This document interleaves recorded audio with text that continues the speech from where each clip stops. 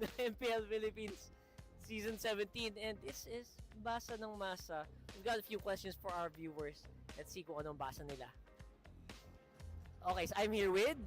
Hi, I'm Jenna. Alright, Jenna, sino tingin mo sa TNC, RORA, and APBR ang makapasok sa MPL Philippines Season 17 playoffs?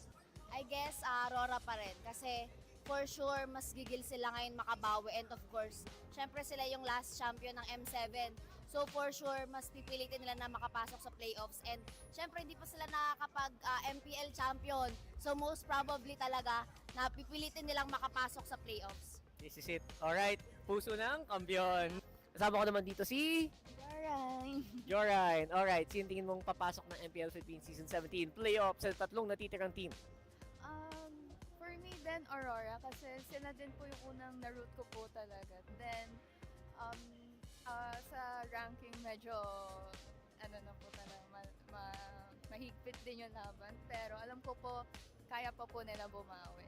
Ano yung nakita mo sa Aurora kaya tingin mo sila yung makakaangat sa APBR na TNC? Ang ganda po ng play din po nila, especially nung M7 na game po nila. Kaya sobrang nakita ko po yung potential na kaya pa po nila bumawi po. Then, Nakita mo yung puso nila dun sa M7? Opo. Kaya rooting for Aurora. Valid. Alright, thank you. At dito tayo kasama ni Kuya. CJ po. Okay, CJ, sino tingin mo yung papasok sa playoffs sa tatlong natitirang team ngayong week 8? Sa tingin ko po makakapasok Aurora. Bakit? Kasi sa out of 3 choices, sila po yung may pinaka-chance para sa akin na makapasok. Ano yung nakita mo sa Aurora na parang kayang-kaya nito yung TNC tsaka APBR? Feeling ko gigil sila makahabol ngayong sa standing ngayong week 8 na po ngayon. Feeling ko sila yung deserving na makapasok kung sakali sa playoffs. Okay, we have Sofia! Hello po! Alright, sino tingin mo yung last team na papasok ng MPL Philippines Season 17 playoffs? Rooting pa rin po ako sa Aurora. Bakit Aurora? Kasi lalo na ngayon na medyo mahigpit yung laban, ang feeling ko dun sila lalabas talaga. Magpapakita na angas. So tingin mo mauulit yung yung M7? Pwede. Aurora na yan eh. tingnan natin. Patricia! Hello! Alright, so simpleng tanong, sino ang tingin mong team na magka-clutch ng panghuling slot for the MPL Philippines Season 17 playoffs? Siyempre, naman ako, for lagi kong sinusuportahan na team yung TNC Phoenix Army. Alright, and tingin mo bakit TNC ang possible na kumuha ng last slot na to? Kasi may unfinished business pa kami last season eh. That's why. Kaya kailangan bumawi ng mga Phoenix Army boys. At alam ko naman kaya namin makapasok pa ngayong playoffs, ngayong season. Tunay na tiwala lang. Kailan kapitan ito, Mac, no? Malupit. Dito tayo kasama ni... Rudel! Alright, Rodel. Sino tingin mo sa tatlong teams matitira ang papasok sa playoffs at bakit? Me personally, I think it's gonna be Aurora Gaming Philippines kasi mataas yung tendency na makapasok sila. And I've been noticing na lately, nagsistruggle sila. And plus, may celebrity Aurora Hunters which is si Demon Kite. Yung celebrity yan, si Daniel Padilla ata yun. Oo, si Daniel Padilla. May celebrity tayo. Okay, so interestingly, puro Aurora ang nasabi dito.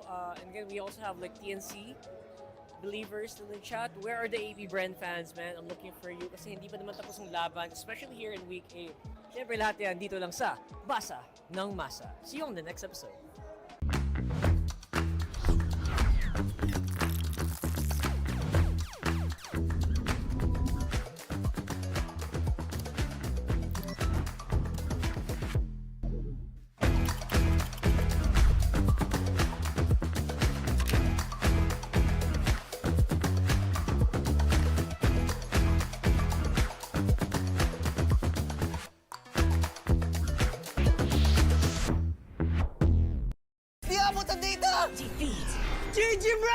Don't worry! The Only with Smart Power All 99. Hindi bitin with 10 gig data to power your games plus only Facebook or only TikTok.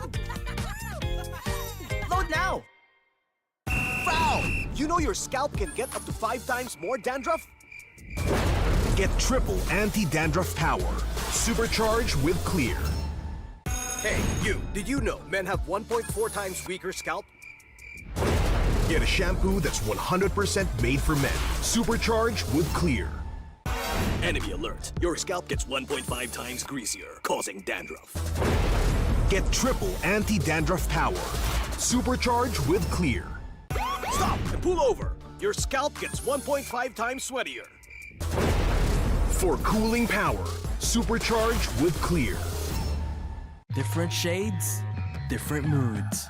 But somehow, we just click. We all move through life differently. Chasing dreams, finding calm, and growing in our own ways. For some, their energy burns brightest when they play. For others, calm is where their focus finds its rhythm. And for a few, growth simply happens when the mind is at ease. But even in our differences, we're all connected by the things that hold us steady or have our backs. No matter the hue, there's a color that feels like you. So let me ask you this.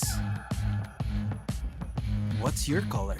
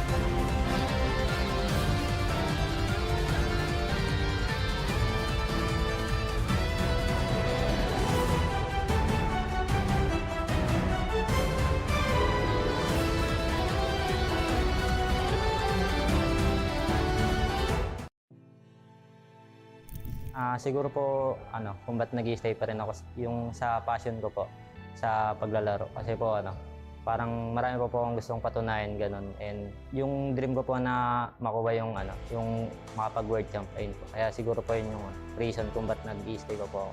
Siguro po siya ako nung dati, nag-aaral lang po ako nung dati. Tapos, nakita ko lang po yung ML sa ate ko. Tapos, ayun po, parang tinry ko po siya laruin. Then, naging kasama ko po yung kuya ko. Tapos, ayun po, nag-try lang po kami na, maging libangan. Tapos, grind lang po. Ayun.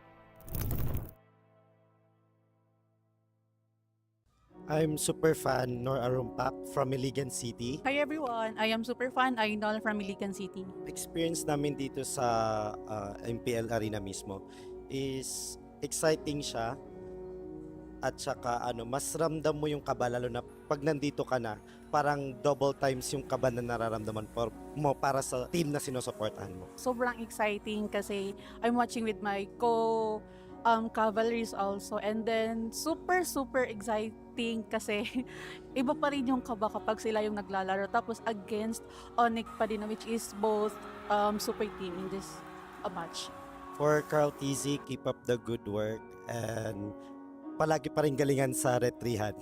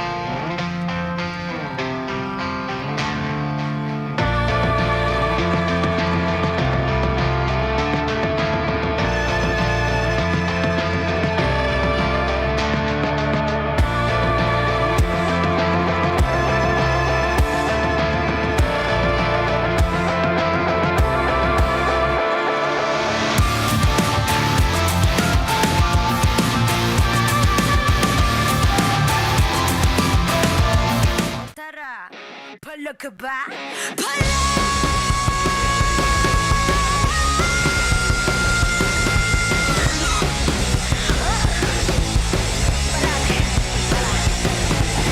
Handa sa laban, sanda ka sa aking kamay. Watch with my click, maybe fire in the eyes. Yeah, I walk with my head held high. Ano ba yung takot kung tore ang aking gabay? Di niya lifan niya, I hold down the lane. Ako ang kabuuan, when you bring our name to the game. Eyes on the prize, be nice, cause it's our time. Palag na to, me again, you already know. Automatic ka lang ang Pilipino. Break us when we steal the show. Automatic ka lang ang Pilipino. Lakas ng Pinas. Kami na ang batas. Lakas ng Pinas. Automatic ka lang ang Pilipino. Teka, wait. Remind you kung anong na-obtain. Palaging first place, lakayo sa PH. I'm here cause I got God, my team is super fans. Eyes on the prize, Pinas, cause it's our time. Palag na to, me again, you already know. Automatic ka lang ang Pilipino. Break us when we steal the show. Automatic ka lang ang Pilipino. Lakas ng Pinas. Kami na ang batas. Lakas ng Pinas. Automatic ka lang ang Pilipino.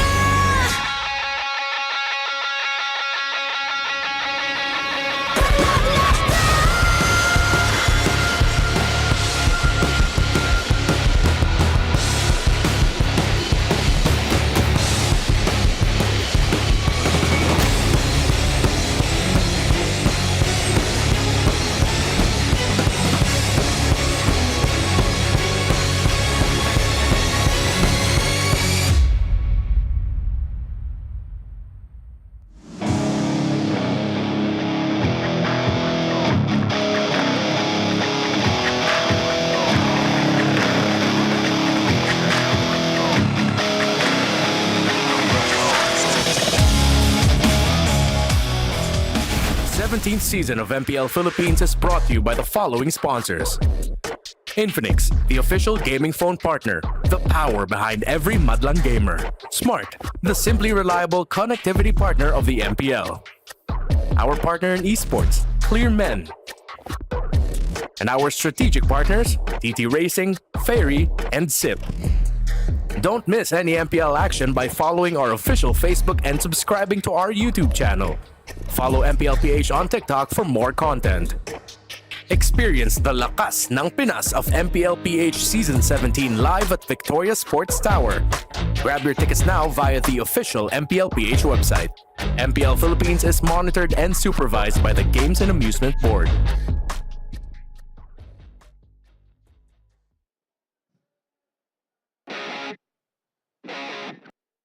Ito na ang huling araw ng MPL Philippines Season 17 Regular Season. Kaya dito na masasaksihan ang tunay na lakas ng Pinas. Wala nang atrasan, huling hirit na to. Sino nga ba ang huling papalag? MPL Superfans, sabay-sabay nating isigaw! Lakas ng Pinas! Palag na to!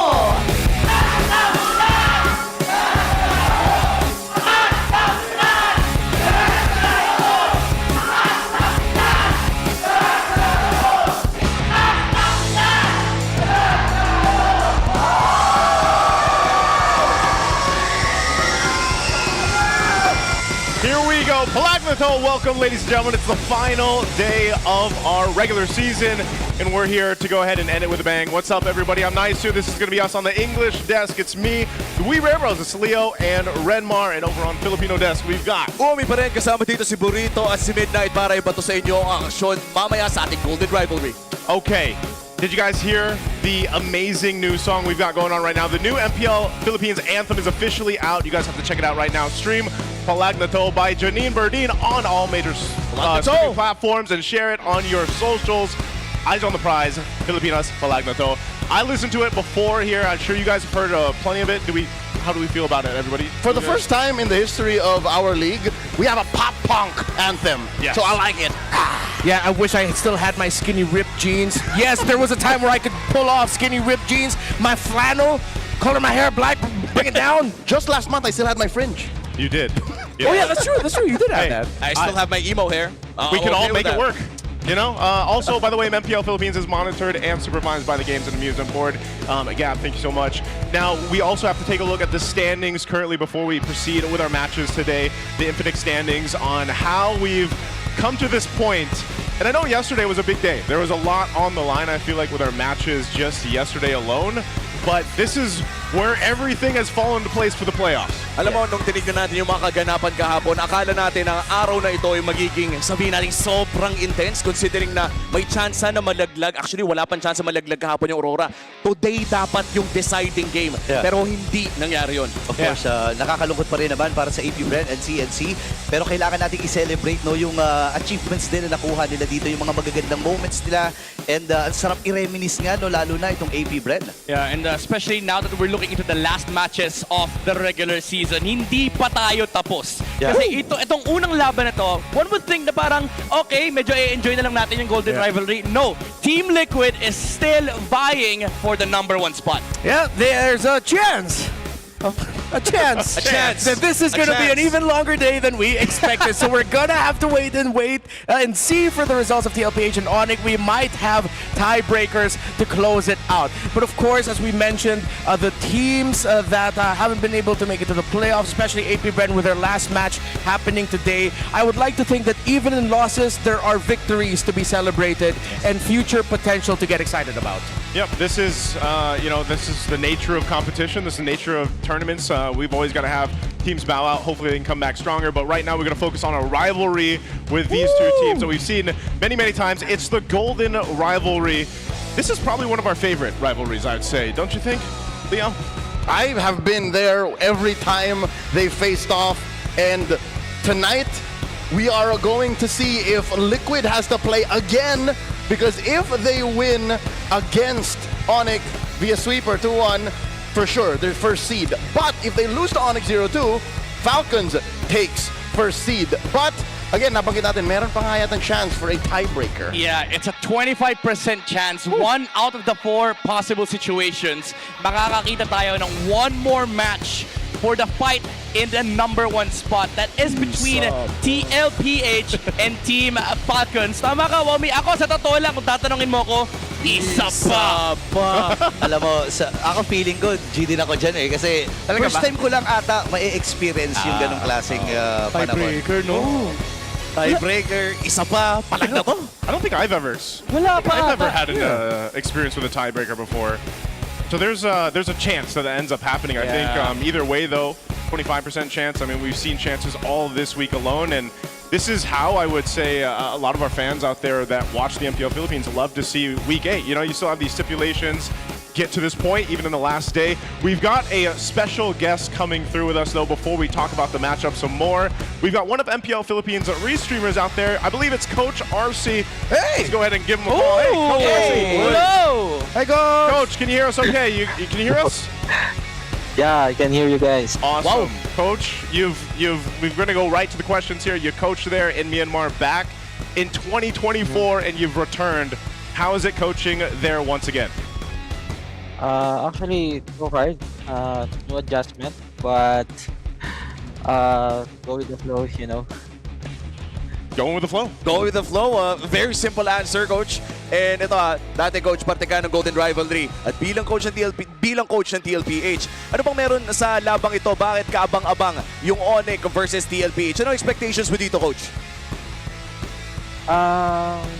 Based lang sa experience ko and my coach ko lang is para sa akin labanan to ng mid-trio. Kasi kilala ko si Sanji, hindi siya nagpapatalo sa lane. Ewan ko lang kay JT, lalo-lalo si Carl, hindi yan nagpapatalo sa lane. So parang labanan to kung sino yung pinakamagaling na mid-trio, siya yung mananalo. Wow. You know what, Coach? Nabanggit mo si Carl, and si Carl ang madalas sinasabi ng mga players na kinakausap ko when we make the perfect player. Sabi nila, aura, si Carl yan. Diba? Meron silang top dog aura. Gaano kalaki yung factor na to sa match na to?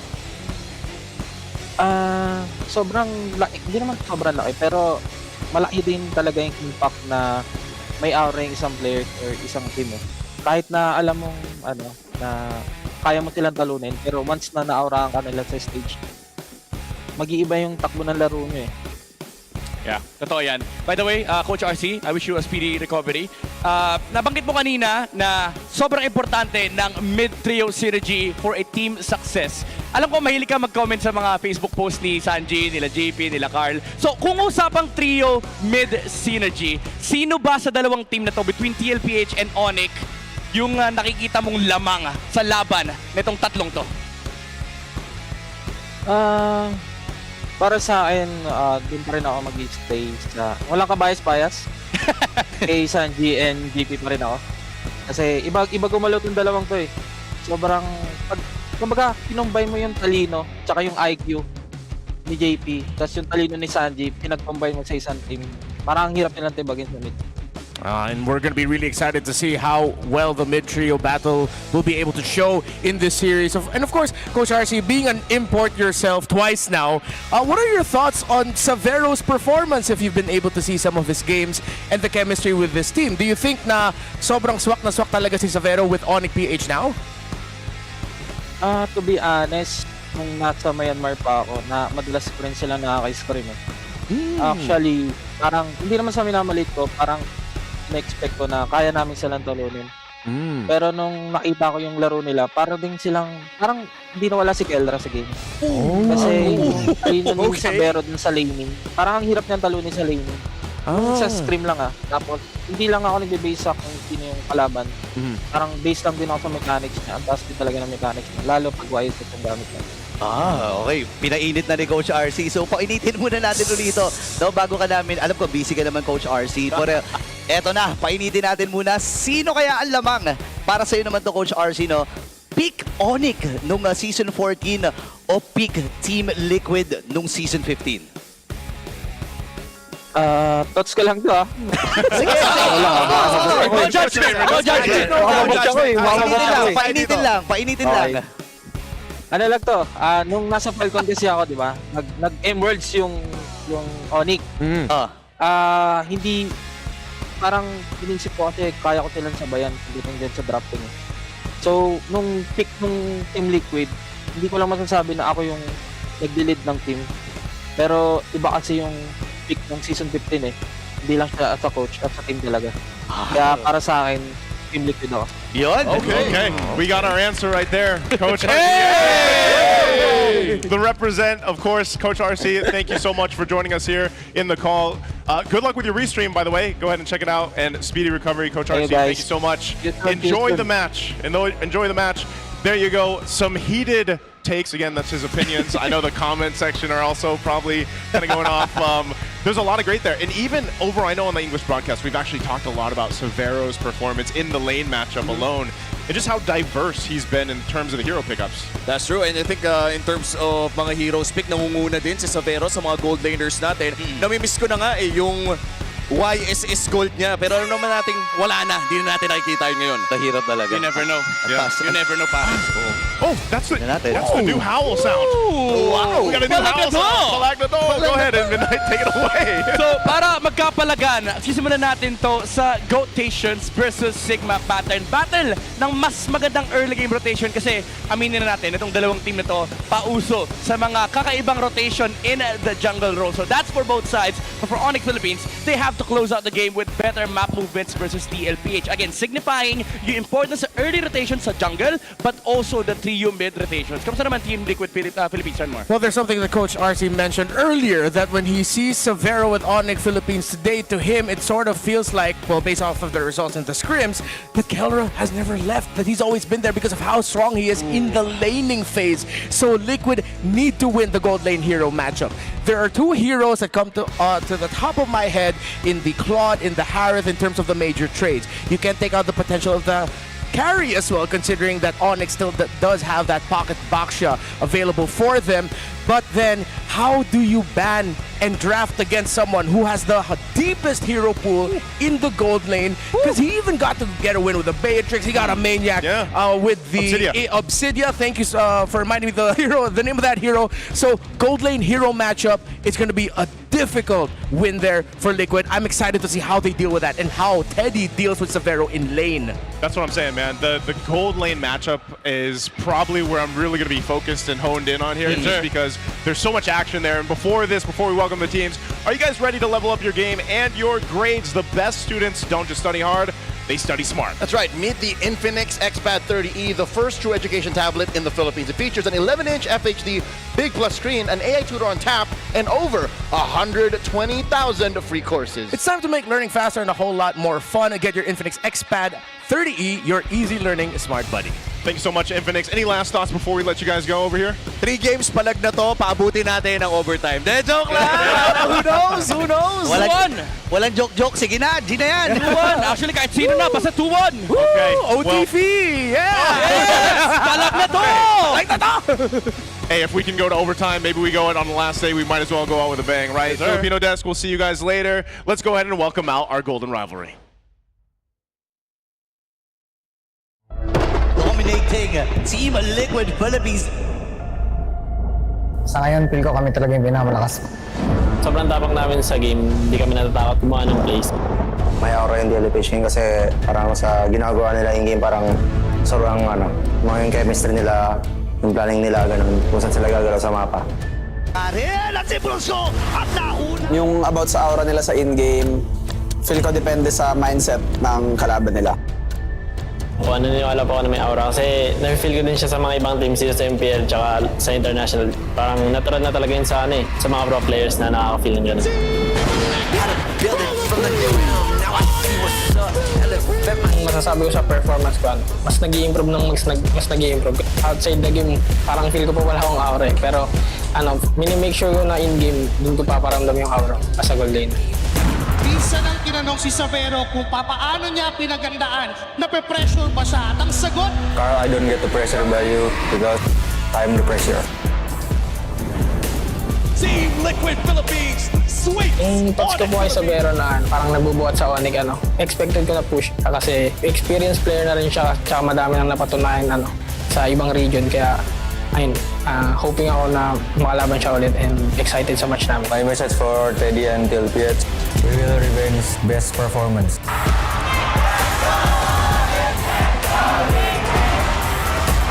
May momentum factor kung manalo man kami sa TLPH.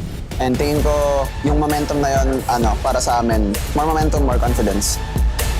Palakasan lang talaga ng aura. Pero yun, nilalaro lang naman talaga namin yung laro namin and maaurahan sila kung maaurahan sila. This is the Golden Rivalry!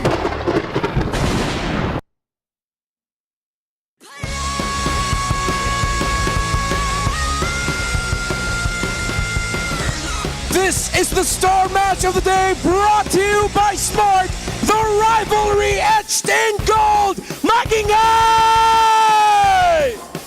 In the EXP lane, the Kirkatech versus Raging Sanford!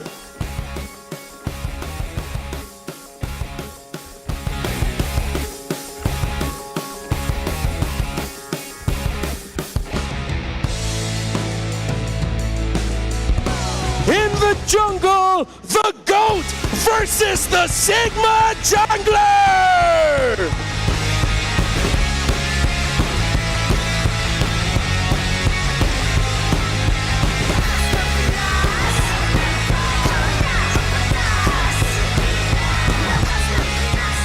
In the mid, the Monster Mage versus the Lone Stallion!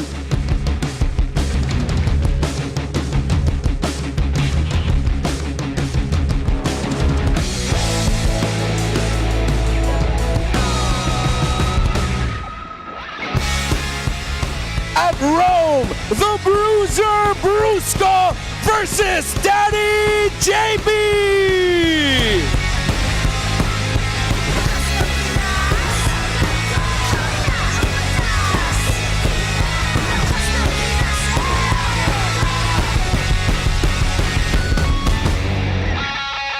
And in the gold lane, the Pressure versus Deadly Teddy!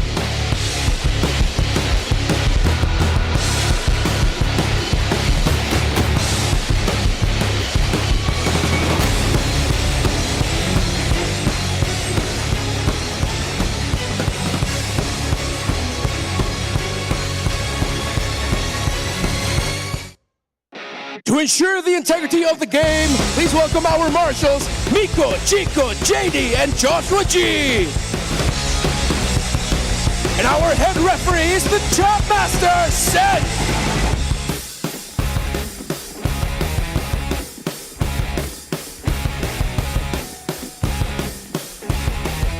Our head coaches making their way to the stage are Coach Snap and Coach Bluffsy. Alam nyo na MPL Arena! Ito ang Golden Rivalry! Balak na to! Bagingay! Here we go, Golden Rivalry, one more time for the season. Take us through ONIC. The Superfam walks in with black ribbons on their chest, sharing condolences and, of course, the feelings of loss for Cavalry on his way home now. But they're coming in and they mean business.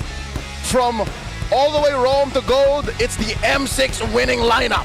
And all the way Rome to gold, it's the best team in the season so far at the top of the standings, but their position is threatened by the fellow Titans waiting to see the result of this game. You already know their names, you've known and seen what they've done, so I'm excited to see a bloodbath. Are they even in the building? Team Falcons should be preparing to make their way to the Victoria Sports Tower in case ONIC wins game 1 or forces us to game 3, because that is how the tiebreaker happens. They've probably got the workout done for the day. Like, they probably got the gym in because they're like, we might have to be on our way depending on how this series, even game 1 starts. Again, there's that on the table here in this matchup. Also, when do we start calling Steady Teddy Deadly Teddy? That's amazing. He got deadlier. He got deadlier. Let's go ahead and listen in on our smart 5G ping test to just see how deadly it sounds.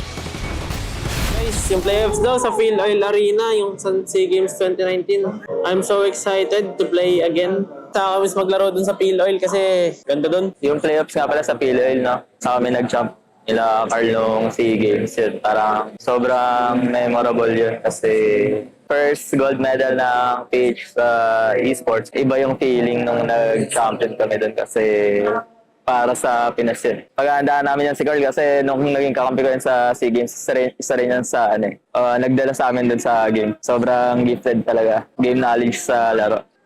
Yun, Carl, pag nag-arap tayo, pareho tayo may Phil Oil buff, kaya ready ka na. And message ko kay Sir Hayes, good luck sa atin Sir Hayes sa Phil Oil. Pero maglaban muna tayo ngayon dito. Saan ka ng dead 2019? Wala, ipis ka palang dead. Sir Hayes, huwag mo kasi kami masyadong durugin dito. Sa Phil Oil na lang tayo mag-arap. Total, doon naman ang ating gold medal venue. All right, there we go. That's our smart 5G ping test. I didn't catch that. What was Carl TZ saying to Coach Hayes over there? At the end? He said a lot of things. They were former teammates. Yeah, I think he was just saying that he misses them. And of course, these two were featured because they won a gold medal together back in 2019, if I'm not mistaken. Yes, the very first. The very first gold medal. In esports, in Olympic level competition, that meaning the SEA Games. Yep. But yeah, no, what a reminder. In case people were asking about aura and just gravitas, people are forgetting. Hayes has won it all in the realm of MLBB. I just looked it up. He also has an MSC. Yeah, he's got an MSC. MSC 2018. 2018, man. Hayes has done it all. That's one thing Carl hasn't done. Yeah. Well, two things. Win an MDL and coach for a world championship. Let's take a look at the watch party happening on right now. This is over in Sanha Mayor. Over in Barangay Sanha Mayor at Tanza Cavite. Is that right? Yep, it is. Am I saying this right? It's Sanha Mayor. Sanha Mayor. People would read it different, Sanja. But shout out to the people in Tanza Cavite. Hey, you know what? You come here for the English stream for the best pronunciations of Filipino and Tagalog words you've ever heard in your life. Yes, sir. Nowhere else. Nowhere else. If you want deadly accurate, you go to Filipino. If you want the best, come to English.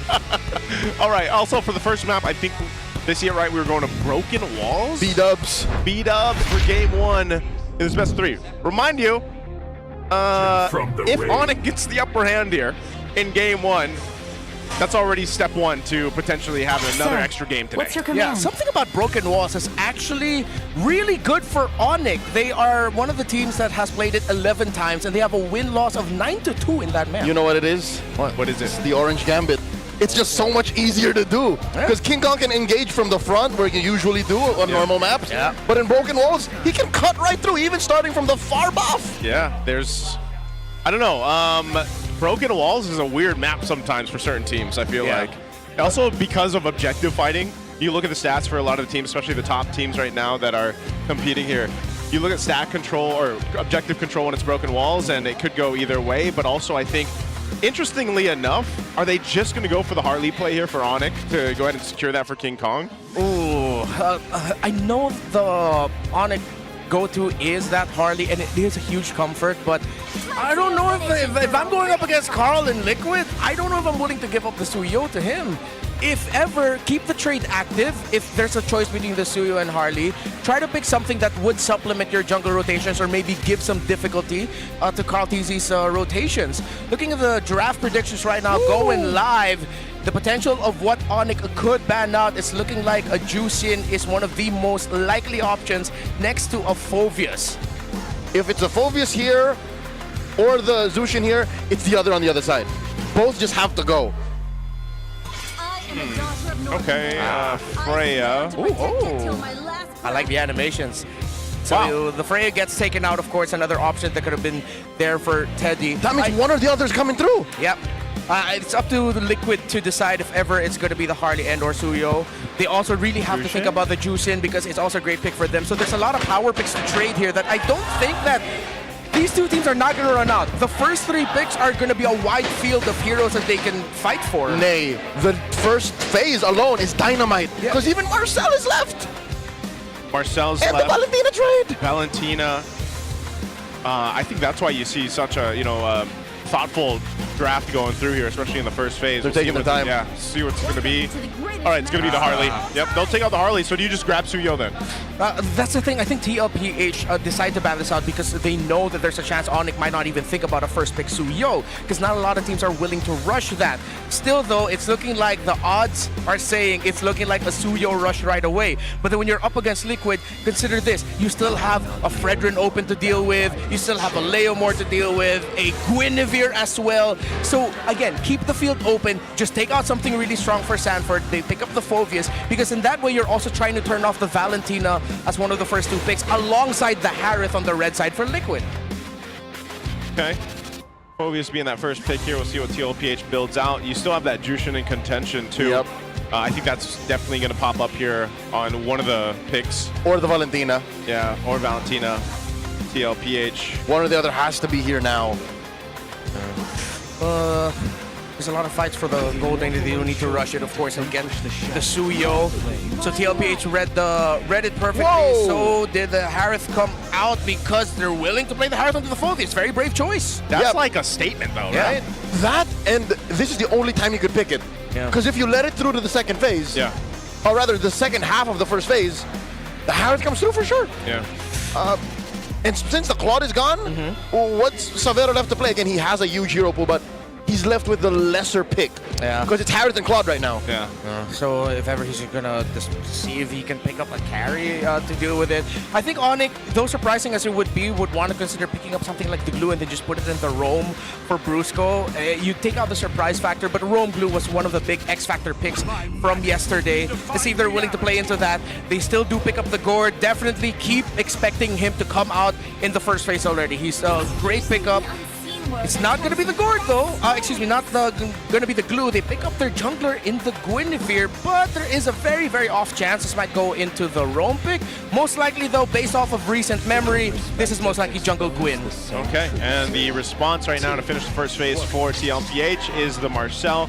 That comes through. Interesting that he only had like almost a 5% pick rate there, but this is, it's looking good for both sides, honestly.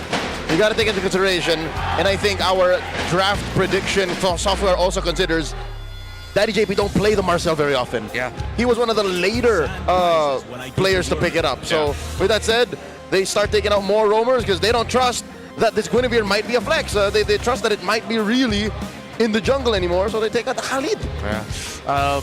Good note there on the JP thing that you mentioned, because usually his favorite picks are the Hildas, the Khalids, the Hylos, Kalot, Kalea. Very rare that we see it. This could be a surprise very late in the season for Liquid, and that works out well for them. Now, for the next two bans, you still have a mid laner to consider here. If it's not going to be a Valentina for Sanji, I think range would do them well. Yeah. Eve would be fine. Zetian would be fine as well. Yeah, Zetian, Eve. We've seen some of the... wait, Valentina's also still slept on, but I don't know if you'd want to pick that up. Yeah, there's already so many dashes that you can help Phoveus get his enhanced basic attack, and you're gonna need those little shuffles in the early trade. So thinking about how Liquid wants to fight early on, I think they're more Eve than they are Zetian. Last bans here, Lilia was actually taken out towards Sanji. Sanji also one of the mid laners that does have quite a deep hero pool if he's actually able to go ahead and utilize it, but we're sort of expecting some standard picks, especially since I think one of the harder things that we've seen teams struggle with fighting against the Gord since he's back to, meta form is like being able to fight against the Mystic Gush, the beam, but also just trying to get around all the little mini stuns. So you're talking about crowd control overload just between the Guinevere and the Gord alone, and then what are the last two picks for ONIC? So there's a lot of setup potential that ONIC can utilize to stop TLPH from getting that momentum, getting those early rotations we're so used to see them get. I'm surprised ONIC aren't attacking the heroes that can actually dive that Gord. Because that's usually the weakness of the Gord, especially when it was first debuted. It's like, is there a Sora on the other side? Yeah. You're as good as dead. But here they're like, nope. Do they trust Prince that much? It's all about mechanics. He's one of the more winning players on the Gord right now. Might be the winningest. Yeah, might be the winningest. The Zetian, you mentioned the ban? Yeah. It's banned out. I thought they'd willingly consider banning out the Eve more than the Zetian, but, well, looking at how the Phoveus and the Guinevere, yeah, I could see why they'd want to take the Zetian out anyway. But in terms of the early trades, the presence of an Eve, if it ever does get picked up for Sanji, might be tougher to deal with. They get the Terizla for some solid hold. Yeah, they're not going to get the Sora. They just want something really solid in the EXP lane. They don't want the potential of losing that. They just want to be able to survive long enough so that Harith gets his farm. The good thing is you don't need to wait long for Harith to get his farm. First item, you're fine. You duel, you good. Interesting. Liquid are not acknowledging that Gord. They're just going to play through it. I think maybe in a way too, like that might have been somewhat of an idea for the Marcel. Like just be quick enough and annoying enough to keep Prince like on his back foot. Deny a formation. Yeah. And if the Gush gets dropped down, then you can kind of golden hour and hope that he stalls enough time. As a former top global Gord, is that sound? I think it's sound. Are you happy with that kind of approach? Yeah, so then that's what I'm saying. I think they are just relying on Super Prince, you know, the mechanical skills for him to have. This is interesting too. Clint has been popping back up in the meta. Even yesterday he was being played. 75% win rate. Yeah. I believe that's all mostly on Severo. If not all on Severo. Yeah. There's one, most of it is Severo. And there's also one yesterday from Dominkite. Yeah, oh yeah, he played it, Yeah, he played it yesterday. And I think the key to that is actually having it paired up with just members who can peel so much for the Clint, whether it's through crowd control or through damage because you're sending Team Liquid Philippines back. Because even the Gord Clint yesterday was deadly for Aurora. And now they even add the Grok there.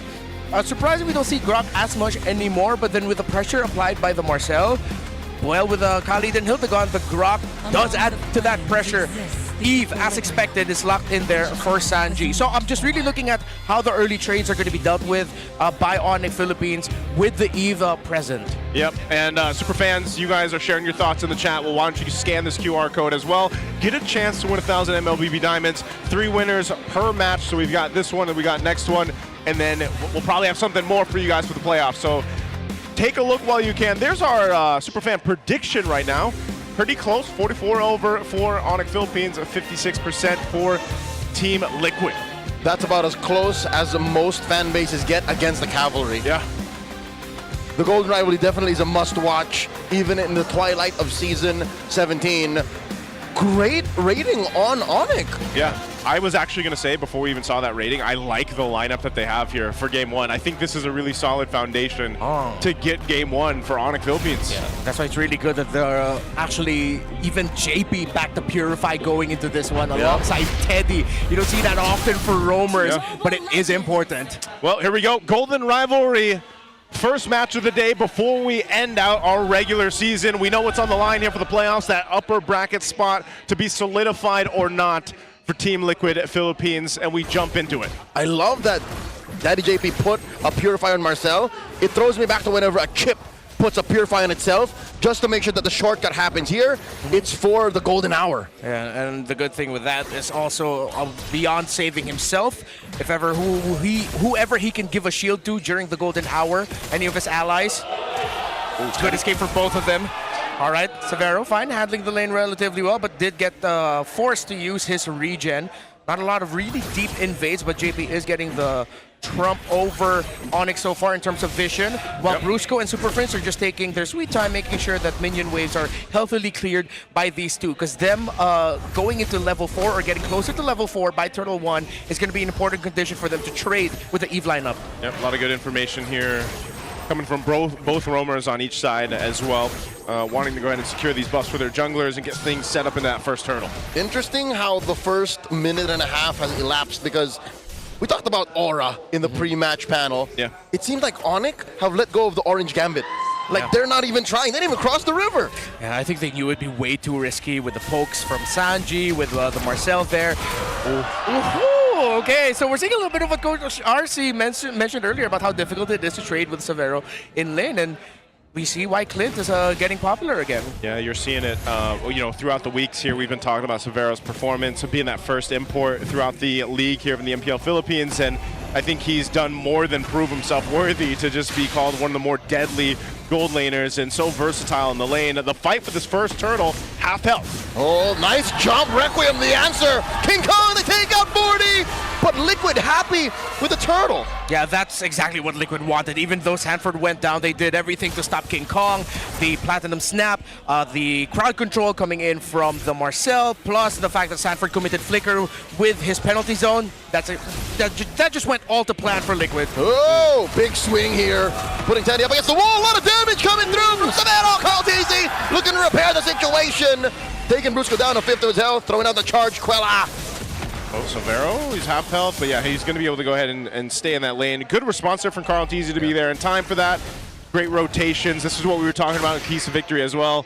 The Sigma rotation and the GOAT rotations on both sides. The gotation. Gotations. So far, we're seeing a little bit more of the gotations, but King Kong is balancing it out with some invades towards the Beetle top side.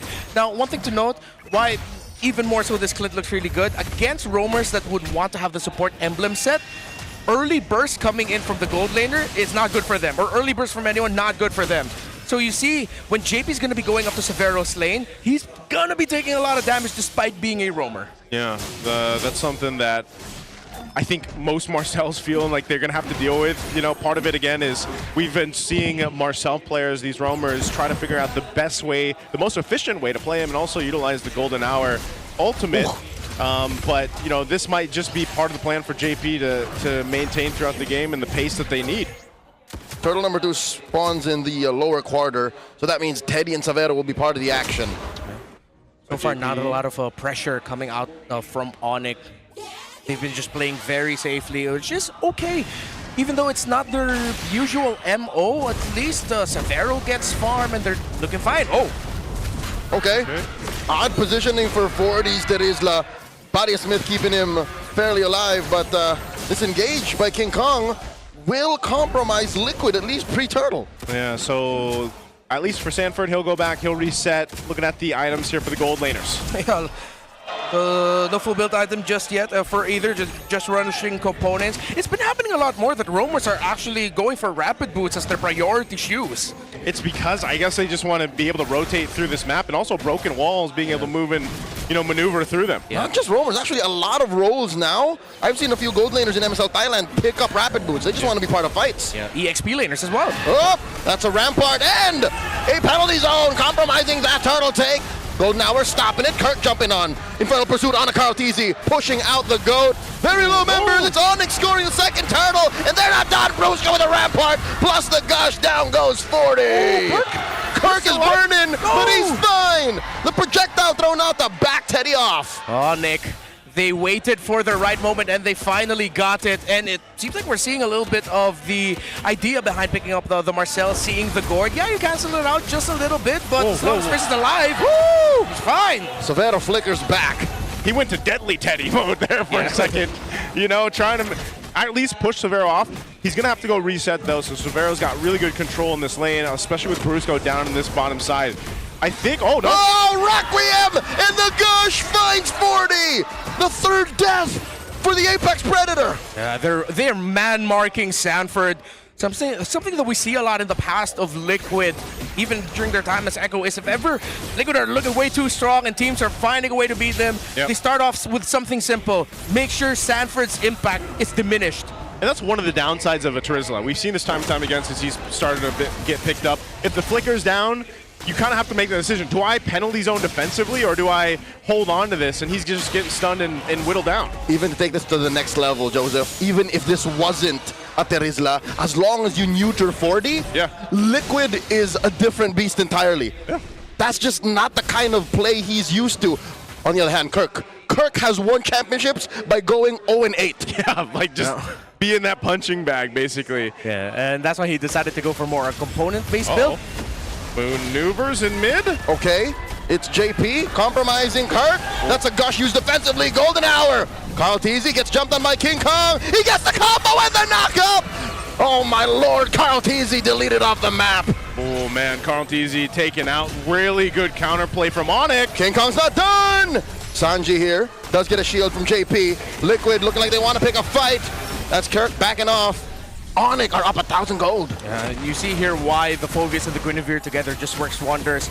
Besides them feeding into each other's kits, JP! Ooh, JP! Dragon shot, deadly, Teddy, come in! Savannah in trouble! Brusco can't save him with a tech charge! That's Liquid's first kill! There he is, deadly Teddy! And now the fight for this turtle, last one of the game, TLPH has control. Yeah, chef's kiss that Teddy even committed that Purify, knowing that the Grok knockup was coming for him, and it just cancels it out. Oh man, this is, you're seeing them take advantage of it. Nothing, Kirk's jumping on in for JP. He is low, but he scoots on out of there. He's gonna be fine. A little bit pressure on the purple buff of ONIC. They'll go ahead and reset. TLPH keeps things in equilibrium, right? This is not one of those games where you're gonna see a massive lead build up on either side. This rarely happens. 8 minutes in, even with a 4-1 and a 1-2 turtle split, the gold lead swings back and forth. It rarely exists. Yeah, it's a lot based on the trades that we've been seeing, those skirmishes. Looking at the items, Sanford decided to go for the War Axe first. Now going back to my point with Kirk, he went for more components. So Black Ice, Silent Robe. Uh-oh, RWM catches Super Friends. Carl Teasy scores. Joseph, this is what I was saying. Yeah, I felt that one, Leo. I felt that right there. You can't escape a flicker penalty zone from Sanford or any Trizla, really. Yeah, add to that, Sanji placed down the RWM perfectly. And King Kong finds it. Requiem on a JP. He gets out via Purify. All right. Liquid are now going to be looking to flow some minion waves. Top and bot. They get Teddy handling bot. They get a 3-man play up top to handle top. So now ONIC are going to have to play through map recovery. Get some flow in. Whoop. Oh, man. Okay. This is the other thing that I feel like ONIC really has to take control of right now before this next Lord comes up is taking care of the map. Not letting TLPH get their way. Oh, 40! Body of Smith, more than willing. DPZ might have been overkill. You see what I said, though? When you don't have the flicker, you have to decide in the moment, do I just use the penalty zone or not? Yeah, a lot of these gold swings are coming off of trades out of nowhere in the center of the map. The Super Prince lands a projectile that can get a gush in, or a surprise entry by Carl Teasy, Sanford, and then Sanji just dropping in a Starfield. I really like how these two are not holding back in terms of getting advantages from these little skirmishes. With the nature of these two lineups, it's better than just slowly playing for the minion waves, playing around objectives, get those kills. That's just not the kind of matchup the Golden Rivalry is. Yeah. Well, this one comes down to this first Lord here. ONIC will pull it through, but it is going to go for this reset. Again, we see this a lot with the Broken Walls map with the Lord. There's multiple ways to go ahead and handle it. Yeah, 2-level gap between Carl Teasy and King Kong, by the way. Okay. And this is, oh my lord, nice catch here! Gush throw down from the Zaman Force! Requiem catches King Kong, but he's on out of here! Sanford finds him! Golden Hour, but Kirk takes out Sanji! Swinging away, Carl Teasy once more! Burner pursuit! Brusco gets cracked in half by Teddy! And Carl Teasy takes down Kirk! That's why he's called QB1! Starfield comes down right on time. ONIC couldn't take Sanji down fast enough, and this is Lord 1 going to Liquid without any problem.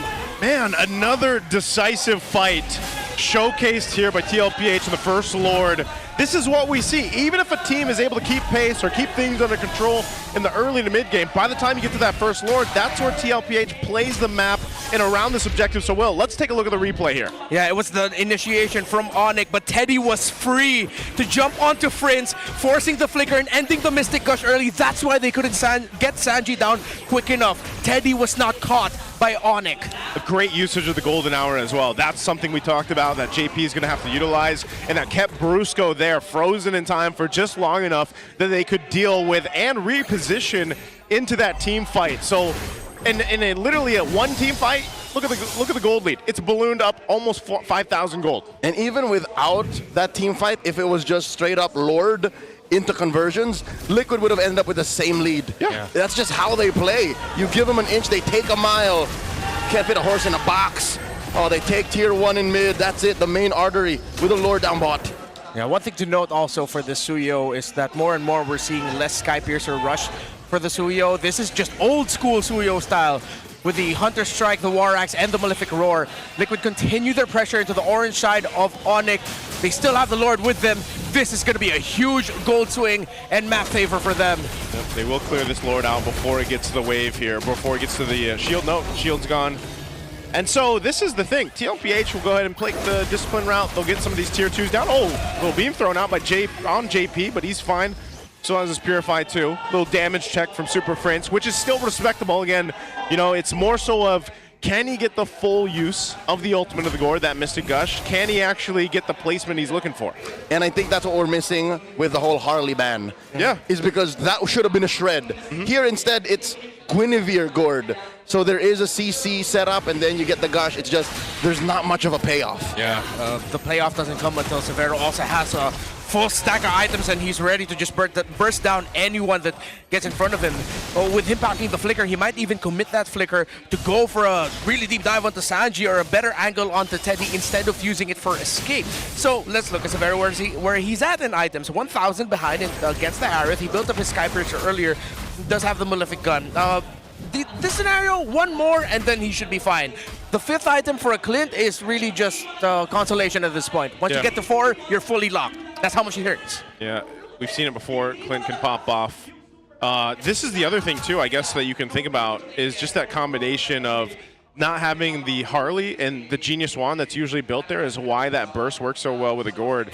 You're able to go ahead and shred through targets, but now you just have to rely on crowd control from the Guinevere. Yeah, speaking of crowd control on the other side of Liquid, my suggestion for ONIC in my head is if you could somehow bait out the Starfield, the real world manipulation, but it's Sanji, that he will hold on to that, even if he's down to like 5% health, and then somehow find the perfect timing to utilize the shield that he'll get from it, and then make the most out of it. So easier said than done to try and force it out early. Let's see if ONIC can figure it out here. JP will spawn out Brusco, keep him in check. They're going to fight for positioning. Sanford, meanwhile, up top, going to go ahead and clear that lane out.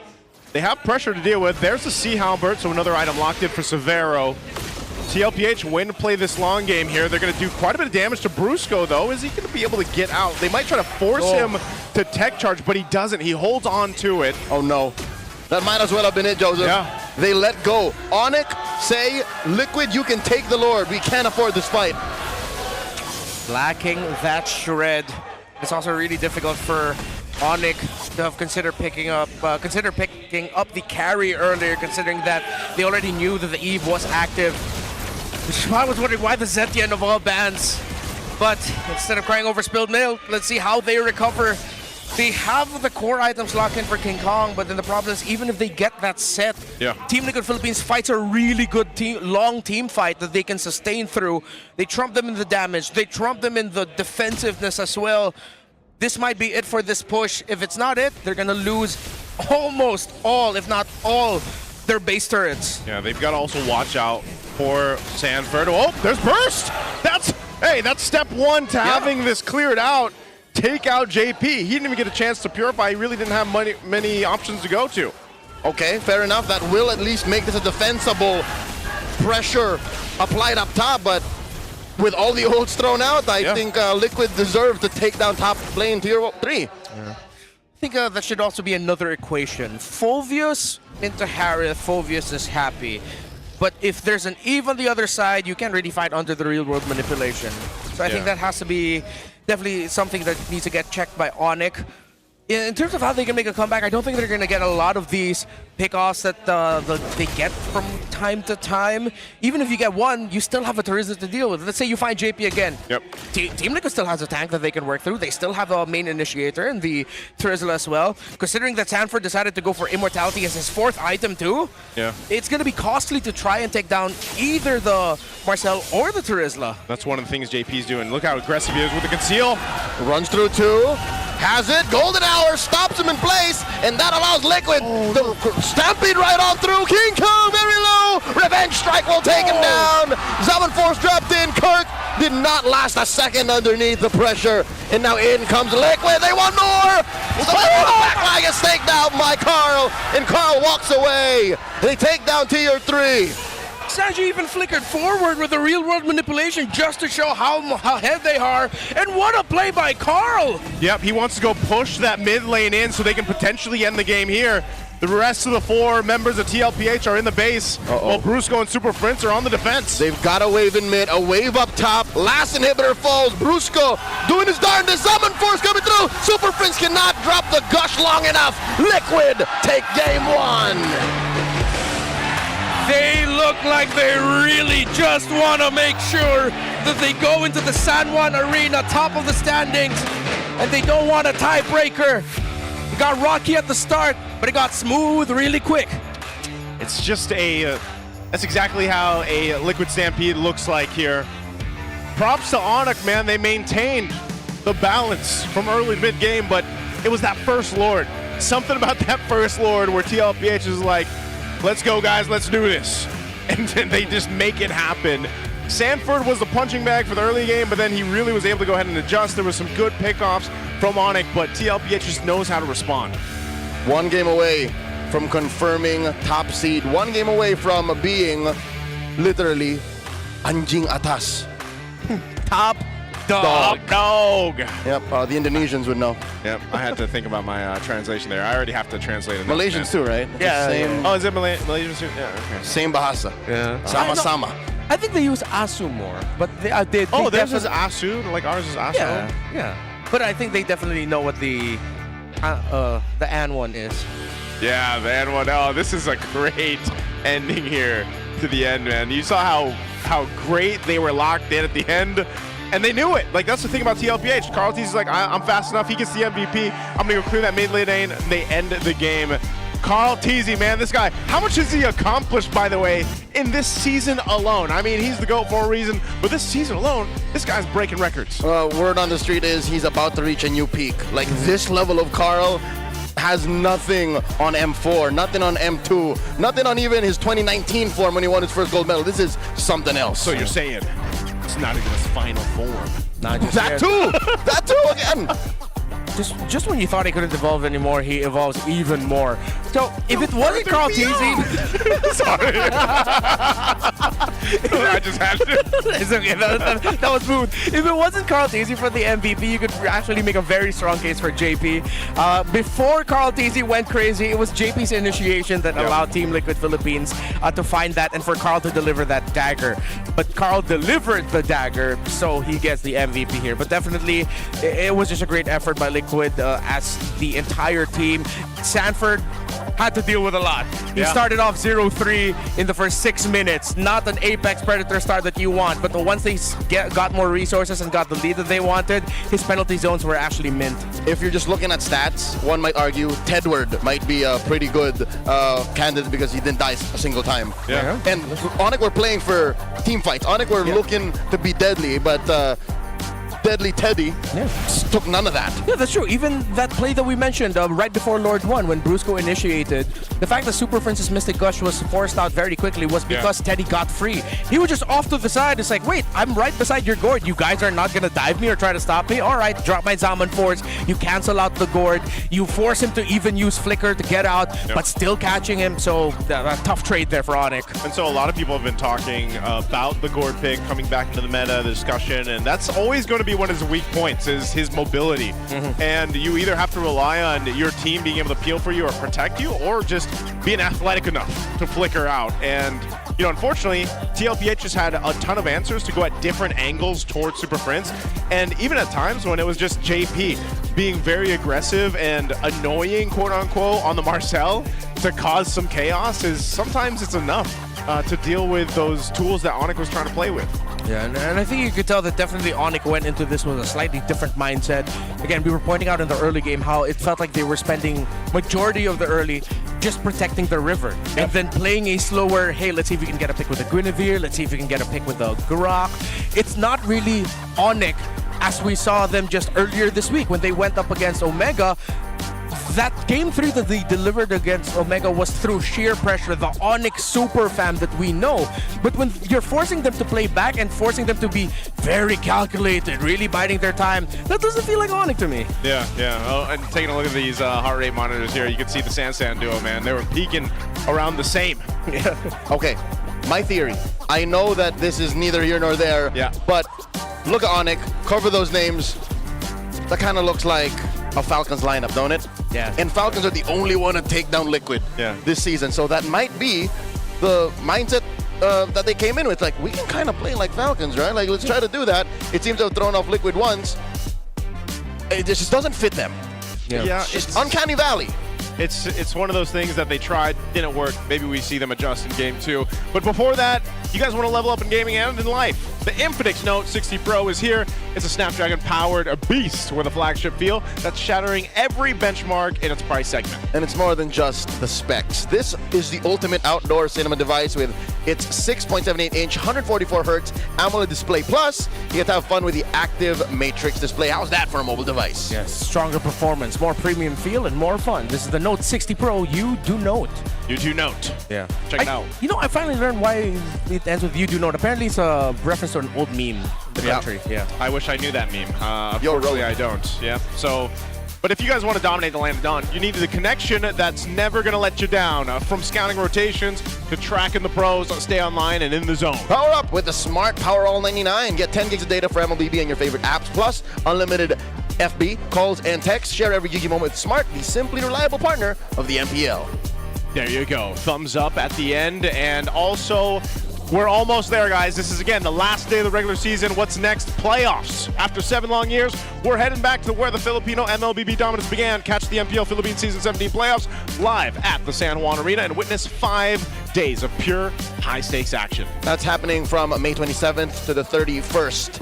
And if you're a true fan, and I know you are, you've got to eye those VIP tickets. It's the ultimate all-access package for all super fans out there. Be a part of history with us. Tickets are limited, so head to ph-mpl.com/tickets to get yours now. Let's relive the glory. See you there. Also, watch out. Heading into the playoffs, a lot of the talents do a lot of things. Little giveaways. You could be part of our little guest list. We'll help you get tickets. So please engage with us online. Look for our pages. Check them out. And also, happy birthday. There's one of them right there. Redmar, you're over there. Wolf. Hey! Happy birthday to you. Happy it's my birthday again. It's his birthday again. It's been a week, but it feels like my birthday again. Happy birthday. I had a discussion once. How do you guys feel about when you're at a restaurant and then they come sing happy birthday to you? Do you feel pressured or do you like that? I like it, but only if the dessert that you get for free is equally good. Because the dessert makes or breaks the performance. That's true. I'm pretty neutral. I'll just clap along. Yeah. I hate it. Like, either way, I don't want... You shouldn't have told us that. I don't want people coming... Hey. Hey.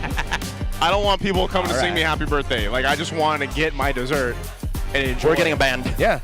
All right. I'm sure you guys will. You know what? Before we head on to game 2, let's head it over for a little interview out there with the audience. I wonder how much Fallout Boy It's the Golden Rivalry, pero take a break muna tayo para humingi ng cheer para sa ating Sonics fam. Hello! Welcome to MPL Arena! Ipakilala nyo naman ang inyong mga sarili. And so hello everyone, we are the community leaders from ONIC Philippines.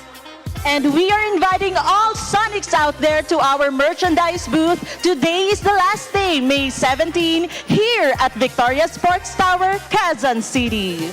Today is our last match for regular season. So ang kukunin nyo na lang is ang ating ticket para sa playoffs. So don't forget to grab your tickets para makanood kayo ng live. Ay, gusto ko yung ready kayo sa ating segment today para ako nakita ng girl group.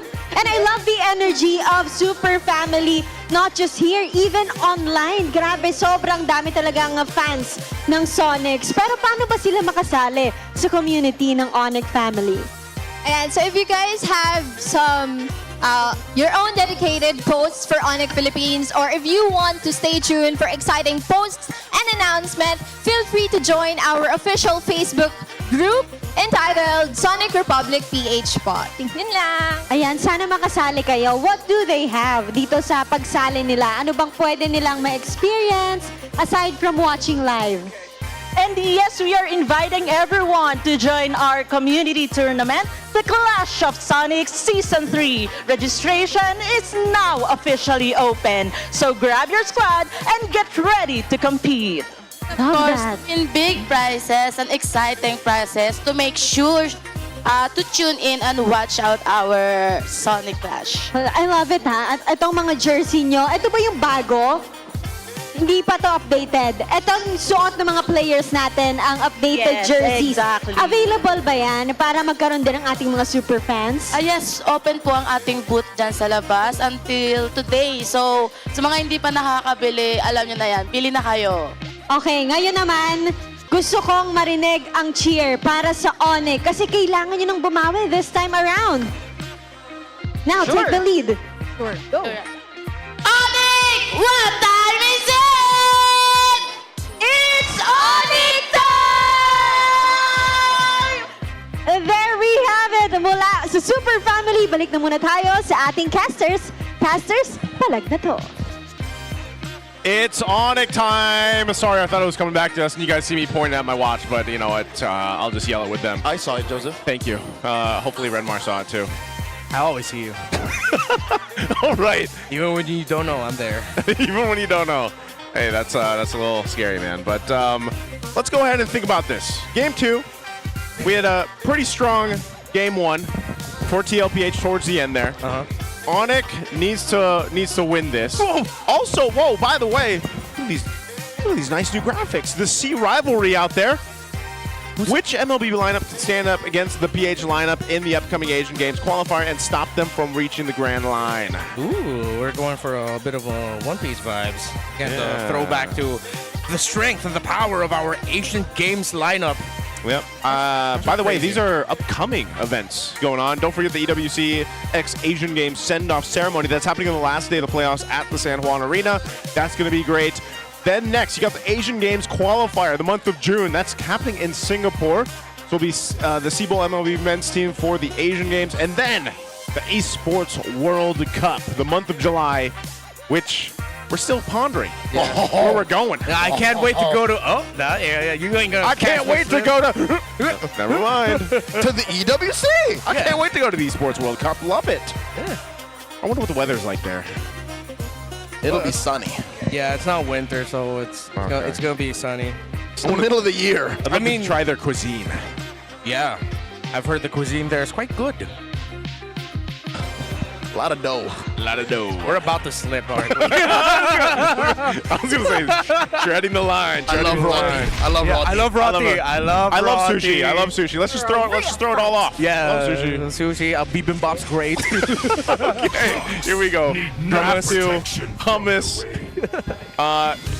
What do we have? What do we have here? TLPH is gonna be on the blue. I'm gonna go over on the red.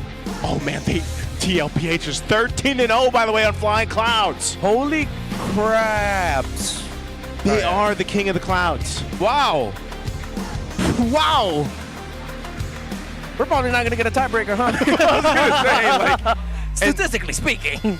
And oh my god, like I don't think there's another team that has that kind of stat line close on a map. That insane. Yeah.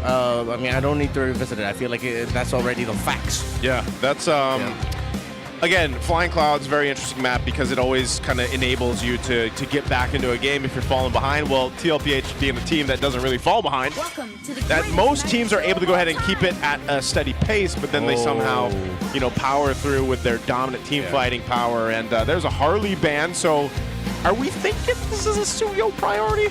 I wouldn't be surprised, because Liquid are one of the few teams this season that think, hey, if we have a comfort, if we have a really strong pick, let's just pick it up as first.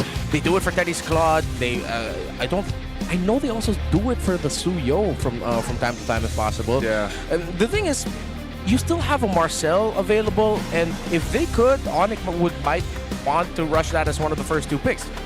Because with the Kalea getting taken out, remember, as we've learned through Falcons, Kalea is actually one of those heroes that best can respond to the Marcel. Get that pick off. It does really well with whoever it's paired up with, that extra bit of heal. So ONIC decided to pick out the Leomord, thinking that, ban out the Leomord, excuse me, thinking that Liquid might just go for the Stampede lineup. Yeah. That fast win, early win, dominant, just so that they can lock in the first spot already. Does this also mean just in case TL doesn't take the Suyo, then, ONIC will at least take it, and maybe they're thinking Claude first pick for TLPH, like you mentioned before, being one of the few teams that does that. So there's a couple options, really, that come into play for this for both sides, and ONIC has prepared themselves in the game of drafting here already in the first phase. See what the first pick is going to be. We laid out the Suyo as a possibility. Kovi's gone. I don't think they can first pick that. I don't think Valentina should be a rush right now. Oh, of course, Freya! Freya! Okay. Strong flex pick. But flex. Historically, TLPH does play it into the EXP more. ONIC would want to play a lot of disruption. Yep. Crazy idea, but if ever they prepared for it, if ever they could show it up, later in the draft, they could pull a trick from Aurora's book and maybe pick up a Beleric. But again, only if they're comfortable with it. Aurora did admit that Beleric pick came through a lot of training. They prepared that through with scrims. And he was, what, slightly buffed, I guess? Yeah, the faster taunt is actually really great. It's actually pretty good. So this is kind of what we expected here, Renmar. On it goes, they take the Suyo. That was left open, and they also get the Jushin. So these are already 2 quality picks to allow ONIC to build on this. I wonder what the response is going to be from TLPH to complement the Freya. I think they can save their mid lane pick for later. They don't necessarily need to go for an Eve right away. They might want to consider the Valentina, but right now they're very divey. I think a little bit more range might actually be good for them. Here, I might actually be okay with them considering the Zetien, if ever. Meanwhile, Carl, we'll see his jungle. I mean, Guinevere is still open if they want to. The Bakshu got taken away. Is it gonna be...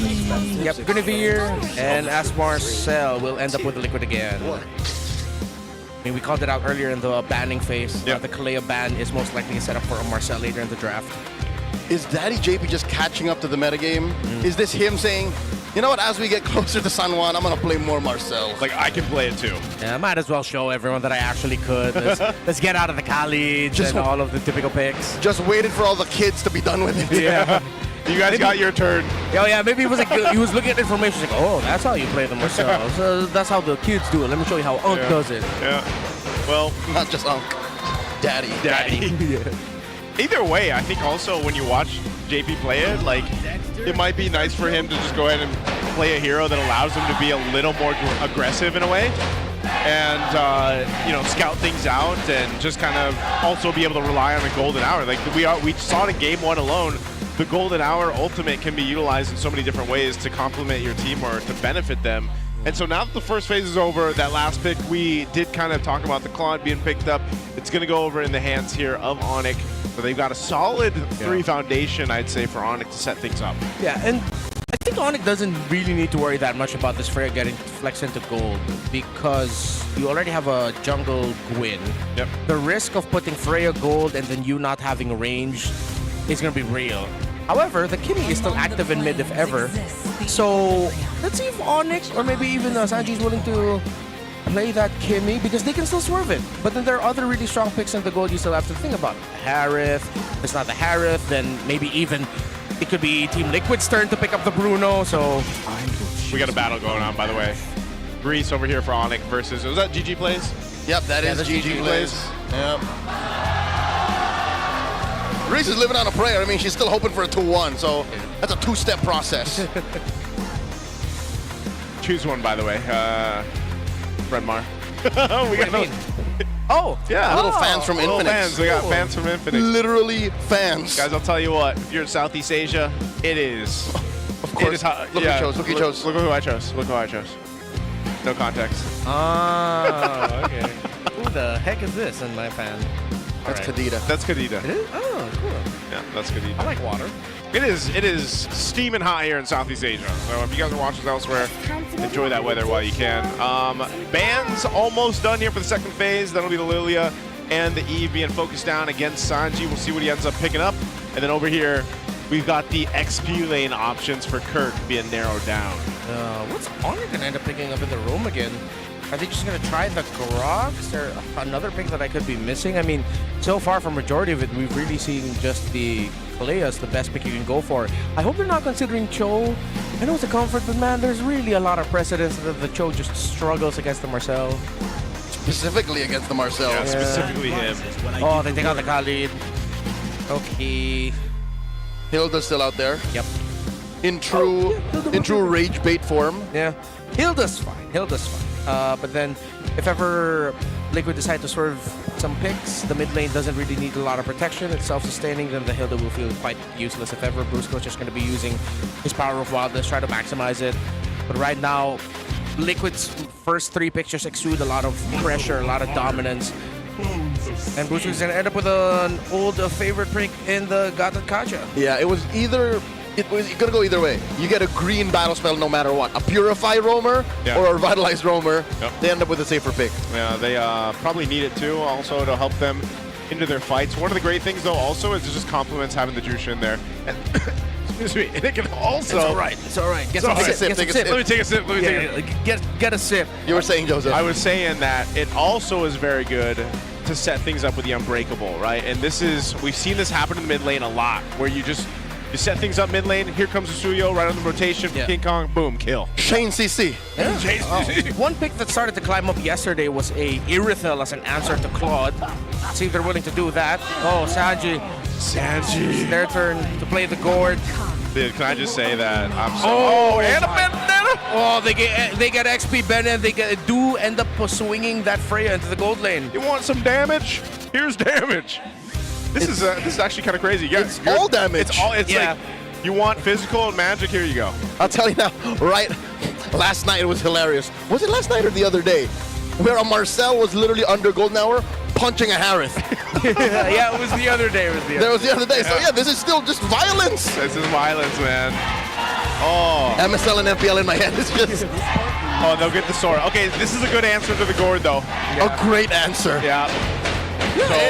It also was the flow of a lot of the dive style of Liquid. Yeah. Again, they're working on a timer here. They do have a chance to just run away with a very early lead, but if that Claude can get farm and if ONIC can buy time, then we might get a tiebreaker. We might go to a game 3. They still have to win 2-1. Like, ONIC has to win 2-1. Yes. Yeah. So we're a half step away from it not happening. That possibly being a thing, yes. But again, the numbers state Liquid on top. Because again, the damage is just ridiculous. Not to say that this lineup doesn't scale in the late game. This lineup has damage from early to late. It's just that it might not fare as well when the other team also has the damage. If you can't catch the Claude, if you can't pressure it enough. Yeah. Let's see if they can get some early kills onto the Gata Kacha and Sora, because if they can stop them getting items, that's your best way to delay the late game. I think not only items, but will we see the stacks build up for Super Friends? I'm assuming he's going to be the one with the Sky Piercer on the Jushin, not the Suyo, since we've been seeing more Suyo build that Hunter Strike War Axe combo. Let's take a look at the emblems, though. Oh, Teddy rocking with the killing spree on this Freya. Powder Emblem focus. Super Friends forced to pick up the PYT because he wants his Purify way more often here. Even the Magic Worship for the Benedetta. So yeah, they're really just thinking about damage, domination. Yeah, lately we've been feeling that more in our ranked games. It's like more damage, more win. Yeah, this is what we're talking about. Woohoo! Kirk gets away by the skin of his teeth. All right, he gets out. JP will take a couple shots. Ooh, supportal combat. It's just roamers. You did mention punching, man. We got it here. Oh, Brusco. We get snapshotted. He'll be fine. Whoa, one couple more. shots to JP. JP knows he was this close to getting lifted up. Yeah. You don't do that to daddy. You don't do that. That's a good thing earlier that Kirk didn't give that early kill because that is not what they want for any of their frontliners right now. Well, for Liquid, they can just trade. As long as JP doesn't die too often, he should be okay. They're 35 seconds and counting until the next Lord spawns. Very aggressive cut to the proxy, a wave from Teddy. He wants to be felt more in the map, much quicker. He gets vision in purple. We'll see the scaled lizard. All right, so just aggressive Teddy Freya tactics. He's going to be waiting for the next wave as well, and will be cutting that because he wants to be part of Turtle 1. Whoa, 2v1! Kirk! JP on him, and they back off. He's got Super Prince and Brusco.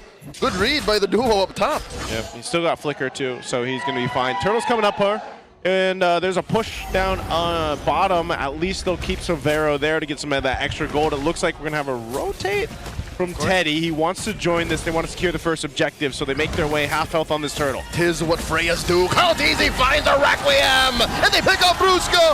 The Bruiser's out of the equation, and look at the back line. It's Teddy holding back Kirk. How often does that happen? Liquid scores. Yeah, too clean.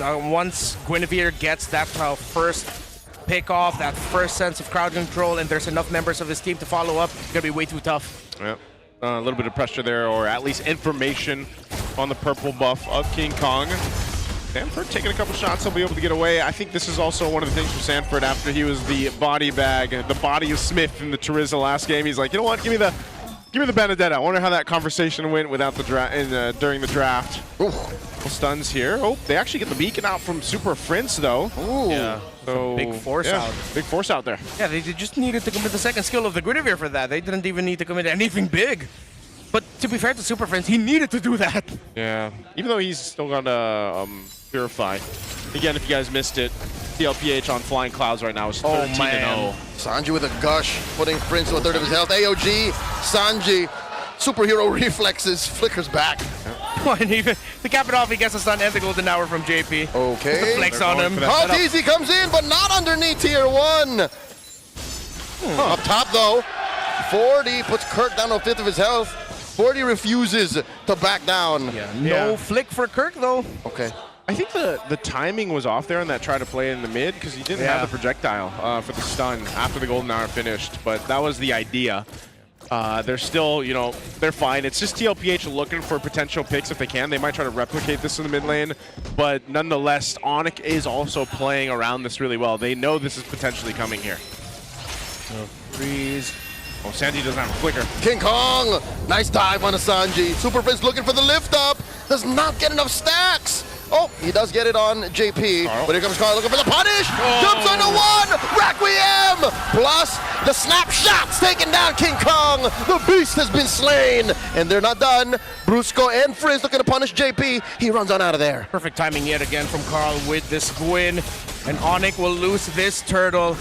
At this point, I mean, he's going as expected for the nature of the lineups, but at the same time, Liquid are just sharper. It's interesting the way that it's working out too for TLPH. You know, we saw the same combination the previous game from ONIC. Well, this Guinevere Gord combo is working out better. There's a belt pickup already for JP, so he's going to go ahead and build up the stacks. Okay, Petrify answering underneath. Tier 1, close call. Kirk, he thought he had 40. Yeah. Still, despite all of these close calls. Oh, wait. Whoa, Sanford. Is he going to try to make a play? Oh, he does! Vintage Venuia! The punish on Kirk gets him! That's nasty. Kirk has done so well to stay alive after all these close calls, but finally Sanford has his number. Oh, man. Oh, he has everybody's number. King Kong gets taken down! The San duo strike up top! Like I said, man, Sanford's like, coach, let me play a different type of hero, and you see what he does with the Benedetta. Oh, my lord, JP and Sanji almost just as quickly passing it over.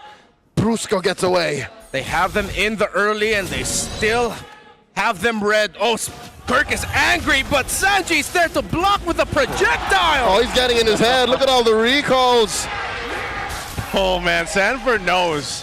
And off of an attempt under the turret from Kirk, and then it just kind of snowballed from there. So now with this, you get this advantage for Sanford. A little jump from Brusco, no connect. Turret goes down. Teddy secures the tier 1 in the bot. Brusco does not have a way out. Forced to use that Revitalize.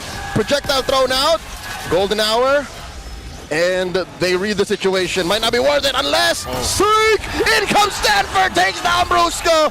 Teddy now underneath tier 1, pulls it back. It was able to avoid getting lifted. So far, it's been 2 series, not just this game, but 2 series of Liquid controlling the river and ONIC just trying to respond and trying to buy time. Still though, quite close in the farm is Severo. He's able to freely get minion last hits. But ONIC are about to lose their tower in mid. This is going to make it harder for them to buy time for the pressure. This is also 3 out of 3 turtles now going to the hands of Team Liquid. Off of the whims of just great team fighting and being able to go ahead and keep ONIC under control from trying to find rotations they're looking for. Oh man. So Sanford also just enough of a distraction himself. He sees multiple members of ONIC. We'll see what the response is going to be from ONIC. I mean, what are we? Is this one of those situations where you're just waiting Severo to hit that Trinity? And easy! Sanji jump King Kong! And Brusco! By God, they folded him in half! Here comes the pressure! Blazing duet, but he can't take down Carl, nor Sanji and JP, and in comes Tele and Stanford! 2 fighters in mid, but 40 gets shut down, and in comes Carl, they're not done! Tele still wailing away! Can he jump in? Tele finds him! Massive trade! 4 for 1! That initially looked like a great block by Kirk, but Liquid didn't let go of the sequence. King Kong gets caught out yet again! Oh, Flying Clouds does allow them to answer. AOG, Sanji sidesteps. This fight has to be done. Hey, he's still got his flicker too, man. And Sanji playing one athletic gourd, as I like to say. He is so hard to catch, it seems like, for ONIC. And he's just able to go ahead and pop out the projectiles and the gushes to bring him down. And this is all without the Harley combination we're used to seeing. It's really tough to find an opening here for ONIC. They can counter as much as they want, but there's still too much to deal with. Even after all of the things that they threw out in the last fight, Teddy was still healthy. Healthy Teddy, dare I say. From steady to deadly to healthy. Right now, Teddy feeling great. Yeah, and just, I'm not trying to push a new moniker, y'all. I'm just trying to make a joke. No, that sounds like a moniker, dude. Hey, Sounds like a moniker. It's not. You want to have a spinning wheel of moniker? No, stop it, I'm kidding. But you do sound effects, you do moniker. What am I going to do? Don't cough. Don't cough. I just won't cough, right? All right, Lord is up. ONIC massively behind, almost 8,000 gold behind here. This is just going to be a TLPH. Lord to take. That's where game 1 ended. Yep. Oh no. Oh man. Sanford Electo final blow. Plus a petrified King Kong just dodging it through, but it's not going to be enough. Sanford finds him. And he does it with 72 heart rate. Oh! Sanji. Just the cleanest gush I've seen in a while. Takes down Brusco. Golden hour. Severo ain't going nowhere. Oh, poor Clayton gets taken down by Teddy. Now Kirk with a full combo and Prince, but there's not enough damage between them. And now in comes Carl. Carl dashes through, survives that deep dive. What the hell is this team? Liquid are on something else. They were definitely ahead of ONIC in terms of everything. They've done their homework, the drafts, the responses, the surprises were great. Greedy as it is, it does make a lot of sense, especially if you have the comfort players there. Yep. They have the Lord, they're marching in, 10,000. Just massive lead right now. If you thought game 1's ending was a stampede, this one's been the entire game. JP on this side of the base, Sanford feeling great, and just what can ONIC do? Liquid wants to go straight to San Juan after this. Yeah. They're ready. And they said, hey, Falcons, don't put your shoes on. We got this. Stay in the gym. Stay in the gym. We're getting top 1. Do the extra rep. Do the extra rep. Right now, ONIC, 11,000 gold deficit. Lord making its way to this bottom base turret as it charges on in. Severo just now gets the golden staff, locks in the Trinity. Sanford. 40. Going 1v1 against Severo underneath tier 3. Liquid cracks the base. Look at that damage. And Teddy wants to take down Prince. Barely a punish. Oh my God, Carl! He finds Kirk between 2 members. Kirk does get the shifting clouds in, but Prince takes him down. Sanji gets punished hard. Kirk survives. And that base is gonna crack. Oh my lord. That's one turret left. AOG by Brusco. Oh, ONIC have to catch their breath. They can't keep fighting like this. Yeah, despite that loss of Sanji, Liquid still have gained more. They've already taken down 2 base turrets. Still, a win is a win for ONIC. They can get just a little bit more farm, especially into Severo. I think they have to accept that King Kong is definitely going to be losing this. Carl finds King Kong. He just wanted his orange, sir. Oh, Carl! He finds Brusco too. And just like that, ONIC were punished for just trying to take what was theirs. They just want to find any resource they can scrap up off the ground, and TLPH has taken everything from them. This is the most Hunger Games we've seen so far, and now they're looking to end the game potentially. 3 defenders. Teddy pushing the advantage, and nice Requiem taking down Kirk. Golden Hour stopping ONIC from defending this tier 3 up top. ONIC's final turret. Can King Kong and the newly spawned Brusco stop him? They do push him out. With all of these wins, Carl TZ's wedding should be grand, man. Has to be massive. I'm expecting the Philippine Orchestra, the symphony, you know, just show up there.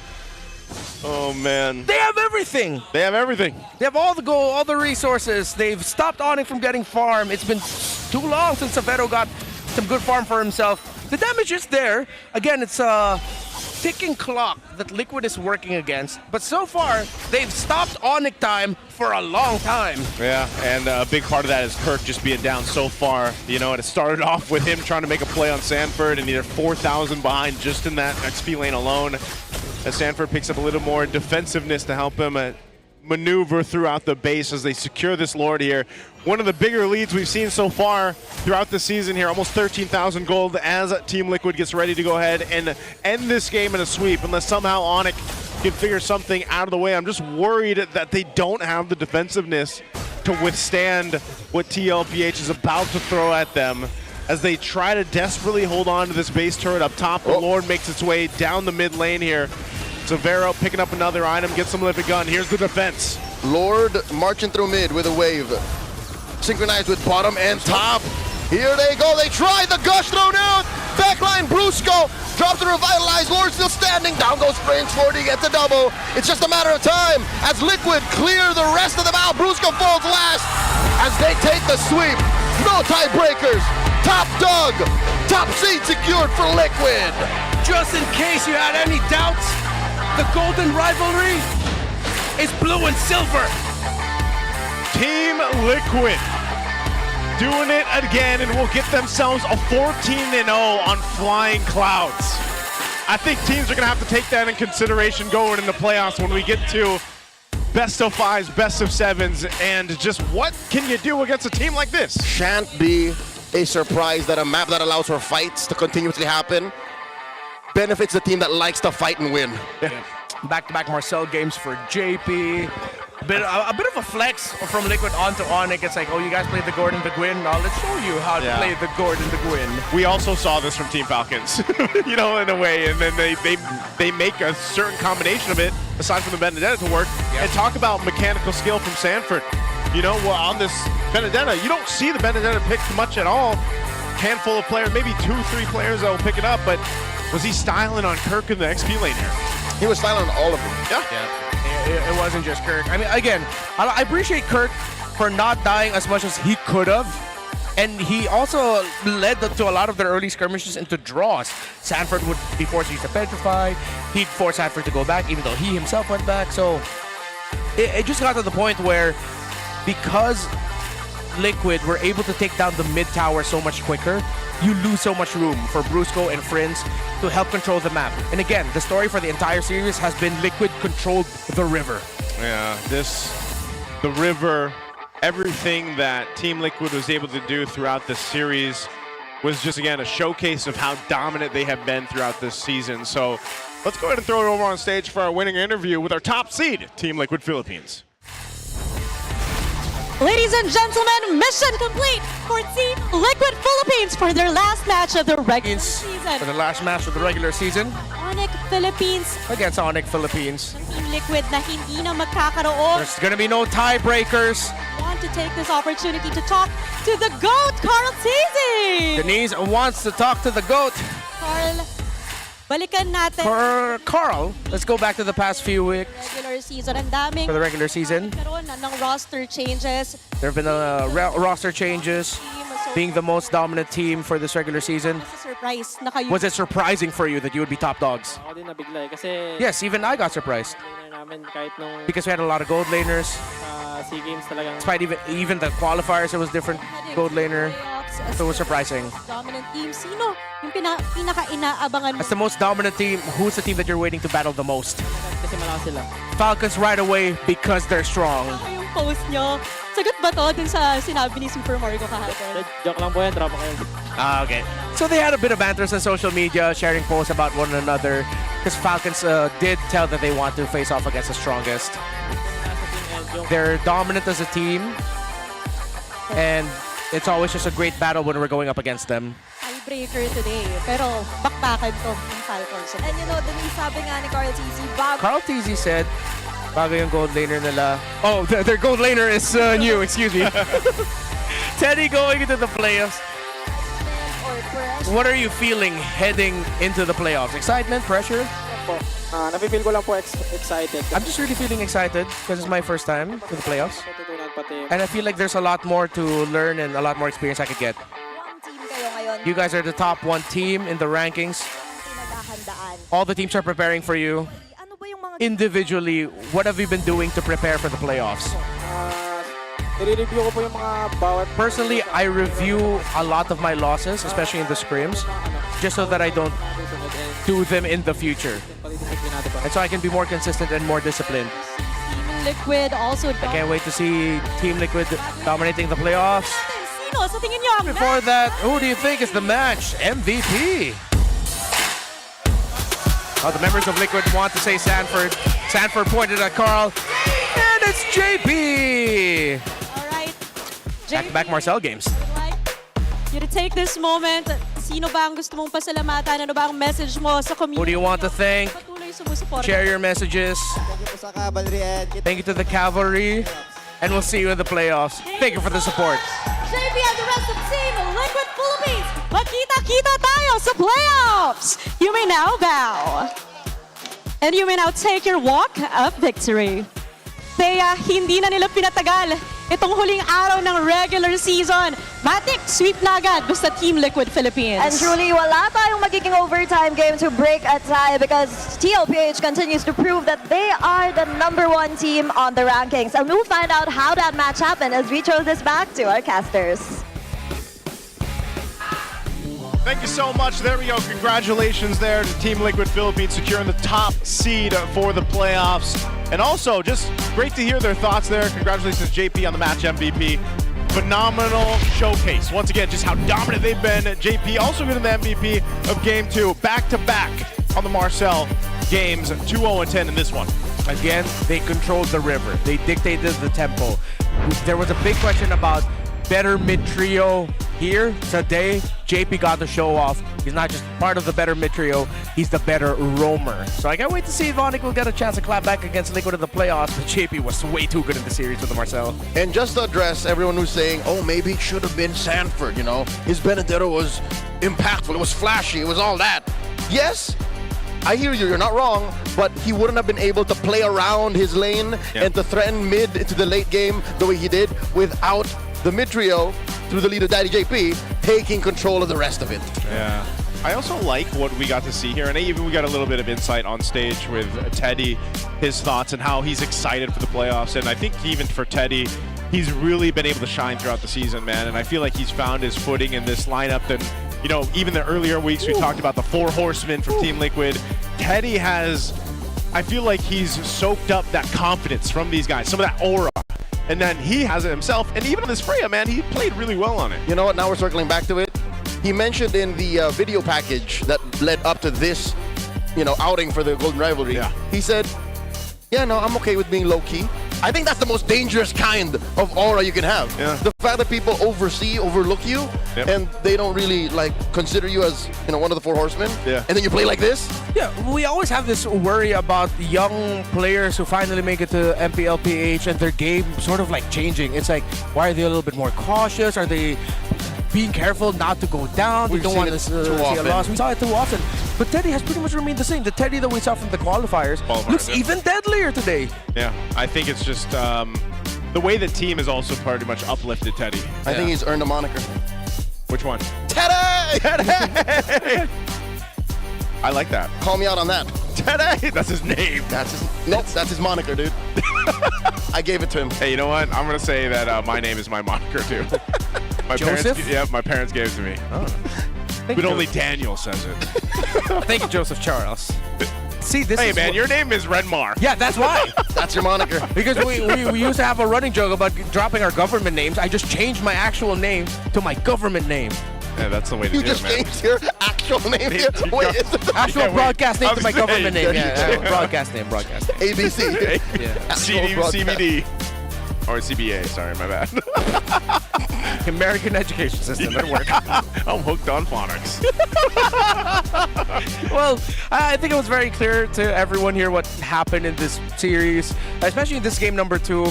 It looked like Team Liquid were just dictating a lot. Them ending with the Marcel twice, I feel like is criminal.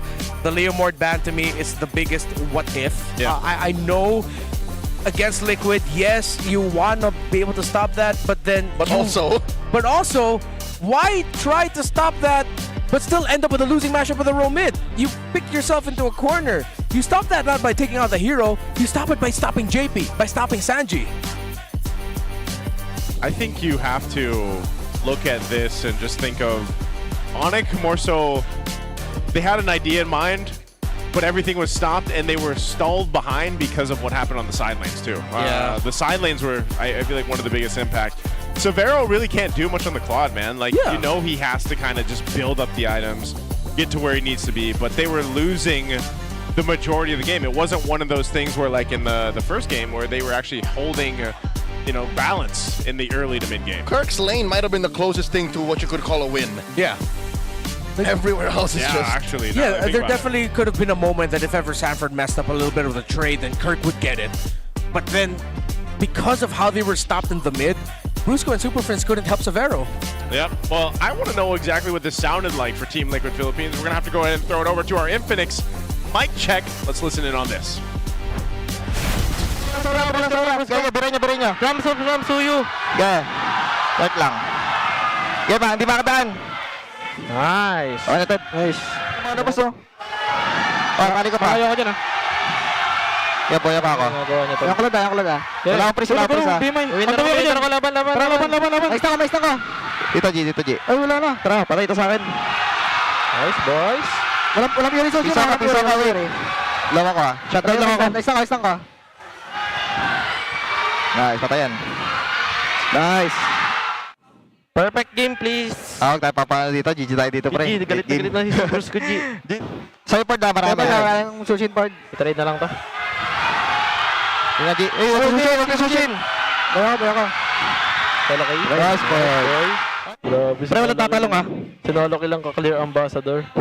Dalawa sinolo kill ko, boy. Harapan lang. Ito na lang ha. Ay, ult na. May hinta pa ako. Ult yan ka. Ahas lang ka. Yung G, Claude. Wala. Susi, boy, ito sila. Basag tap out. Flying clouds. Out. Di ka. Huwag ng pilit. May nakatingin niya sa Sora. Sora. Ay, ligot na, pre. Hero. Hero. Dito, press ko. Gata. Ay, hero tayo. Hero lang, boost mo. And that's our Infinix mic check there with Team Liquid Philippines. Very clean and calm comms. Yeah, you know the most interesting thing about that one is Liquid was saying nice mid-sequence or early start of the team fight. It's as if they already knew if they've won the team fight already. They just enter, they just go, all right, cool, nice. Sounds like they haven't even won yet.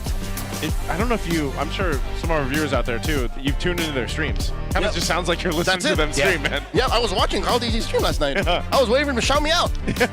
Well, depends where you're watching him from too. Sometimes you got to be on the right platform. Oh, I was on the right platform. You were on all of them. Yep, he said, sorry, Boss Leo, I didn't see you there. I was too busy dogging on 40. Okay. Well, you know what? Team Liquid securing that spot on the top seed. That is, I think a lot of people had that idea, but we did have a pretty close prediction that we had, but We have one more match, guys, before we end our regular season. It's us, the Wee Bear Bros. We're going to take a break, and we'll be back for our last match of the season, regular season.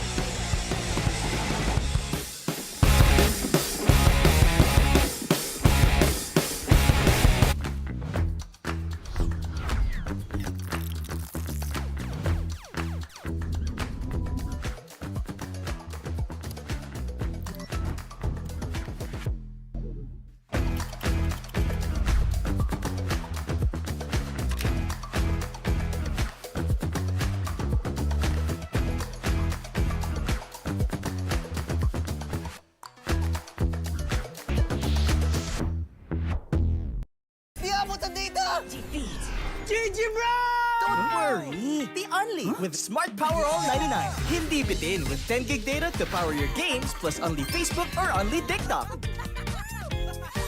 Load now! Foul! You know your scalp can get up to 5 times more dandruff? Get triple anti-dandruff power. Supercharged with Clear. Hey, you, did you know men have 1.4 times weaker scalp? Get a shampoo that's 100% made for men. Supercharged with Clear. Enemy alert. Your scalp gets 1.5 times greasier, causing dandruff. Get triple anti-dandruff power. Supercharged with Clear. Stop and pull over. Your scalp gets 1.5 times sweatier. For cooling power, supercharged with Clear. Different shades, different moods, but somehow we just click. We all move through life differently, chasing dreams, finding calm, and growing in our own ways. For some, their energy burns brightest when they play. For others, calm is where their focus finds its rhythm. And for a few, growth simply happens when the mind is at ease. But even in our differences, we're all connected by the things that hold us steady or have our backs. No matter the hue, there's a color that feels like you. So let me ask you this. What's your color?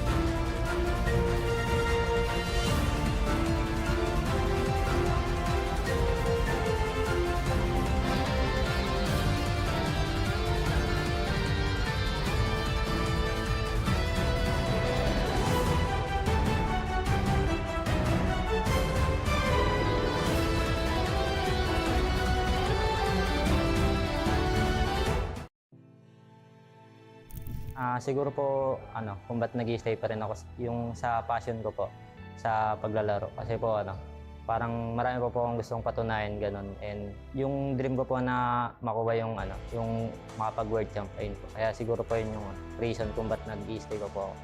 Siguro po siya ako nung dati, nag-aaral lang po ako nung dati. Tapos, nakita ko lang po yung ML sa ate ko. Tapos, ayun po, parang tinry ko po siya laruin. Then, naging kasama ko po yung kuya ko. Tapos, ayun po, nag-try lang po kami na, maging libangan. Tapos, grind lang po. Ayun.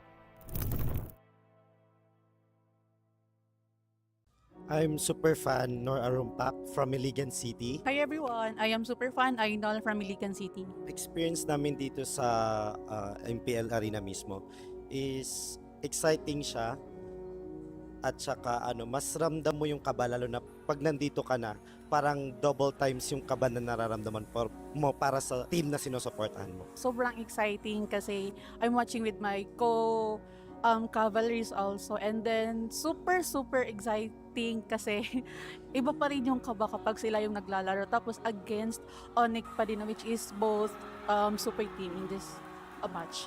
For Carl TZ, keep up the good work and palagi pa rin galingan sa retrihan.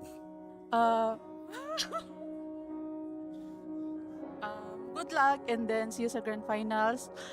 Lilipat na kami pabalik dito to see you and to watch you sa finals and also sa MSC. Palagi po kayong pinapanood sa live. At saka galingan pa rin po at saka see you sa sa finals. We will make sure na pupunta kami. For me, maraming salamat po and talagang ginagalingan namin whenever na may mga fans talaga na nag-effort na pumunta dito and we're just lucky to have you guys. Thank you so much po. Same lang din po sa akin, sobrang nakakatawa kapag may mga ganitong fans na galing pa po kayo sa malayo and sobrang na-appreciate namin ngayon. Thank you po.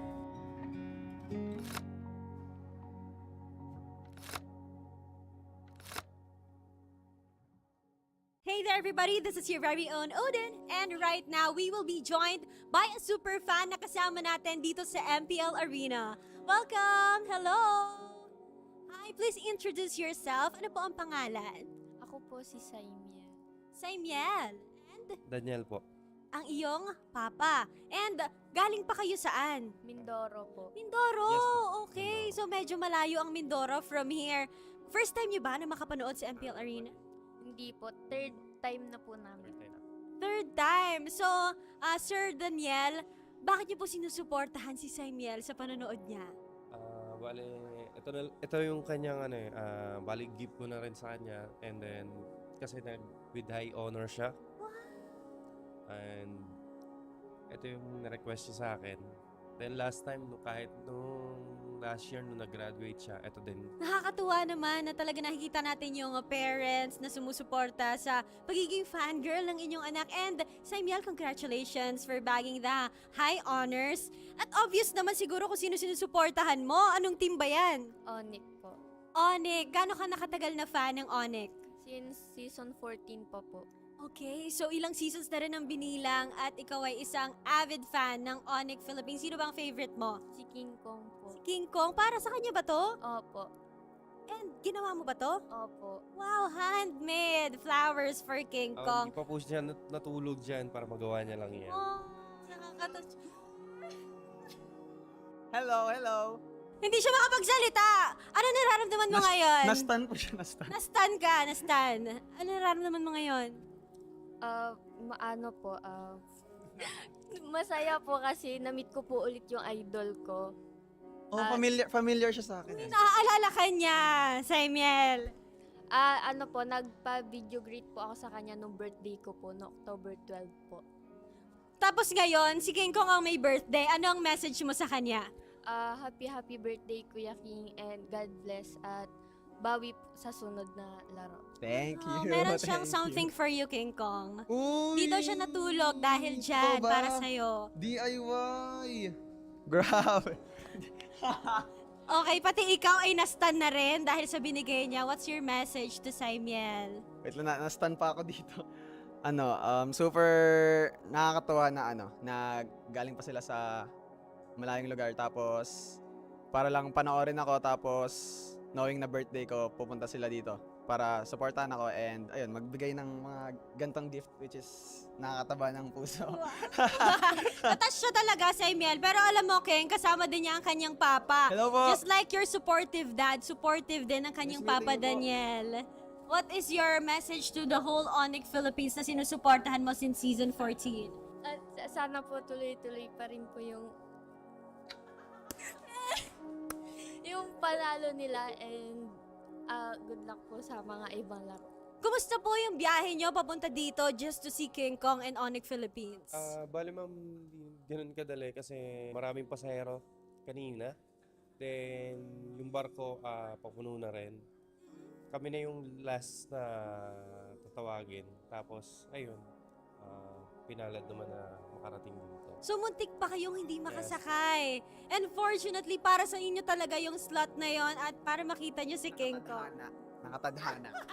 Grabe ka naman. Thank you so much po. Maraming salamat. Hello MPL superfans, this is your host Denise at makakasama natin ngayon one of Aurora Gaming's fan from day one. Tama ba ako doon? Yes. From day one, a guest here. Can you tell us about yourself? What is your name? My name is Brandon Dwayne Balatbat, and this is my second time in the MPL stage. Yes. But I've been watching in live from my home. So when did you start na maging fan? Since the very start of the release of the Team Aurora in the Philippines. Can you share us how was your experience today? You saw them firsthand. It was fun, but it was sad to see that they lost to TNC. But I hope they will be better next time and keep practicing to be better. And we have already established you're a fan of Aurora, pero sinong player doon? I love all the players in Aurora, but there's one person that stands out, and that is Light. Really, Light? Bakit si Light? Light inspires me to become a great roamer because my main role is roam, and my main hero is also Grok, and I really admire Light. And do you know that he's with us today? Joining us is Light. All right, Light, let me give you the microphone. Brandon here is a fan. He is also a roamer. Ano nga masasabi mo kay Brandon? Unang-una, gusto ko thank you syempre. I'm just doing my best and playing. Tas na-inspire ko siya and yun, inaangahan niya ako. So I really appreciate it. Thank you so much, Light. And Brandon, what do you want to say to Kuya Light here? Kuya Light, it's really nice to meet you for the first time. Since you joined Aurora, I really admire your ability to play Grok and the fact that you carried the team to win the world champion. I really admire you playing Grok. Okay, what a heartwarming moment here for Brandon and for Light. But for the meantime, no, balik muna namin sa inyo. We all know Filipinos love MPLPH, but it's not just Filipinos, there's also international fans. And you know, guys, I'm here with an international fan of TLPH. Hi! So before anything else, why don't you introduce yourself and where you came from to our audience? Of course. Hello everybody, I am Atakan and I came here in Philippines for viewing the MPLPH. Ooh, and which team do you support again? As you see, Naman, I'm supporting TLPH. TLPH, and who's your favorite player? My favorite player, actually, I love all the players in TLPH, but however, the Carl Tizzy is my idol. Why Carl Tizzy, if I may ask? Why Carl Tizzy? Since even in Turkey, he's known as legend. Ooh, as the GOAT. As the GOAT, yeah. And if you can give a message to Carl Tizzy, what will you say to him as a fan? As a fan, I can say that I wish the success in upcoming M8 events that will be in Turkey. Ooh, so it will be on your country. Carl Tizzy is here. Hello. Carl, why don't you go here? So, earlier he gave a message that he hopes to see you at M8 because it will happen in his country, Turkey. So, do you have a message back to your Turkish fan? I'm really happy and yeah, I hope we get to M8 so we can go to your house. Sige, we show you all Filipinos how hospitable person we are. We will show you there. Thank you. I wish you success there in M8. Thank you, sir. Guys, it's fun to watch fans meeting their beloved players, and we hope more fans can get to see them soon.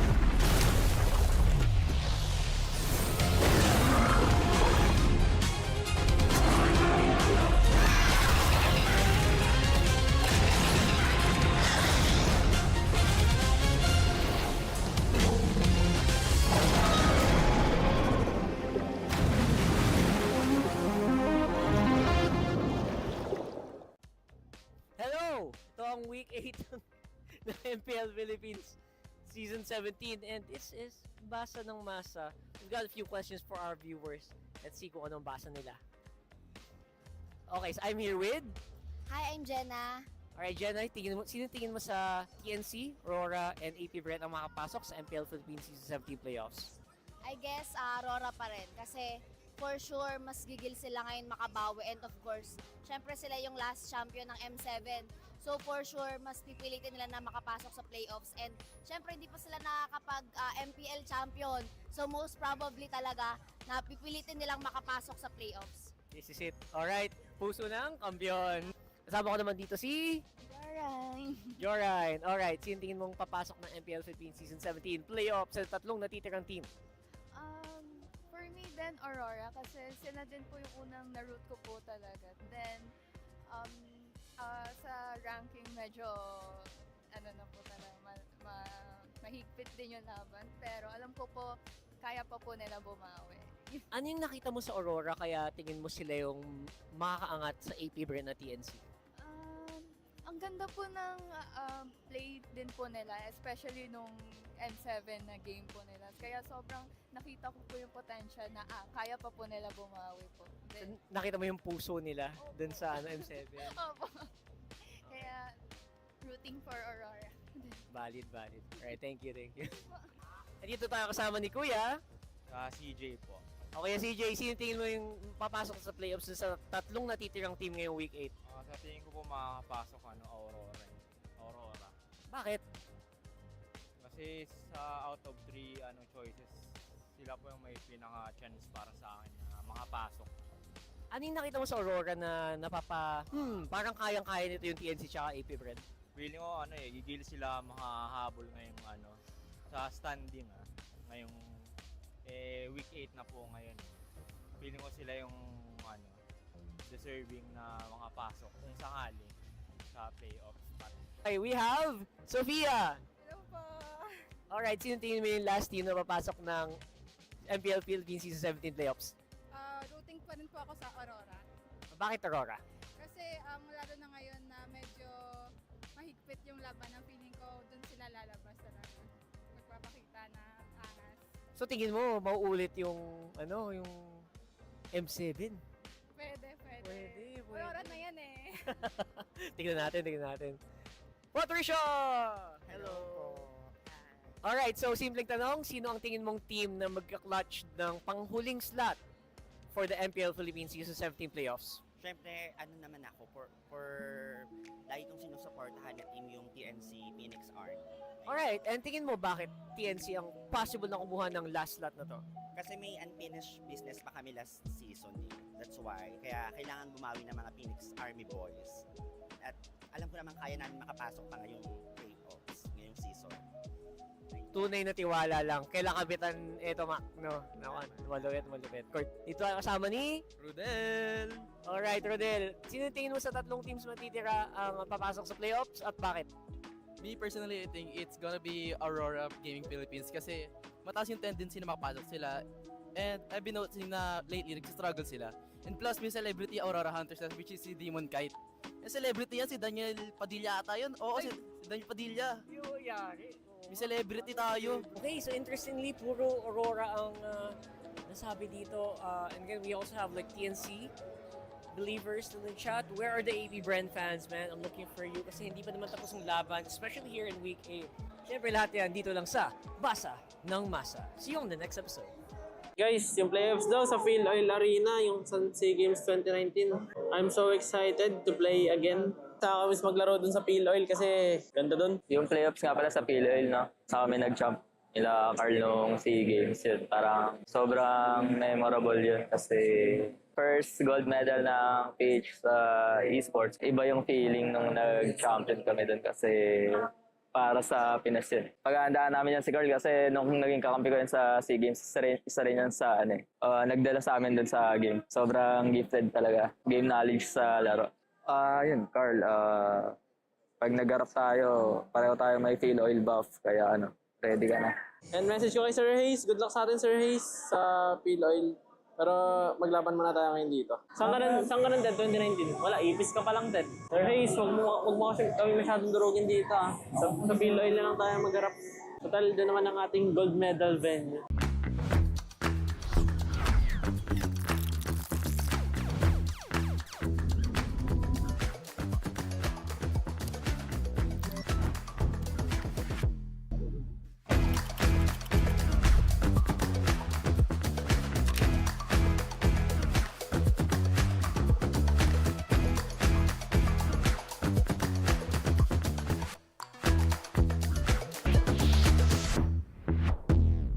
Di abutan dito! Defeat! GG bro! Don't worry! The Only with Smart Power All 99. Hindi bitin with 10 gig data to power your games plus only Facebook or only TikTok. Load now! Wow! You know your scalp can get up to 5 times more dandruff? Get triple anti-dandruff power. Supercharged with Clear. Hey, you! Did you know men have 1.4 times weaker scalp? Get a shampoo that's 100% made for men. Supercharged with Clear. Enemy alert! Your scalp gets 1.5 times greasier, causing dandruff. Get triple anti-dandruff power. Supercharged with Clear. Stop and pull over! Your scalp gets 1.5 times sweatier. For cooling power.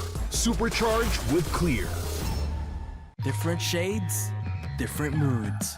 But somehow, we just click. We all move through life differently. Chasing dreams, finding calm, and growing in our own ways. For some, their energy burns brightest when they play. For others, calm is where their focus finds its rhythm. And for a few, growth simply happens when the mind is at ease. But even in our differences, we're all connected by the things that hold us steady or have our backs. No matter the hue, there's a color that feels like you. So let me ask you this. What's your color?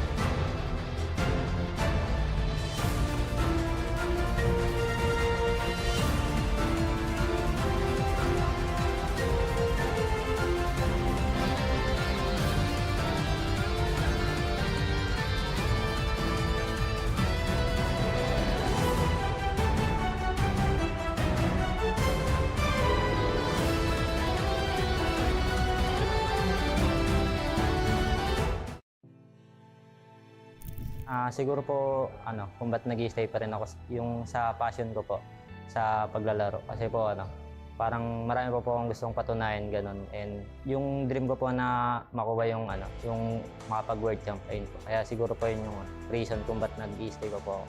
Siguro po siya ako nung dati, nag-aaral lang po ako nung dati. Tapos, nakita ko lang po yung ML sa ate ko. Tapos, ayun po, parang tinry ko po siya laruin. Then, naging kasama ko po yung kuya ko. Tapos, ayun po, nag-try lang po kami na, maging libangan. Tapos, grind lang po.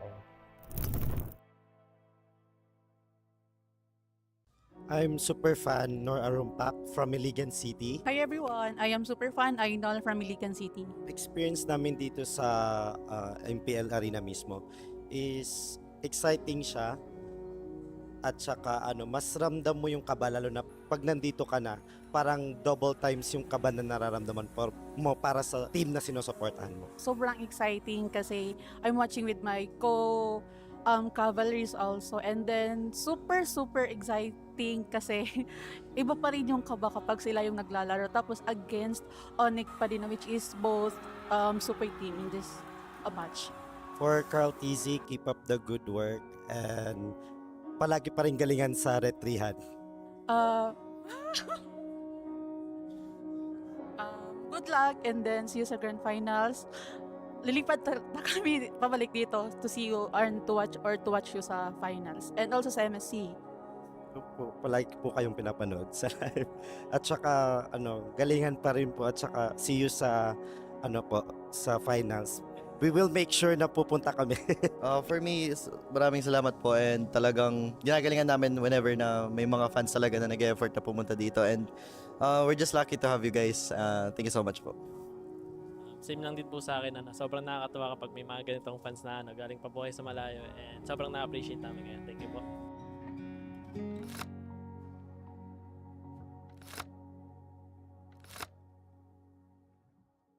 Hey there everybody, this is your very own Odin, and right now we will be joined by a super fan na kasama natin dito sa MPL Arena.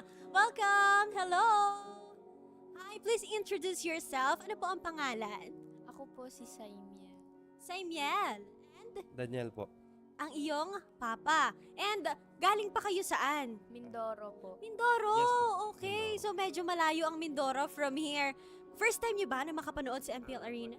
Hindi po. Third time na po namin. Third time. So, Sir Daniel, bakit niyo po sinusuportahan si Saimiel sa panonood niya?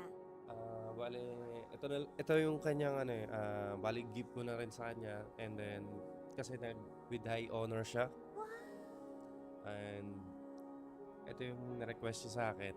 Then last time, kahit nung last year nung nag-graduate siya, ito din. Nakakatuwa naman na talaga nakikita natin yung parents na sumusuporta sa pagiging fangirl ng inyong anak. And Saimiel, congratulations for bagging the high honors. At obvious naman siguro kung sino sinusuportahan mo. Anong team ba yan? ONIC po.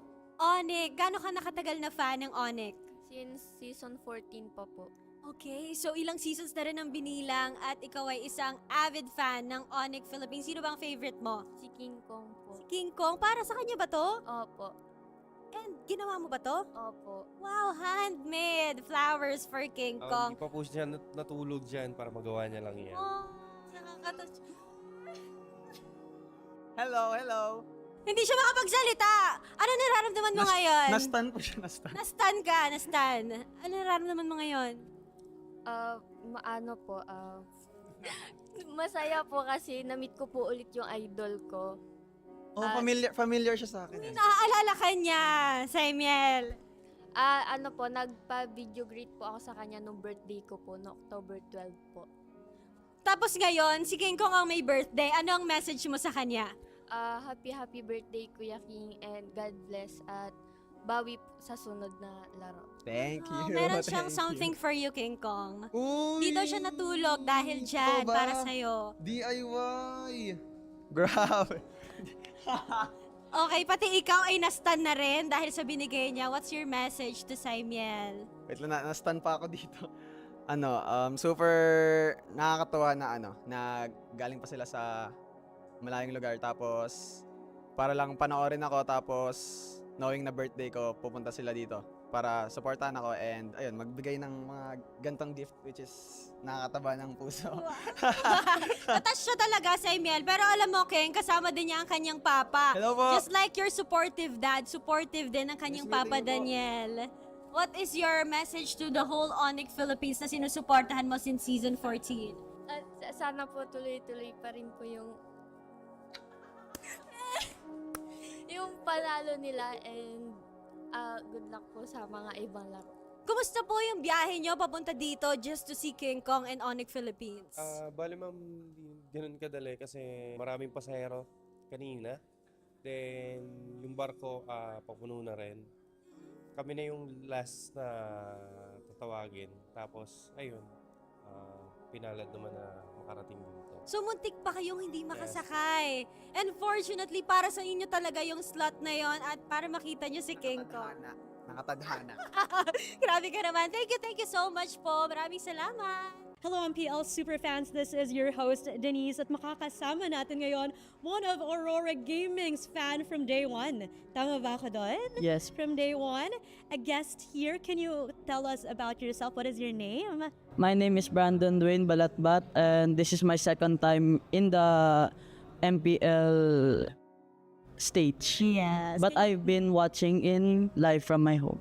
So, when did you start na maging fan?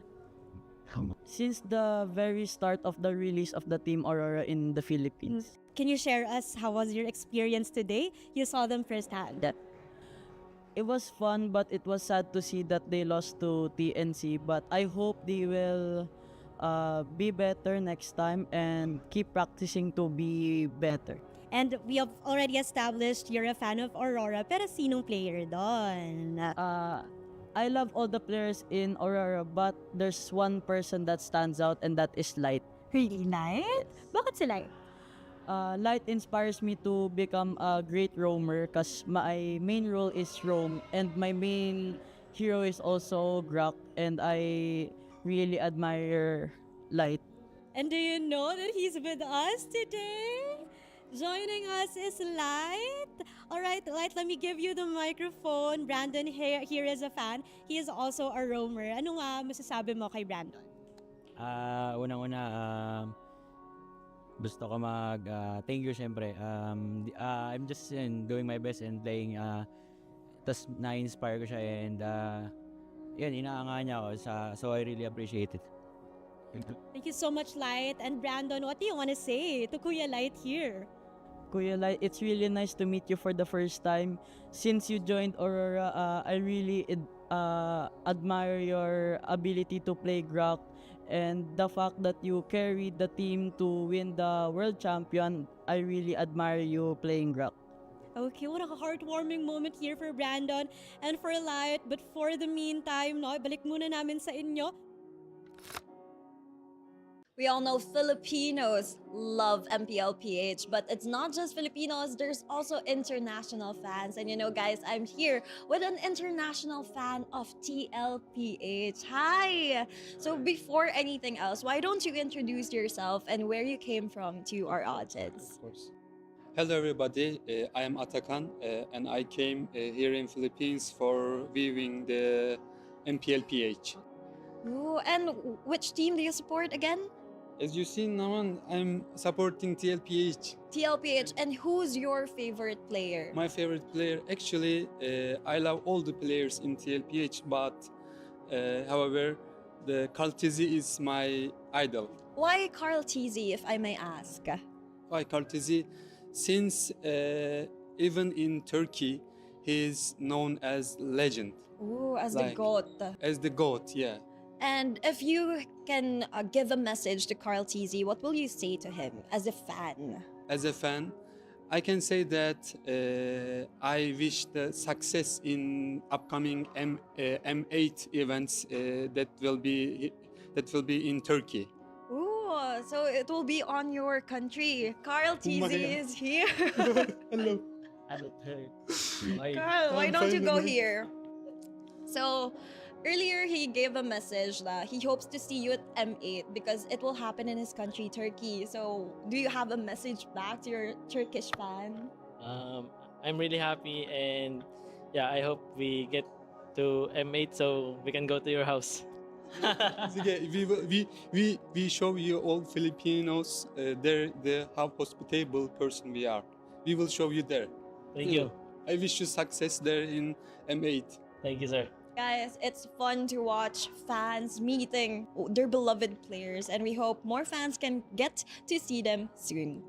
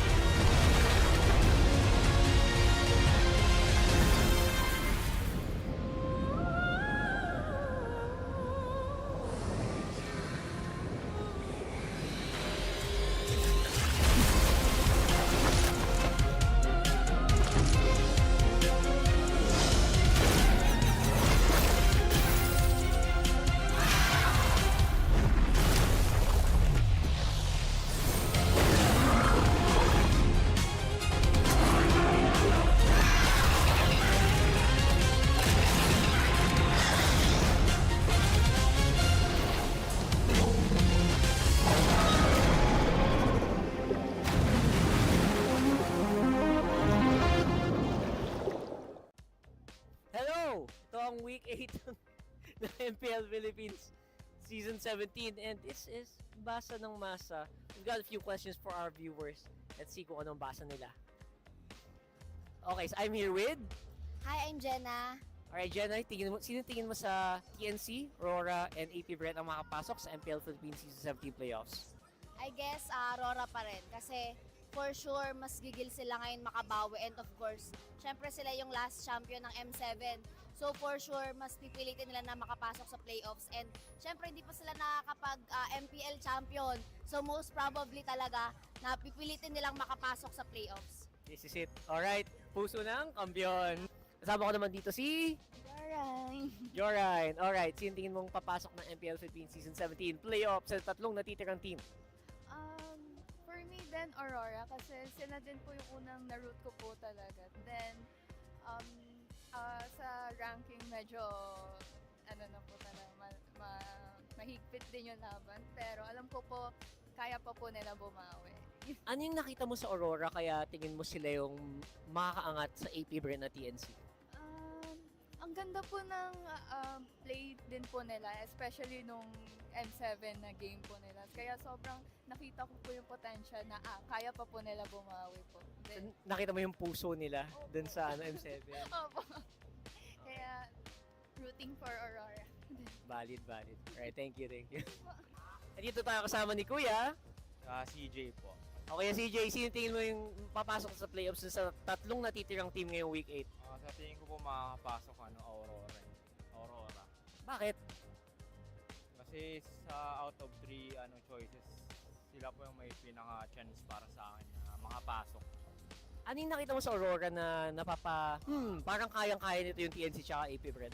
Feeling ko gigil sila makahabol ngayong sa standing ngayong week 8 na po ngayon. Feeling ko sila yung deserving na makapasok kung sakali sa playoffs. Okay, we have Sofia! Hello po! Alright, sino tingin mo yung last team na papasok ng MPL Philippines Season 17 playoffs? Rooting pa rin po ako sa Aurora. Bakit Aurora? Kasi lalo na ngayon na medyo mahigpit yung laban, ang feeling ko dun sila lalabas talaga. Magpapakita na angas. So tingin mo, mauulit yung M7? Pwede. Pwede. Aurora na yan eh. tingnan natin. Patricia! Hello. Alright, so simpleng tanong, sino ang tingin mong team na magka-clutch ng panghuling slot for the MPL Philippines Season 17 playoffs? Siyempre, naman ako, for lagi kong sinusuportahan na team yung TNC Phoenix Army. Alright, and tingin mo bakit TNC ang possible na kumuha ng last slot na to? Kasi may unfinished business pa kami last season eh. That's why. Kaya kailangan bumawi ng mga Phoenix Army boys. At alam ko naman kaya namin makapasok pa ngayong playoffs, ngayong season. Tunay na tiwala lang. Kailan kabitan ito, Mac, no? Malupit. Court. Dito tayo kasama ni... Rodel! Alright, Rodel. Sino tingin mo sa tatlong teams matitira ang papasok sa playoffs at bakit? Me personally, I think it's gonna be Aurora Gaming Philippines kasi mataas yung tendency na makapasok sila. And I've been noticing na lately, nag-struggle sila. And plus, may celebrity Aurora Hunters which is si Demon Kite. And celebrity yan, si Daniel Padilla ata yun. Oo, si Daniel Padilla. May celebrity tayo. Okay, so interestingly, puro Aurora ang nasabi dito. And again, we also have like TNC believers in the chat. Where are the APBR fans, man? I'm looking for you kasi hindi pa naman tapos ang laban, especially here in week 8. Siyempre lahat yan dito lang sa Basa ng Masa. See you on the next episode. Guys, yung playoffs daw sa Phil Oil Arena, yung SEA Games 2019.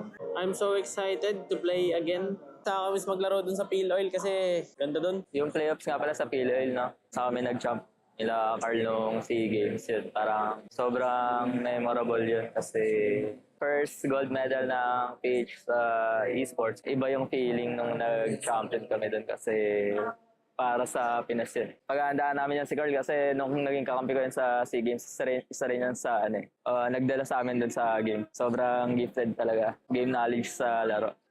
Yun, Carl, pag nag-harap tayo, pareho tayo may Phil Oil buff, kaya ready ka na.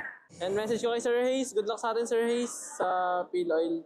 Pero maglaban muna tayo ngayon dito. Saan ka nun, Ted? 2019? Wala, ipis ka pa lang, Ted. Sir Hayes, wag mo kasi kami masyadong durugin dito, ah. Sa Piloy na lang tayo magharap. Total, doon naman ang ating gold medal venue.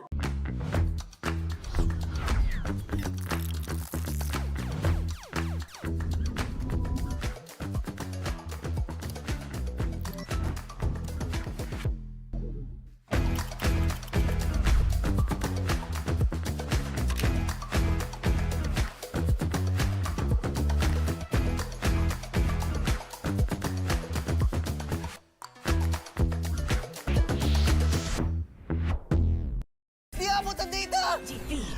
GG bro! Don't worry! The Unli with Smart Power All 99. Hindi bitin with 10 gig data to power your games plus Unli Facebook or Unli TikTok. Load now! Foul!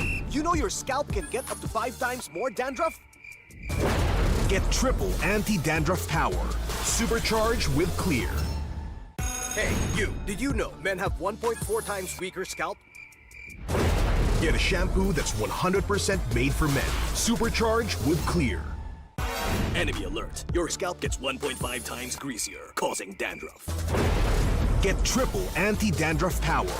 Supercharge with Clear. Stop and pull over! Your scalp gets 1.5 times sweatier. For cooling power, supercharge with Clear. Different shades, different moods, but somehow we just click. We all move through life differently, chasing dreams, finding calm, and growing in our own ways.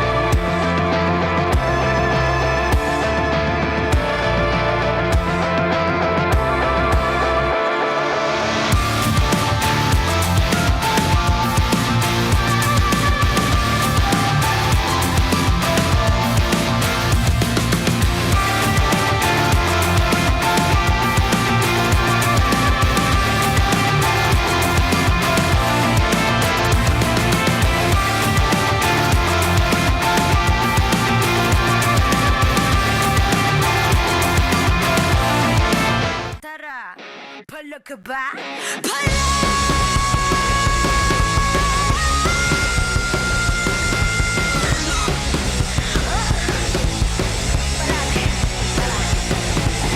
Handa sa laban, sanda ka sa aking kamay. Watch with my click, maybe fire in the eyes. Yeah, I walk with my head held high. Ano ba yung takot kung tore ang aking gabay? Iyan niya, lifam niya, ako down the lane. Ako ang kapuan, when we bring our name to the game. Eyes on the prize, do last, cause it's our time. Palag na to, me again, you already know. Automatic ka na na Pilipino. Break us when we steal the show. Automatic ka na na Pilipino. Lakas ng Pinas. Palag na to, kami na ang batas. Pilipino. Lakas ng Pinas. Palag na to, automatic ka na na Pilipino. Teka, wait. Remind you kung anong na-obtain. Palaging first place, lakayo sa PH. I'm here cause I got God, my team is super fans. Eyes on the prize, Pinas, cause it's our time. Palag na to, me again, you already know. Automatic ka na na Pilipino. Break us when we steal the show. Automatic ka na na Pilipino. Lakas ng Pinas. Palag na to, kami na ang batas. Pilipino. Lakas ng Pinas. Palag na to, automatic ka na na Pilipino.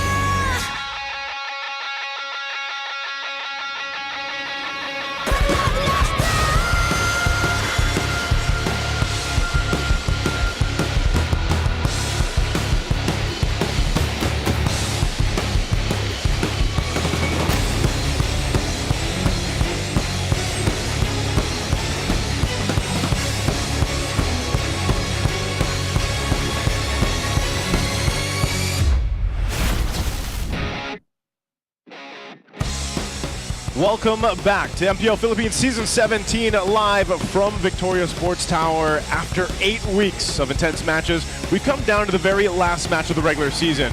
After Aurora clinched the last playoff spots last night against Omega, taking their shortcuts to the playoffs, they gear up to take momentum with them, while APBR looks to end the season on a high note, potentially leaving a sting in Aurora's climb. Welcome back, Palag na to. We're here on the panel for one last time in the regular season. It's me, Nice. It's going to be us, the We Bear Bros on the English desk, me, Leo, Redmar, and over on Tagalog later on. Uwi pa rin kasama dito si Burrito at si Midnight para ihatid sa inyo ang aksyon sa pinakauling serye ng regular season 17. All right, gentlemen, we just had a very quick last series. Very fast. You know, I think Team Liquid very dominant the way that they've been, and now we come to this. Aurora and all the lights that were tuning in. By the way, I wasn't here yesterday, but I was out in the world and I was watching that match because I knew, are we gonna end up in the last day, the last match with a stipulation of the playoffs? Did you say you were out in the world? I was out in the world.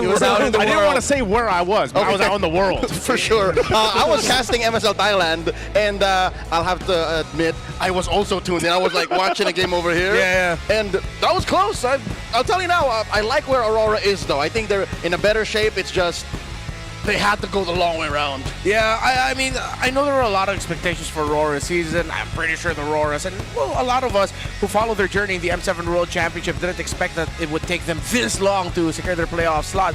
But hey, they're here now. Let's just see if they can keep it going, especially keep the momentum rolling heading into the playoffs. This is interesting, by the way. Aurora, have they found the lights within? Can they seize that win? I'd say not yet. It's one thing to celebrate their playoffs berth, but this is not the form that they want to be. They are far from their M7 championship winning form, and yes, they are happy they're going to San Juan, but marami pang pwedeng gawin yung Aurora. Hindi ito yung Aurora hinahanap natin. 100%. And kung makikita natin yung last games ng Team Falcons, ONIC Philippines, and other top teams sa ating liga katulad na lamang ng Team Liquid, ay makikita natin na marami pang kailangan aralin ng side ng Aurora Gaming para makabalik sa seize the win form na hinahanap natin mula sa M7. Alam mo, maraming man silang kailangan gawin. Ay, itong tao na ito na nakikita natin, ang palagi ang kinakapitan talaga ng Aurora. Sobrang consistent and sobrang persevere, 'di ba? Dito sa season 17, kahit manalo sila, kahit matalo sila, buhay pa rin ang puso at ipinibigay niya yun sa kanyang mga kasama. Tunay na maasahan. Maaasahan talaga. sobrang consistent ni Edward pare, isang beses lang natin hindi siya nakita sa playoffs. And almost every single time na nakakapasok siya ng playoffs, kadalasan podium finish pa. Yeah. And this is the first time that we see Edward in this spot na lowest possible seed ang kanilang papasukin. So, medyo malayo-layo talaga yung tatahakin dito ng Aurora. Kaya medyo agree din ako sa sinabi ni Leo kanina. Yeah, I think it bodes really well though for Edward and of course Aurora that it was his glue that had a big impact in the winning game yesterday. But of course on the other side, we've already said a farewell to APBR and their playoffs host, but they are still here. TLPH has been one of the standout players for the team ever since his introduction. There were a lot of questions, of course, coming from different regions. How well is he going to fare? He quickly answered that with an MVP winning performance early on in the season, but then after that, all the teams had their eyes on them. After they took that one game from Liquid early on in the season, APBR already had the target on their backs. Yeah, and there's the thing, you know, they're the unique hero pool that TLPH, the King, has here throughout the season, but also just his legacy. Everything he's been able to achieve, but it's just something where even when you have a hero pool that deep, and you have that amount of veterancy and experience, the problem is sometimes if you're just lacking the synergy, it doesn't all come together. And we've heard it, by the way, in a lot of the Smart 5G ping tests, the mic checks, and everything else, where the players themselves are saying, you know, this league, the MPL Philippines, it's harder than sometimes even internationals, competing against all these phenomenal players, these talented players here, and what they're faced up against. And sometimes, you know, again, that's the nature of the competition. By the way, that's our Infinix Keys to Victory, our new Howl. He's got it. Midnight, take us through. Taas ang tono ko pero mataas-taas din. Kailangan tahakin itong dalawang team nito, especially for Aurora Gaming. Kailangan nilang gawin dito is maipanalo yung first turtle. Sobrang importante ng tempo sa metagame natin ngayon. And isa sa to sa mga naging struggle ng Aurora Gaming recently na nako-contest yung kanilang first turtle objective. And I feel like yung fix ay medyo kailangan na talaga ngayon kasi nababasa na talaga sila ng ibang teams. Even APBR. Kadalasan, APBR din yung mahusay sa mga first turtle. And also, give UA a winning matchup. I feel like hindi na pwede na simpleng Kimi lang, simpleng Valentina, or yung mga Zushin, Eve lang. Kailangan talaga nila mabigyan ng mas magandang hero si Yue in the mid lane to be able to out-tempo the other duo mid on the opposition. Kamusta naman ang APBR? Well, that's why the first point for APBR is just protect their tier 1 mid turret against Aurora. Aurora's conditions are very focused towards the roam mid duo. Hell, extend that to the roam mid trio. Because APBR historically, one of their toughest losses, or some of their toughest losses, come from the fact that after Turtle 3, heading into Lord 1, they're already a mid turret down. Very difficult to fight those objectives with those gone. So, add that idea to letting James Banks cook. Make sure that he gets the space that he needs in objective fights so that retributions for him are a little bit easier. It's been tough for James Banks all season long in terms of the retributions. And then, of course, give him the space that he needs to get resources and steal farm away from the opposing jungler. You know what I think? Give James Banks the Suyo, man. Yes, Let him go through the draft. Aurora, Hashtag free my boy Suyu. free James Banks. Free James Banks. For the road. For the road. Hashtag free my boy. Give the man a Suyo. Yeah, well, Isa lang, kahit isa lang. Isa lang, free my boy Suyu. I think Aurora and the coaching staff are there in the mid. Coach MTB, is there a chance we can get Suyo for James Banks today? Isa lang, Coach. Just one. Just one. Free my boy Suyu. Andito si Coach MTB, nakapila na sila. Tumatawa na lang. Tumatawa na. Isa lang, Coach. We need to see the man with a million moves on that hero, man. Please. First time nakiusap yung broadcast. Hey, bro, we are in the last series of the season. Might as well ask for it. Let's have fun. Yeah, That's how you prove for Aurora that they got it. Hey. You know what? Challenge. It's a This is midnight what they challenge. got. They got the playoff spot. Yes, sir. Right? Let them lock that in. Let James Banks get his Suyo. Let's see what happens. Filipino broadcast. We'll see you guys later. Let's go ahead and welcome out our teams. To ensure the integrity of the game, welcome our marshals, Miko, JD, Dojin, and Luis. Last night they found the lights within, now they return to seize another win.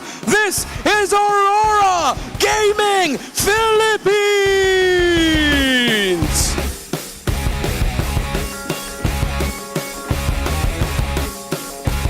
They may have faltered, but their sting remains sharp.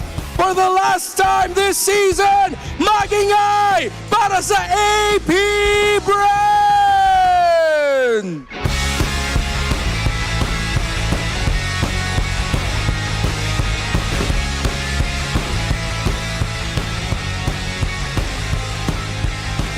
And our head referee is the Chop Master, Sent.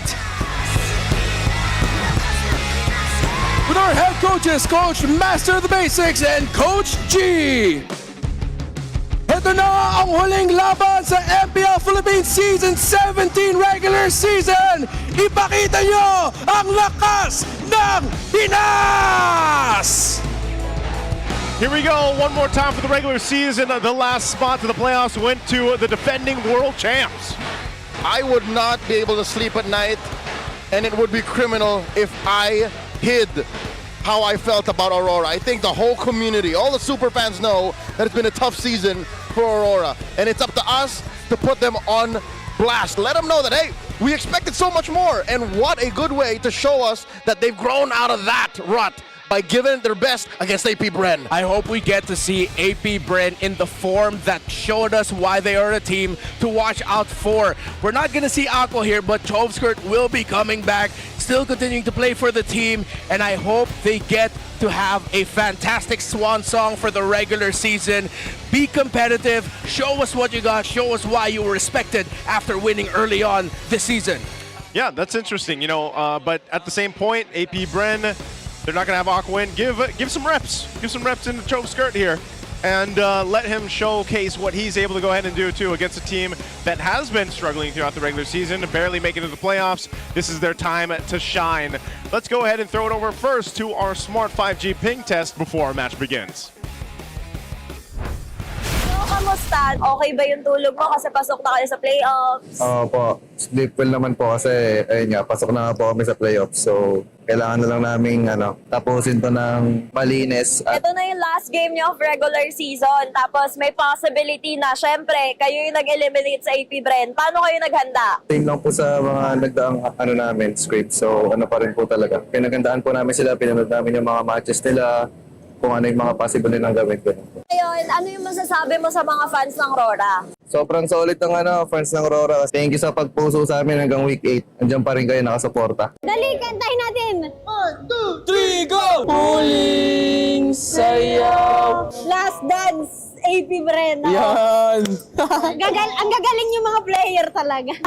Parang trash talk yun ah. Ay, hindi. Kumusta? After yesterday? Malungkot ako ngayon. Ba't nakangiti ka pa rin?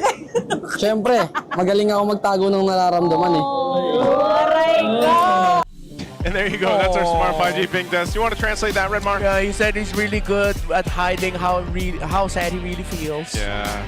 It's unfortunate. Again, every season, I feel like, you know, we have to go ahead and acknowledge and kind of give some empathy out there, sympathy to the players, the teams that don't get to make the playoffs. It's always so competitive. And again, AP Bren finds themselves in that position, not being able to move forward. RORA also are going to be the ones to go and pick Expanding Rivers. They'll be over here in game 1.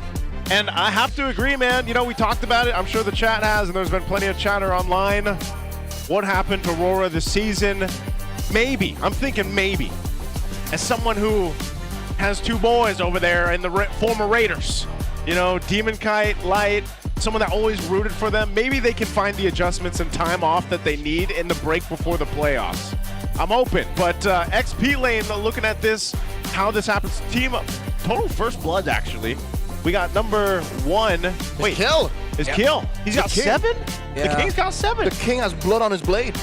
That's why we always ask for him for the center style, the one that also have a good amount of damage to surprise, that chance to get that surprise start. Like a Arlo. Like an Arlo, exactly. And a Sora. Yeah, that Arlo, he delivered MVP performances from that early on in the season. Yep. And of course for Aurora, just expected for Edward.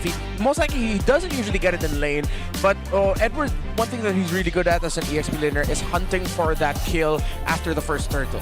Wherein, if just when the other team expects that Aurora are gonna let go, it's actually Edward chasing because Light is nearby, US nearby, or Edward has a hero that can survive like a early 2v1, 3v1 and still get away with his life. Yeah.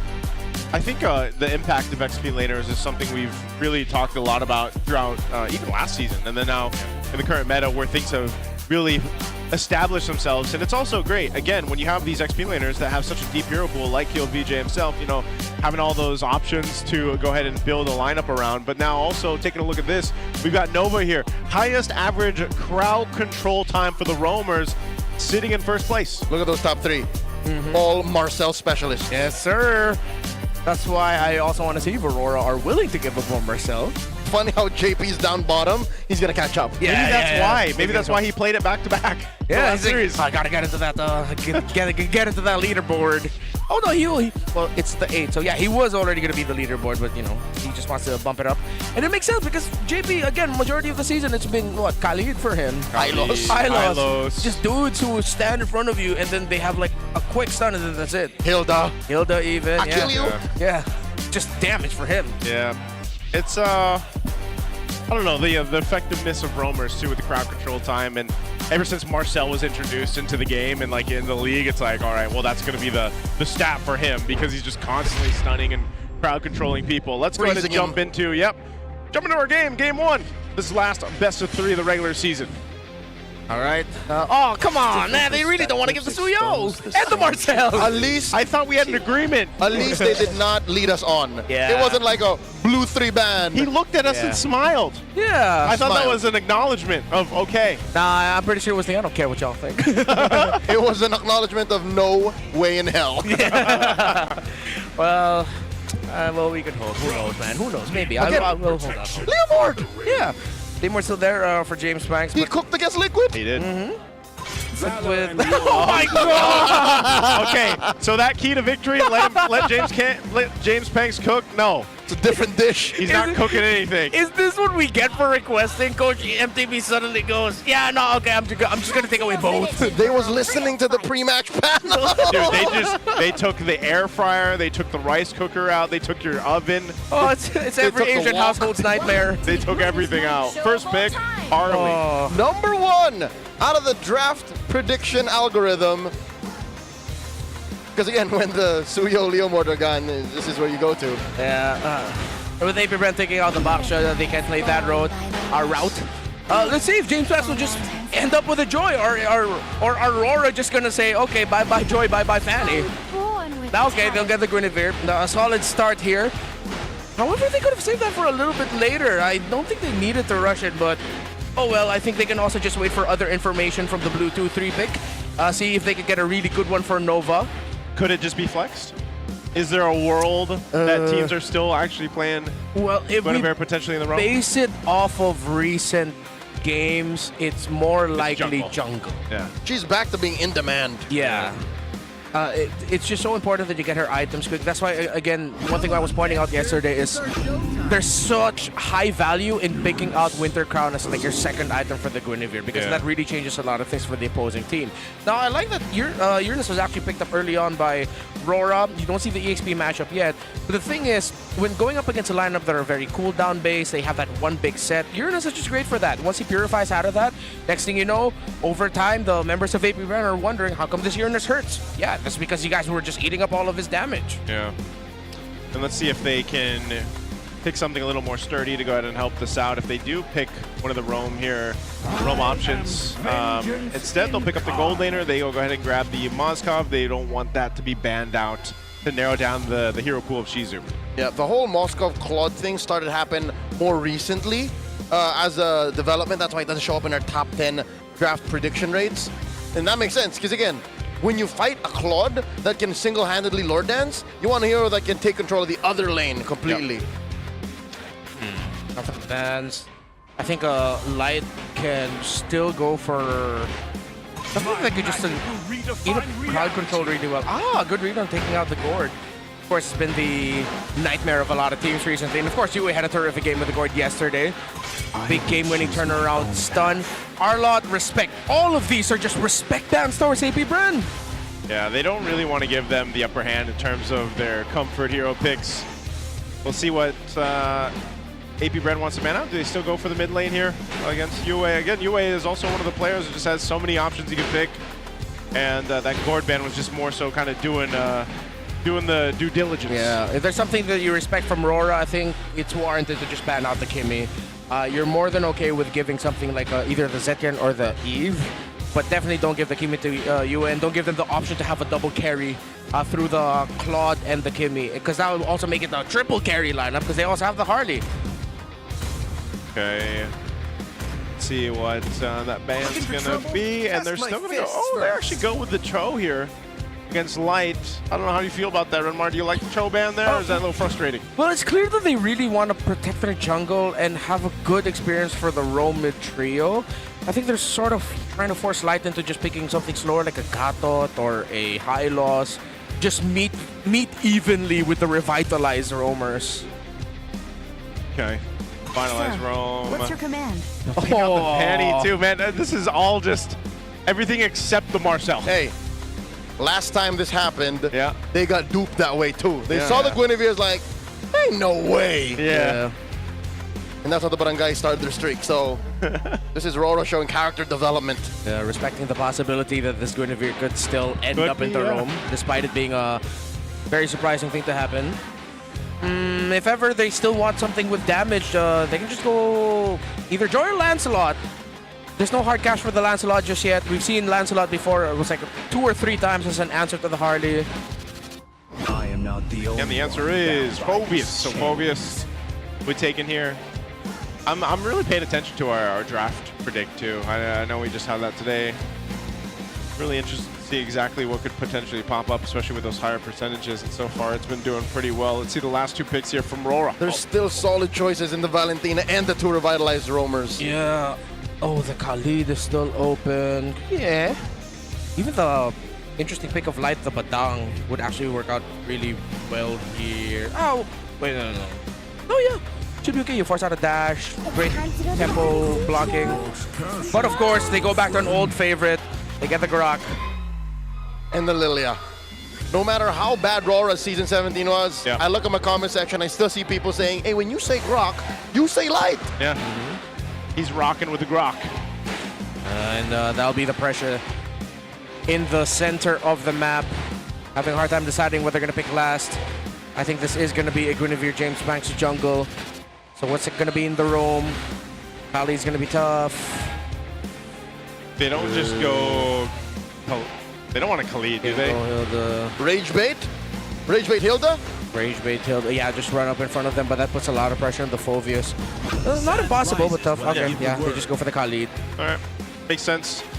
Was top of the charts of that prediction. Yeah, top of the charts there. Also just kind of helps secure things if they need to with the Sandstorm, Raging Sandstorm if they want. Also he can be healing up if he needs to.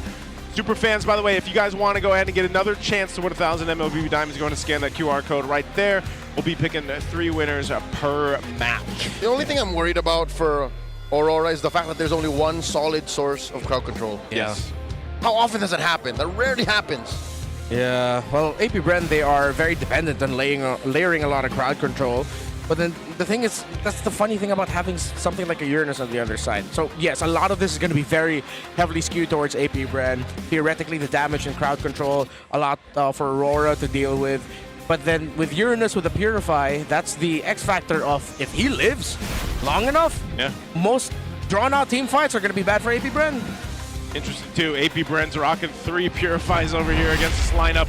That's brought to this table. We're going into the Land of Dawn. It's our last and final regular season match.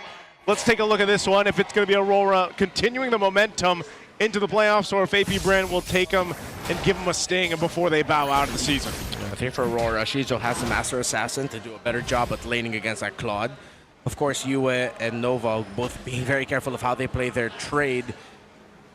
There's a good chance that if Khalids aren't careful, they actually get punished by the Lilia hard, and vice versa. Yeah, Lily is just one of those mages. Doesn't pop up too much in the mid lane right now. I know some teams still have this niche. Oh, man, Shizu. Oh, whoa. Oh, wow. The bait. Dominkai did see that coming. He tried to purify, so he knew that he was gonna try to at least get away, but oh my God. What a surprise play by Shizo. I didn't expect that Nova was on his way up. That's a great start. That's a great start for Shizo, yeah. What? Especially on the Moscow. That was honestly really cool, not gonna lie. The MPL MY alumni just showing his veterancy. Oh my God, the wiliness. Yeah, that's gonna give him this a little advantage in the gold lane now. Dominkai definitely gonna feel checked after that one. We'll see how he scales up this pod though. We can expect him to join in on these fights once he's available. Light will have to burn his flicker, being focused down on. Right now, APBR's lineup, they're showcasing why they have that Lineup rating, Kill VJ will go ahead and use that flicker defensively. He'll survive. Turtle's going to be up here in about 10 seconds. Yeah, this Phoveus, his one job is to just hit level 4 and then join the fights later. Always really tough for a Phoveus to deal with the Uranus in lane, but because of the start that AP Brand had, of course, playing through the Kali, they will get the position first. Dear Lord, they jump the Grok, and Light gets broken in half. Didn't even look like a tank, man. He got shredded down very quickly, and this is actually just going to give them control of this first turtle. Edward and Domikite here for the fight. That's a deadly magic thrown on the Jove skirt. He will get the Lantern Flare on Edward, and it's an easy secure for the turtle. AP Bren scores. A very clean start for them, making the most out of their Khalid and Juicin together. Demon Cat had the right idea towards Jove skirt being trying to take down the Juicin. Oh, 1v1, Blazing Duet. He wanted that grab, man. Okay, it's another rope-a-dope. Yeah. Shizo tried to do it twice in a row. Trying to bait him into it. If that's the mindset that Shizo is working to, that's really great, honestly, in terms of a trading. Oh, but James Banks, mistimed rotation. He ended up just leashing for that Harley. This is going to be much far faster for him. Yeah. Even guy coming through. Thanks. Yeah, thanks, man. Appreciate the assist. Yep. And he'll probably look for I don't know, maybe Demon Kite looks for a pick now, too. He's going to go ahead and rotate up this top side, but you also got a mirrored rotation from Nova again up here towards Domikite. Sandwalk procs, but Domikite fast on the BMI. Yeah. I think Nova just accepted that he wouldn't be getting the scenario that he wanted, which is after BMI, he's still going to be safely away from the tower. So he just decided to try and hit it just to force it out. Just a slightly bit more space for Shizo, but topside though, that's where Demon Kite is, but he gets marked by Nova. Yeah, he's just spotted out. Again, orange buff secured here right now for James Panks. He's going in and taking his time. This is one thing that the Khalid really helps you do, though. You know, get information, rotate quickly, just like the Grok's going to be here throughout this map. Again, on expanding rivers, too. We've got Turtle spawning up on the other side, though, near the XP laners. This time, that is a defensive Blazing Duet! Nova tried to flicker. Sandwalk to his face. SOD, no one home. Domikite has to go back home. Nova almost caught him, too. Way too close. If Nova was a little bit greedy, if he committed the flicker there, would have reached. But still a good attempt by Shizo, but also a great choice by Domikite to walk in a path that you wouldn't expect him to walk, because he had light to cover him there, walking into the L bush. Yeah, they'll keep that together. A lot of extra gold, though, going again to Shizo. And now, you know, he finds himself more than, or nearly a level up above. Oh, Nova. Oh, Yue taking a ton of damage. This is why the Khalid is such a priority pick. There's a pop-up, though. Requiem, Purify by Edward, and he eventually will fall. Big knockup coming through, Lantern Flare. Light has the flicker back. Nova crashes in with the Raging Sandstorm, and Yue, he does not have his ult. Has to Purify though, but backline gets cracked here. James Banks finds him. Yeah, James Banks is just going to stay here and take this turtle. He's showing us the moves right now. I mean, even on this Guinevere, sitting now on 2 kills, and they have been in control of this game. Crowd control wins games, man. All of the layers of crowd control that Aurora needs to work through, despite a good start there, goes for AP Bren, and also the orange buff will go to James Banks. Stolen away. All this is made worse by the fact that Nova's quick sand guard almost always will be safe. Yeah. Who's going to stop him? Basically, at this point, no one. He's got enough damage to just be that much of a nuisance and a menace to multiple roles here, multiple heroes across RORA. Yeah, both EXP laners rushed for the Radiant Armor. Stuff boots for Grok, but of course our Rapid Boots. And the Fury Hammer. And then also building Radiant for Nova. So good itemization by Nova. Yeah, that's why he's doing so much damage, man. Yeah. You know? I think that's what's fun about Khalid, though, especially for the roamers out there that get to play him. You know, you get to be pretty aggressive. It's almost in a way like the Hilda, but just I feel like a little more safer, and then you can really set things up throughout the course of the game with that Raging Sandstorm. I like how even though the laning phase is theoretically done, Shizo is still doing what he can to stop Domikite, or at least make it difficult for him to get last hits on minion waves. There's always Nova lurking around. Domikite is also thinking about the possibility, and even the Gold Crab would go to Shizo there. Encourage now activated for Nova, so that's extra defense. Domikite throws out the deadly magics. Will mean nothing to Nova. Nova's going to be fine. This is one of those games, because of the compositions, that you just mainly look to see if James Panks is going for a set with the Guinevere, or they just fight around objectives. And there's something to say, too, for Aurora's lineup, that there is that potential with Light, like we've seen him do many times, where he could go for this great set, but even with the Lilia, you need time to build up damage, just like the itemization that a Claude takes for Dominkite. So you're talking about just buying time for RORA to be actually activated with this lineup. Because even when you see the Demon Kite throughout the Deadly Magic, who's he mostly going to hit here? It's Nova just playing so up front that he just tanks it all. Yeah, Shizo 700 gold. Actually, no, even more, closer to 1,000 gold ahead. Whoa! Rampart plus Flicker Tech Charge. AP Brent survives. Now they're going to clap back. That's a massive loss. Again, the only crowd control RORA has. And AP Brent still has more. Brent still has some, but they had the Purify was already used, and there's no Flicker for Light. They're just pushed off. The turtle again. Demon Kite loses to Shiza one-on-one. Oh, and they secure the final turtle. What's going on? AP Brent have RORA read like a book. A little Raging Sandstorm just thrown out. He wants to delay him from this tier 1 take. It's not going to happen. The Rampart may have actually helped AP Brent because it kind of spaced out that minion. James Panks pushing the pressure a little bit more. Might want to steal this purple buff. Oh, he has a Retribution in 5. Will not need it. Gives it over to Nova. What? Great control by Nova and Chove Skirt. They've controlled this game. Of course, Aurora, their lack of crowd control is hurting them. That Uranus can only do so much to be a nuisance for long when the rest of your team falls down so fast. You gotta back off alongside them. Yeah, AP Brand, very healthy lead now, almost 6,000 gold. This tier 1 turret will make him there, plus have more space to work with. Little defensive. Raging Sandstorm used from Nova. He's not too worried about it. Oh. Massive Requiem forcing that Purify out of Edward. Yeah. I like how AP Bren, knowing that the lead that they have, and even before that, every time they see someone trying to get vision of their side of the jungle, or at least just getting vision in general, they just give it to them right away. They threaten them, they force battle spells out, force them to use their ultimates to maybe get out. So it shows the mindset where AP Bren is at. They're going up against Aurora with a tactic that most teams that want to deal with Aurora go for, which is don't let them set up. Don't let them just get into position and get vision comfortably. Challenge them in those key spots. Yeah, they've been challenging, man. A little boof. That. AP Bren's been doing it throughout the course of this game. I don't know where that potential for Aurora is going to come from, other than the fact that you're looking for scaling. You know, scaling on the Claude, UA's Lilia too. Scaling and a massive Rampart tech charge. Like that's like the only way. It's the end all be all. Because of how much control AP Brand has in the river. It feels like I'm watching an extension of the previous series. Just river control wins games. But of course, with an extra added layer of like more crowd control wins games. Another thing that could happen is maybe a miracle steal somehow from Demon Kite. Oh my goodness. Which would essentially buy them the time that they need right now, because they are just out economied right now. Edward's going to deal with Nova just bringing him down. Even though he should be able to go ahead and heal back up on this, he is this Uranus. But just look at this. Nova, he picked up the Blade of Epsies. Just whoa, Light! Light comes through, spends that flicker. Don't skirt with the Crimson Beacon, does survive. Nova takes out Demon Kite and Domin Kite. The brothers are down. Shizo's still throwing these spear, and now Yua gets caught. And he does get the Purify, but he will get taken down. Shizo gets another. Where has the Shizo been all season long, man?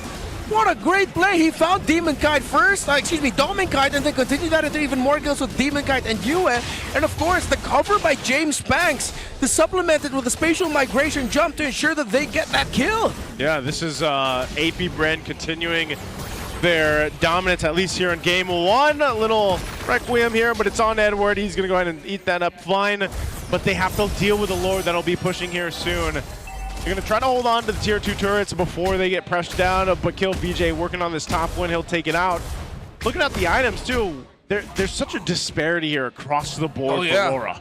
Yeah, and it's not even the Winter Crown build for the Guinevere. Went for the Radiant instead, just to show the Harley and the Lilia even more. It's like, oh, I don't care about the damage. What damage? You're tickling me. Stop it. I kind of like it. Oh, they are going to force the push on this wave to get that Holy Shield. It will pop. AP Brand, they have a Lord up top too. What is this? Demon Kite dancing with James. Oh no, what is he? He should be able to get back to his base here, but the turret's going to take a charge from that Lord. They'll get the pop here on that Holy Defense Shield in the mid. Oh my goodness. James Banks is eating everything that Demon Kite is giving him. Nova jumps the man! Blasted away from the map! I wonder if the talk by Coach G heading into this was telling his boys, telling AP Bren, show them the team that they would have faced if this was the elimination match. Oh my goodness. This could have been so different given how things went yesterday, but AP Bren, I don't know if we've seen them this dominant in a while. And this is also, you got to look at it from this perspective, man. For the lights out there for the Auroras, this is kind of scary to see. Yeah. Thinking of what's going to happen in the playoffs to Aurora. Imagine the what if. What if this was the elimination match? What if Aurora didn't beat Omega yesterday? They would start off their attempt at the playoffs like this? Yeah. AP Bren, I mean, don't think about just yet. The game isn't over, but damn, you guys are cooking. And James Banks didn't even get to get one of his heroes, man. He's making this Guinevere work so well with the lineup here. Nova is on fire. If you're thinking about Aurora, what they want to do, who do they even control first here? What is this 8-week dry-aged meal that AP Bren is serving, man? Hey, to be fair, they serve quite the appetizer. Week 1 and week 2 were chef's kiss. That's true. There's the Winter Crown coming in for the Gwyn. There's nothing has gone right for Aurora. It's been all AP Bren. The way they controlled this, the way they've read the rotations of Light and Yue and Demon Kite. It's a perfect game. Yeah. Perfect game so far.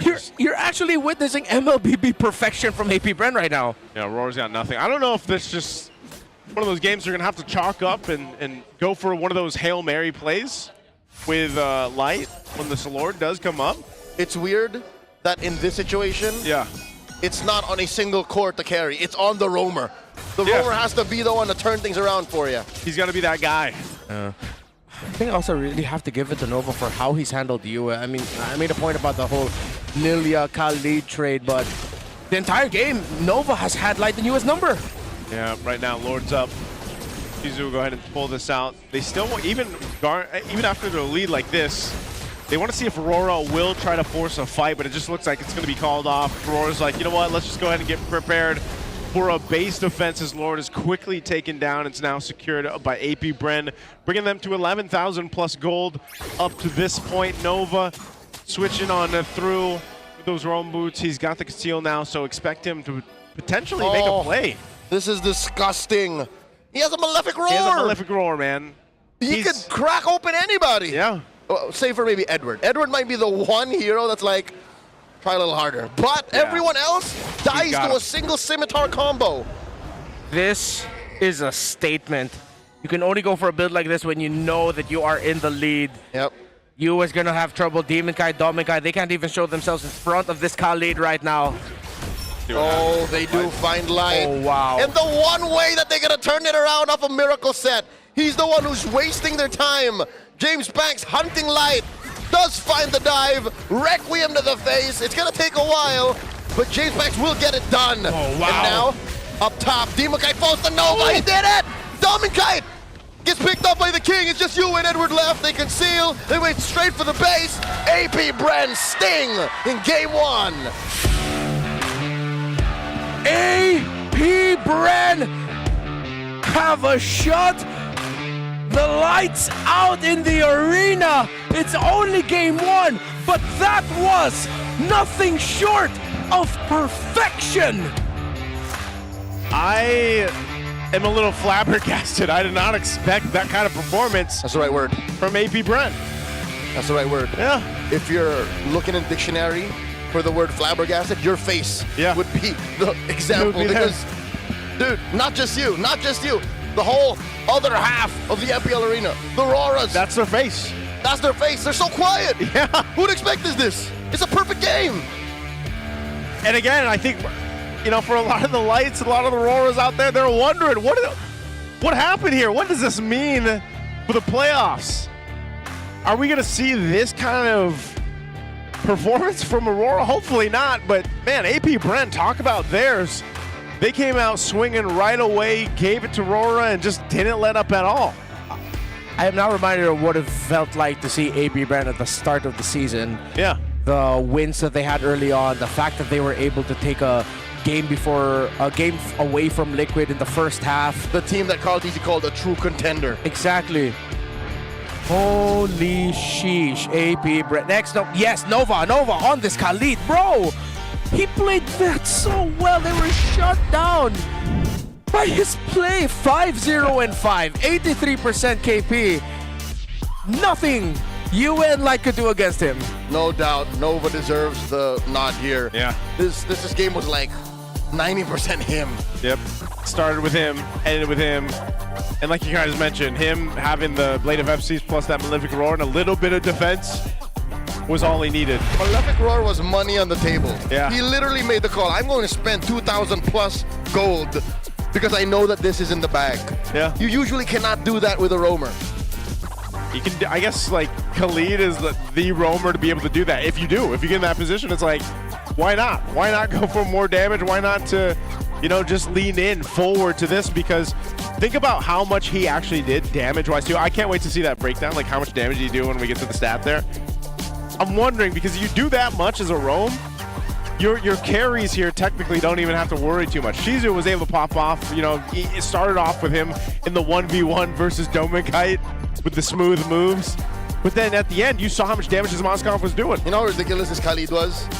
Ow. He was so good that KLVJ got the gold lane experience. That's true.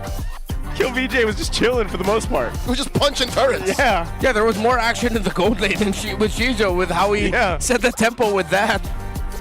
Again, even on this, I wasn't sure what the plan was here, or if Aurora just kind of decided, you know what, go next.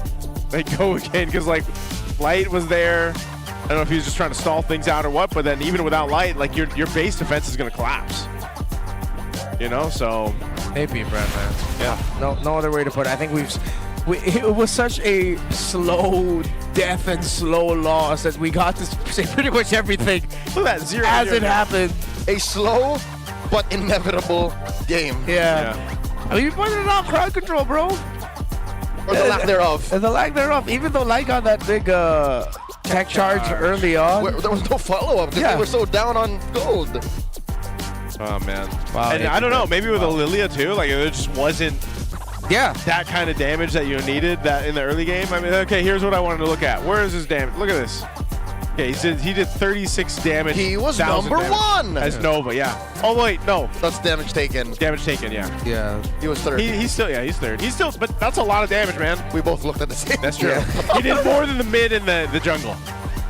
Oh man, this is why I was thinking more of something like a Kimmy, because you need that constant damage. I know the early burst is great, but again, it's a toss-up between the Khalid Lilia matchup. And at least the Kimmy has crowd control. Yeah, even just a quick little immobilize, a nice little traction pulse would have been better. I want to give Aurora the benefit of the doubt here with the draft, but again, you can't play in MPL Philippines with just one big ticket piece of crowd control. Like, there has to be something else. Yeah.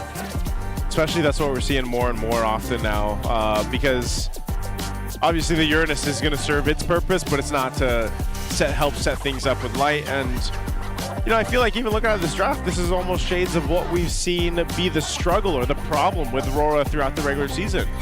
It's this kind of draft that just doesn't come to the fruition that they want it, or doesn't execute the way that they want to. I rarely say that it's the draft's fault, but here it's the draft's fault. It's clearly not a good draft. Yeah. More crowd control, and also straight up, Nova he diffed Rora.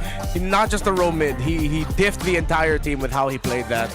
Let's not forget, Nova is an MDL champion. Nova is a Filipino national athlete. Yeah. He's flown across the world to prove our MLBB dominance. So, this should be surprising, but also not really.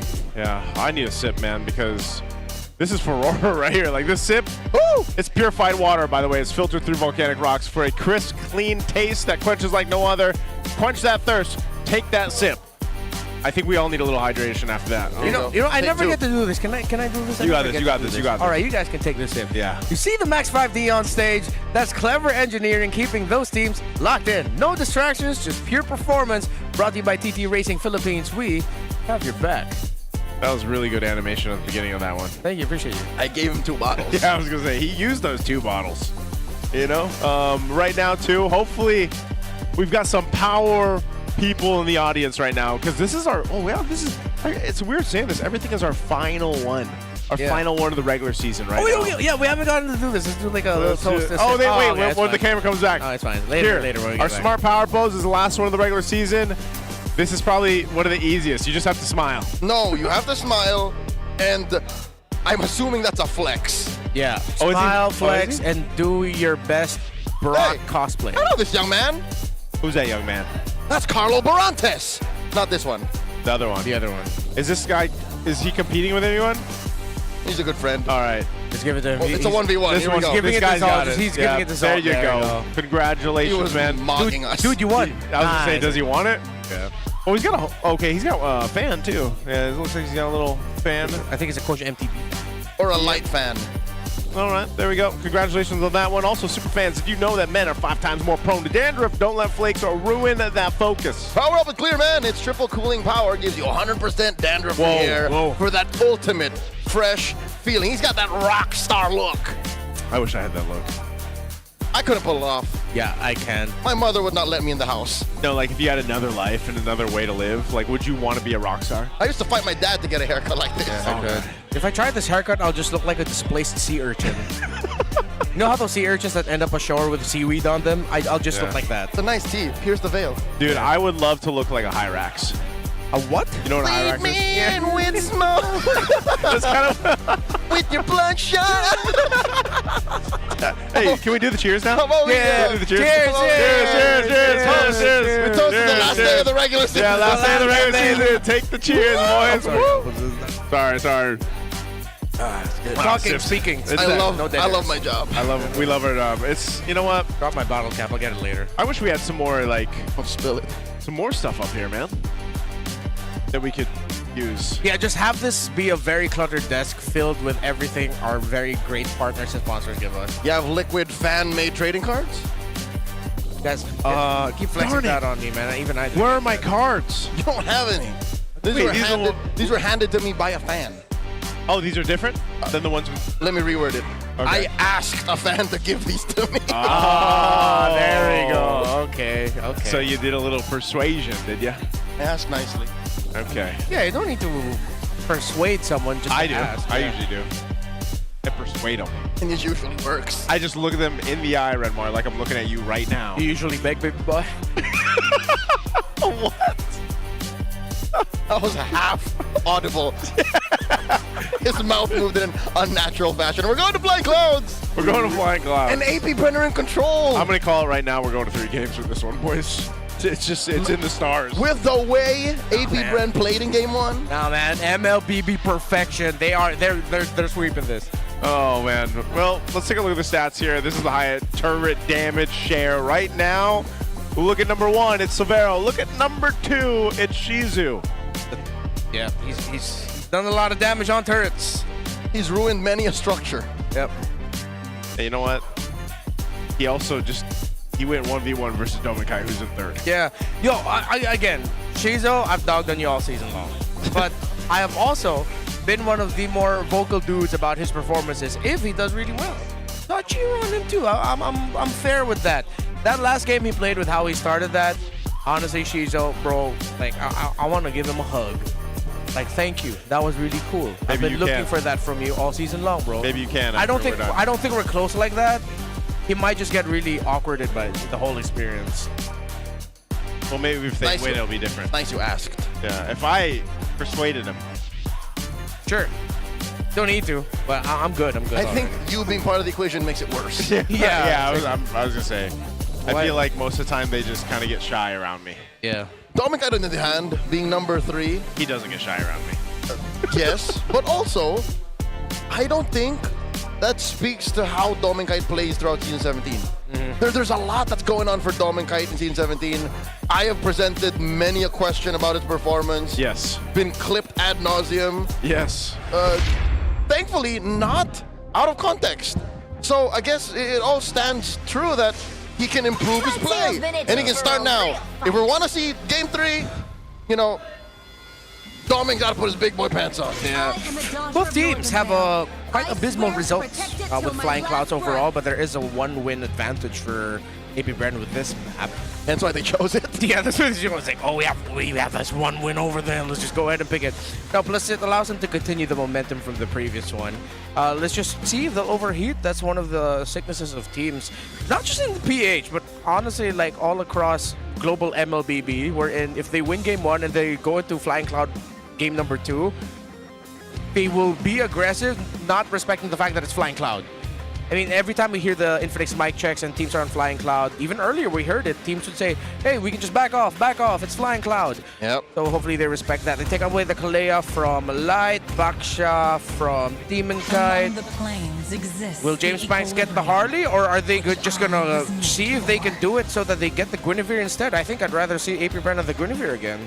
If they ban the Harley, I think that would be a wasted slot. Yeah. Maybe just leave it all open because it's proven that APBR can play from many different points with whatever heroes on James Banks. Maybe Suyo is the one sticking point. Yeah. Others, like, you can just play around it. Also have to consider that if ever the Marcel might be open for Nova. I would rather that be the ban. Yeah. Just take that out. If Aurora giving it, then that means they know they have some really strong picks that they could take for themselves. They can pick up the Valentina. Yeah, they open up the Marcel. They can pick up the Marcel here. Aurora will get 2 really strong picks, either for comfort or for seeing if they can just deal with this Marcel. Different perspectives expose the Confirmed. same It's a hero that you have to have picked up. Did they go Harley something? Yeah. I think one thing they have to think about in the draft is the Harith later, because it's so hard to Harith into a Marcel, but Marcel plus Harith is ruinous for most teams. Because after that golden hour, you're just gonna eat Zaman Force. It's a weird swing, you know. It's like it's either we take it and be weird with it, or we let you have it and then be all the worse for it. They will get a hero that can get out of golden hour. The BMI wearing Claude, which is weirdly enough almost mechanically similar to Space Escape. That's true. So a lot of mobility. Okay, Rora. Next up on the grocery list is crowd control. Yeah. It'll be hard for them to get pick off. They're playing around a Harley. Yep. I think AP Bren, one suggestion for KelVJ, forgo the Phobius, pick up a Hilda. Hilda EXP, you ruin Harley, you ruin Claude in their entries, and then maybe consider the Harith already. So one thing that I learned yesterday is just Hilda's a great response to the Phobius, but you're right. Of course, Leomord is up for James Banks. Shizu gets a Moskov again. He was confident with the matchup. He didn't want to change it up, so he decides to lean into it. I wonder if Dominkai will change it at all. You know, maybe be a little more careful or more passive in the gold lane in the early game. Thankfully, the Marcel isn't as lethal or as bursty as the MVP Khalid. So more now for sure. More now for sure. Oh, where's Nova? I think after Nova's performance, though, that'd be something you definitely want to watch out for. Like, you could still do so many impactful things on this Marcel, like we've seen already. Even in last year's alone, Valentino will be the last pick over here for Rora to finish out the first phase. It's topping the prediction chart, so this was the right call. Yep. And I think Rora are already off to a better start because they at least have one extra bit of crowd control confirmed. Yeah. The Terrify is just extra helpful, especially when you try to get pickoffs. If they're not going to be getting the golden hour, they could also just get the Phantom Steed of the Leomord. We've proven it works. Yeah. Haji was a monster with it. Definitely. Take out the Gord.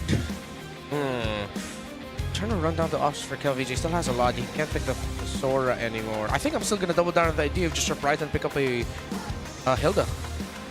If Aurora ban out the Hilda surprisingly, then they will most likely pick up a Phobius for them, meaning KelVJ can just end up with something like an Alice or a Lapu Lapu. But again, the risk of that is that you're going to be giving the Throne of Ruin to the Valentina. He wouldn't want like the R-Lot, for example, would he? Well, there's still room for it because of the Claude and Hardy entries. You can just use the Are we final getting slash ads again? We're getting mid-draft ads right now. Ads. What is that right there? Is that Shomai? Yeah, Shomai. Our on-site partners will be getting, hey, that's our boy! That's our boy! Literally the guy in our ear. Yeah. Shout out to our boy, Jungmin. His real name, by the way. Yep, his real name, He's by half the way. Korean, Jungmin Navarro. Yes. Yes. What was I saying? Oh, yeah, the R-Lot. I don't know if he'll end up picking it out. Looks like XP is still going to be some of the bands coming through. We will find out what Roar wants to hone in on. The mid lane narrowed down a bit, especially with the Valentina across from you. They're going to ban out the glue. Oh, yeah. Good read. Again, a breakout pick for Nova in the early half of Season 17. They need a really sturdy front here. But APBR banned out the best option. They're afraid of it going to kill. That's how bad the glue is for Aurora right now. Oh, is that the reverse card? Yeah. Hey, it worked for him yesterday. Man was flashing the reverse card too. Was he? Yeah. The celebrity did that again? Yes. That's actually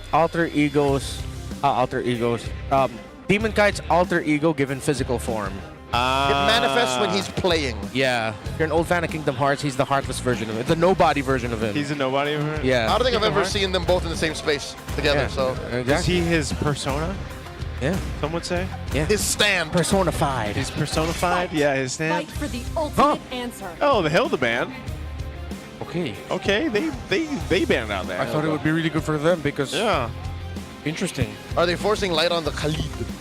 Khalid Tora would be a great closer for Aurora. And they don't have to rush the Khalid. They can just go Sora now. But Aurora might also be thinking about the longer sustained fights, such as the Alice. The only one. If they didn't ban the hill, because you were expecting a Phobius. That's a really good pick for Aurora. It would have been so good for APBR, but Lapo's still there, if ever. There's something else in mind. Just the We're going up against a Phobius, unless he decides to go Yura. You wouldn't want the Alice. I know you guys mentioned the Alice earlier on. Yeah, because the risk is maybe they're thinking about if they're willing to play the Alice, knowing that the Throne of Ruin might go to Aurora.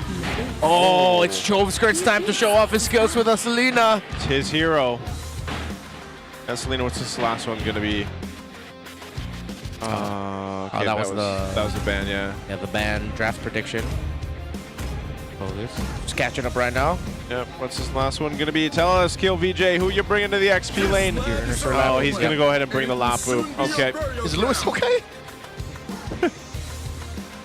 Lewis seems to be lost in something.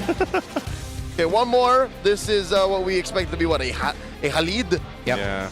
Khalid. Is that still good into the Selena? Yep. Okay with it. You can risk taking down the Selena quick with a Desert Tornado. Counters the Grok. Oh, I'm okay with Atlas. Oh, it's got a gotcha. Okay. No new surprise there. Still a pretty good pick. This is safe. Yeah. Revitalize Rumor, no Revitalize for the side of APBR. You're not going to pack that with the Marcel. Although Marcel will be able to give that a little bit of shield to one of his allies with his passive. I don't know, man. I really think we're going to Game 3. I like Aurora's draft here. Well, for me, I think it all depends on Chovskirt.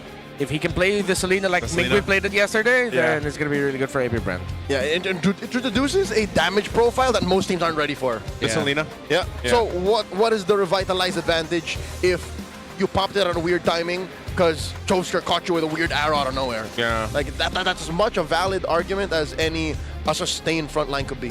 Yeah. But the Unbreakable is also good to have with all of the dive that APBR has. Just an extra layer of crowd control. At least they fixed their biggest problem from game one. They have way more crowd control now. That's true. Yeah, they got the crowd control. Also, you have the Valentina, so you can go ahead and take a couple of these ultimates. We'll see how they're utilized. Even the Phantom Steed. Let's jump into it. Game 2 here in our last best of 3 throughout the season. Maybe we'll get 3 games so we can cap out the season with a 3-game here. Let's see how this all pans out. Inspire for both mages. James Spanks goes with Marksman Emblem. Nova providing the vision while Light doing the same on the other side. Purple buff first out is James Spanks on the Laymord. Wow, James Spanks is already in the orange. That's one of the strengths you get as a Selena. Maximum leashing. Yeah. The leash plus the info. I think later for the rotations, James Spanks is going to go to the Scaled Lizard because Demon Kite's going to be doing the same for his. Hey, James Spanks brought back an old favorite. He did the double camp. Yeah. Maximizing the first skill. Waiting for him to go to the Lizard. Okay, so he's not going to go straight for the Lizard. He goes for the full clear. His side of the jungle instead. Nova getting away with just an inch of his life. So does Chovskirt. Light. Oh, great decision by Light. Delays it enough. I'm not sure, are they actually going to go, is he going to go get some information on to see where James Spanks is? Looks like he does. Light Should have spotted him out there, so he's got info. This effectively denies James Banks the invade because Demon Kite has already stolen the small cap up top. Yeah. So he's going to go ahead and grab this, though, on the opposite end of the map. Oh, that's his own orange buff.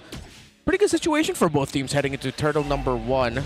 Let's see if KLVJ or Edward can get an advantage to get level 4 first. James Banks and Kel working together to see, but Edward's staying safely beneath the tower. KLVJ looking to cut, but he knows it's too risky. He already saw light. Yeah, they just want to go and fight for that first turtle. It's going to be started up. Whoa, right away.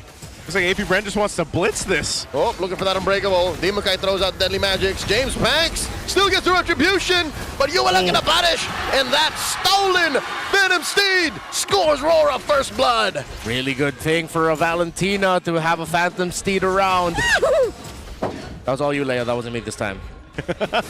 Joseph. It was me. It was me.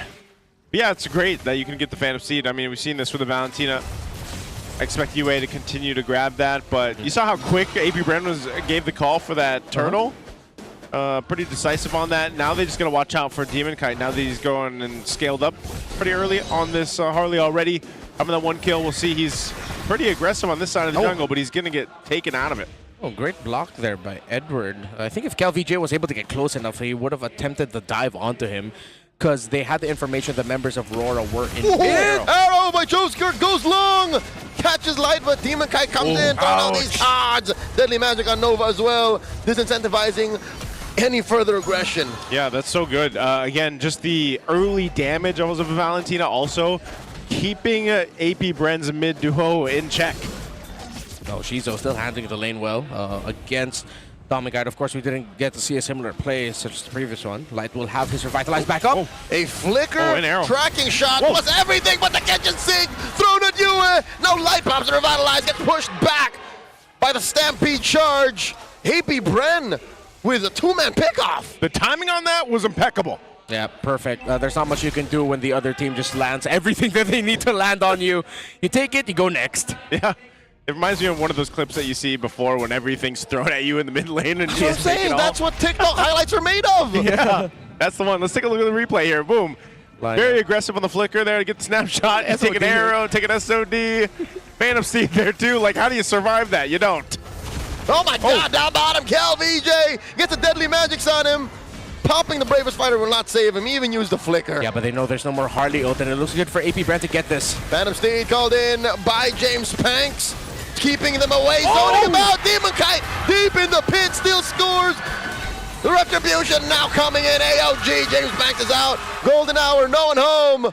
Aurora takes it all. There's always something about a very important turtle too that something just goes wrong for James Banks with the retry. Yep. It's been happening all season long. They knew they had the infrared lights just going to keep him here. Toeskirt still there too. Oh my God, point blank, trap and arrow. Looking for more damage, Light walks away. Oh, they just want to keep this alive, but there's so many members of RORA up here on this top side, but they're going to have to adjust. AP Bren not too far behind. Aurora has found themselves with a little bit of an advantage now after that play down bot, and then they get the turtle secured. That's one thing you always have to be mindful of with a Harley across from you. You know, even if he doesn't have deadly magic, he's still deadly in a way that he can just kind of maneuver in and out of these objectives and get the retry off. Nova's running away from 3. That nerf was a scam. Yeah, AP Bren right now committing a 4-1 split similar to Aurora. But AP Bren are able to defend Shizo. Still, Shizo's been able to farm terrifically well. Oh no, excuse me, I take that back. He's 400 gold down compared to Domikite. Hey, it could be worse. Yeah, it could be worse. But at 5.5 minutes, yeah, that's 500 gold you cannot account for. Yeah, so at least 2 lanes he's down. Some of this too is, again, I'm wondering, you know, we've seen the layering of crowd control that the lineup for AP Bren can give them, but... Jungler fight! Whoa! Demon Kite, very low. Does have a space escape, but kill VJ to the back. Throws those blades in his face. He landed him right when he went back. Yeah. Good call there for KLVJ to help cover. First item priority locked in already for James Banks. He actually went the Fury Hammer War Axe route with no full build boots. Uh-oh, the arrow once again right on Yua's face. And he will survive after the stolen Bravest Fighter. Yeah, that's big. They got to commit that out, but I think Yua will still have a use of the IMU for this turtle.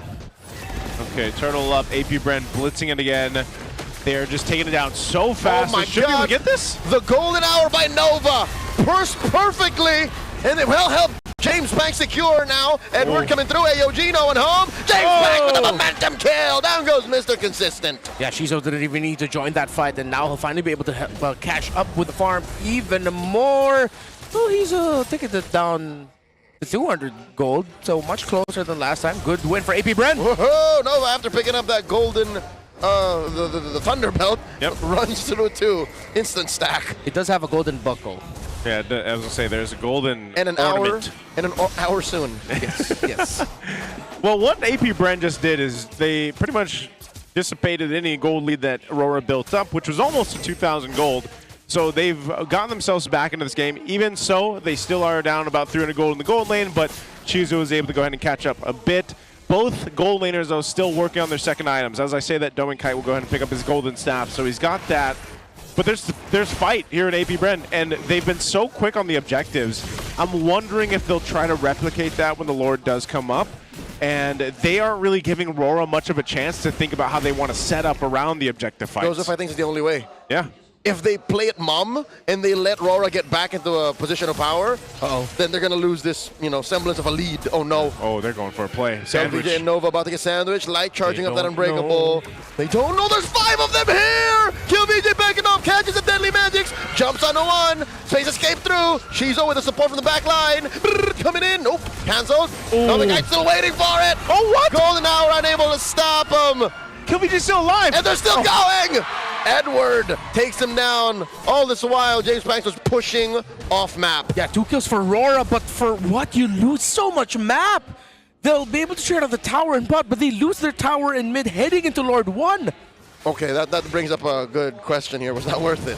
That whole sequence on bottom, 2 heroes for that top lane, long lane. I don't think they expected it to take that long. But it was also just great kind of micro coming out from KillVJ. Now it's Rora to blitz this Lord. Oh! Calling in, Barbiel, in comes Nova! Flickers through, tracking shot! Damage from Shizo, down goes Yue! Light does keep him down, and Demon Kite finishes the job. Edward's still alive. Oh! Choke skirt with a flicker forward, pop, the burst. They don't win the fight, not clearly, it's still a 2v2, but at least they stop the Lord take. Yeah, it's going to be a standoffer now. Rora knew they needed to rush that because the advantage they had was 5v4. KLVJ was down. If they played it slower and allowed KLVJ to come back, it would have been worse for them, but then they decided to rush it. James Banks, though, I think need to make sure that heading to objective fights, he's not the first guy going into the main area. That didn't need to be him to be one of the first ones to take the brunt of the damage. Okay, in defense of the man with a million moves, it's his call on Barbiel that forced Rora away from the Lord. So that may have given them an extra second or two.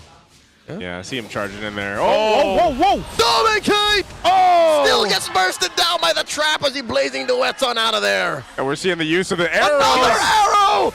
Choke skirt forces the AOG out of light. Man, this never, well, it does miss, but figuratively, he never misses. He doesn't miss. He figuratively never misses. And of course, up top, Shizo with the pressure. This allows AP Bren to rush this Lord. Wow.